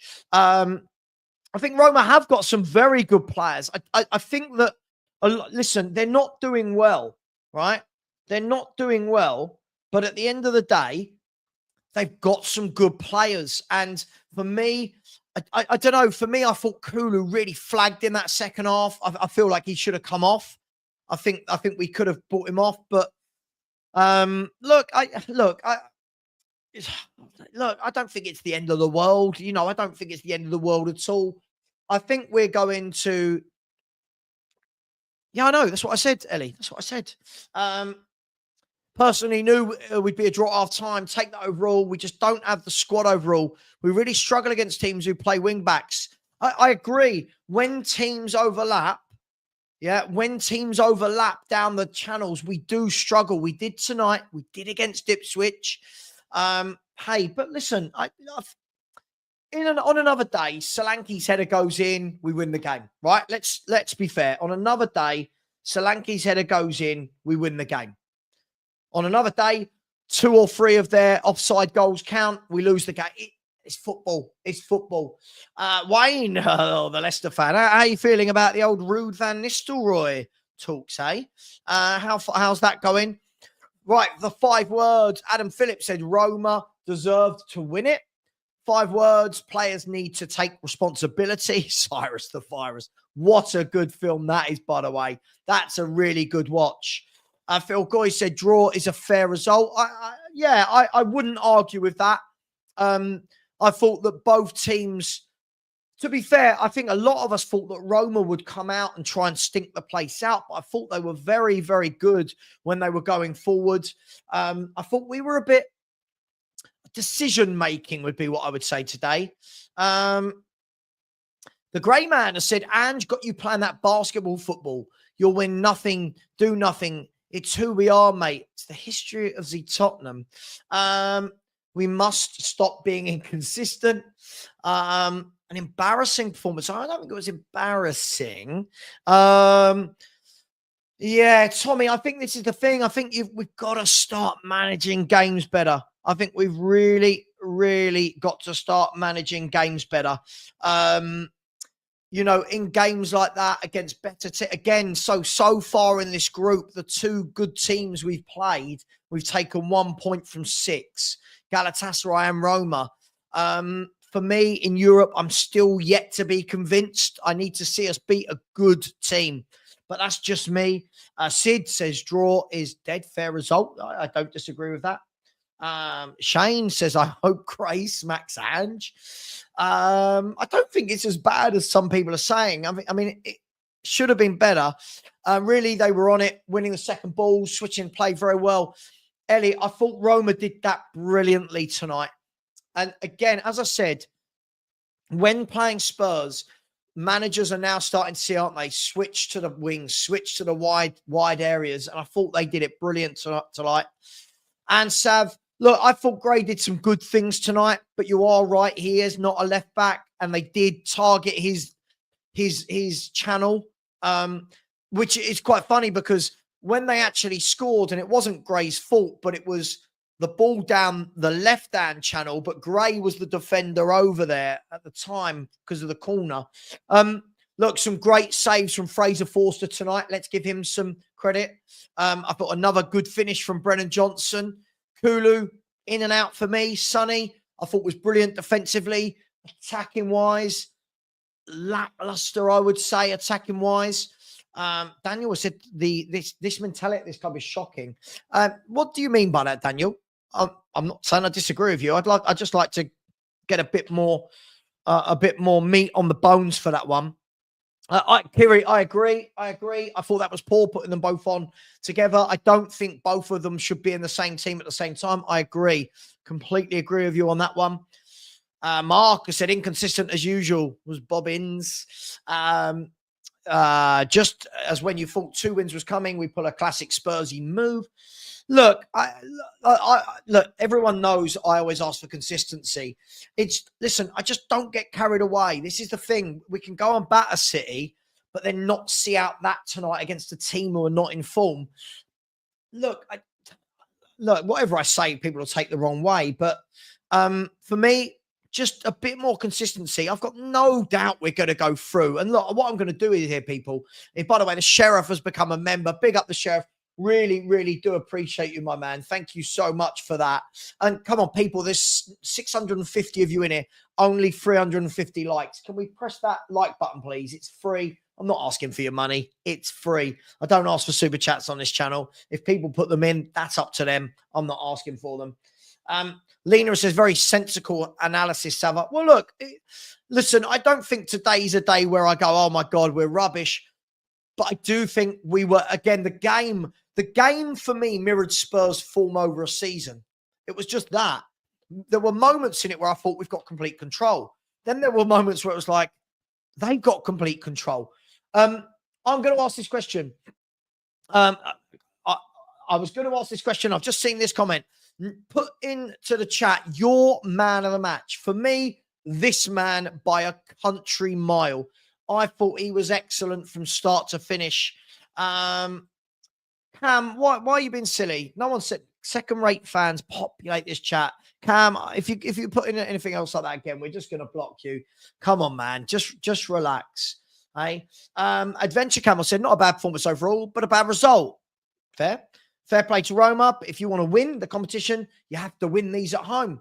Look, as I said, Adventure Camel, I still think we're going to cruise through in, out of this table. I think we've got enough winnable games, but I am going to bring up our fixtures in a minute and the table to see what we need to do. But I think we've got enough to go through in the top 8, definitely to get into the next. Kiri, I agree, mate. You know why? It's because we don't have any other defenders. He's got no other defenders there. But hey, it is what it is. Dennis has said game management is the problem.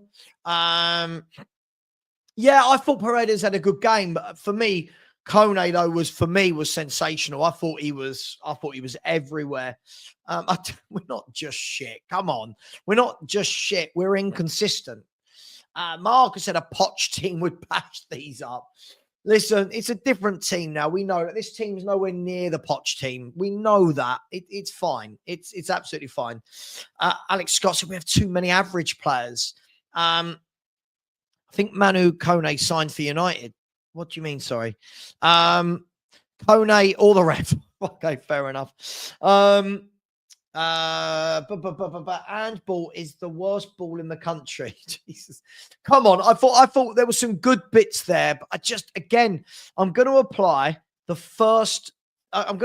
same thing I apply every week.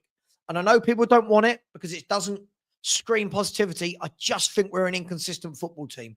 I think we have some great stuff about us, and I think we've got some really poor things about us, and that's what we're going to have to see get better. Dio has said, didn't take advantage of our chances. True. Eves, despite a good game, checks out and leaves Roma on side. This is the life of a Spurs fan. Yeah, look, I mean, do you know what? It's such a shame because just before that goal, I'm sitting there going, what a save.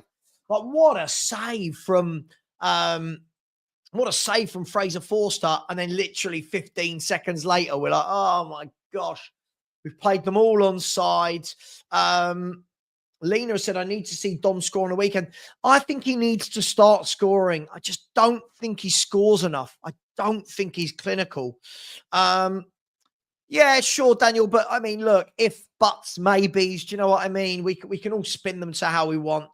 Listen, look, I thought we did some really good stuff. I truly did. I thought we did some really nice things. But I think the difficulty is today we went very strong. I thought we went very strong, and you've got to win that game at home. But we didn't. Imagine, yeah, look, I mean, look, we can do the Poch v Ange thing all day, but it doesn't really solve anything tonight, does it? Let's have a look, shall we? Let's have a look at the table. There we go. So if we have a look, hopefully that's brought up the table, and hopefully everyone can see that. Is that big enough for everyone?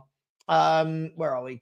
So if we look at the table, let's have a look at Tottenham are in there in 9th. Hopefully you actually, before I keep going, can everyone let me know? Can you can see that and it works? See that and it works. Look, for me, Well, look, we're nestled in. There's a bunch of teams on 10 points. It's not the end of the world. Look, Bucharest have got 10 points, Spurs 10, Rangers 10, Lyon 10, Ajax 10. And at the moment, we're just below those teams on goal difference and goals scored, funny enough, which is crazy because we're the top goal scorers in the Premier League. But I still fully expect us to go into those positions. Let's have a look at our matches coming up. Hang on, I don't want that. I want our fixtures. I want matches, fixtures and results. Is that going to give me Tottenham's? It might not. I want Tottenham's fixtures and results. What are we doing? I'm having a right nightmare here. Right, Tottenham matches. There we go. Right, so Tottenham's matches. We have got Rangers away on the 12th of December. I won't actually be able to do that game. I will be flying at this very moment to the Dominican Republic. So I will not be able to do the Rangers-Tottenham game. But we've got Rangers, then Hoffenheim away. We've got to win one of them. I truly believe to go up automatically, we've got to win one of those games. I think we will, but we're going to have to go strong again. So if we go back to look at the league table, sorry, bear with me 1 second. If we go back, if we look at the league table portion, here we go, back again. Here we go. So if we look at the top 8, Rangers are in 8th after a 4-0 win tonight. Really good win for them away at Nice. Isn't that where Ndombele plays? Lyon in 7th, Ajax in 6th, Anderlecht in 5th, Galatasaray in 4th, Frankfurt in 3rd, Atletico in 2nd, and Lazio in 1st. Lazio put out a very weak team today, got a 0-0, and they were in my ACCA, which is how I know that, people. But listen, it is what it is. Listen, I thought today there were some good bits. I thought there were some bad bits. I didn't think the substitutions were the best, if I'm going to be brutally honest. But the players on the pitch have to take accountability. Playing out from the back with 5 minutes to go just stunk to me of a team that doesn't quite know how to get over the line. But listen, today's not going to be the difference between us qualifying or not. We've got 3 games to go. Let's get some points. Big up, Lynn. Hope you're well. Said, in my humble opinion, it was a game of 2 halves. For me, it just looked at the end, Roma looked more hungry to win it.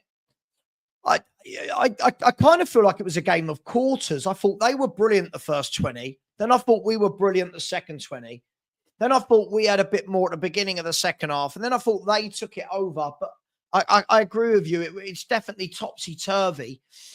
Rangers away will be tricky. We'll see. We'll see. I mean, we should be beating Rangers. Cam, listen, you don't have to come in here and defend like every time Spurs don't win a game. It's fine to say we didn't play that well and we didn't win. It's absolutely fine, mate.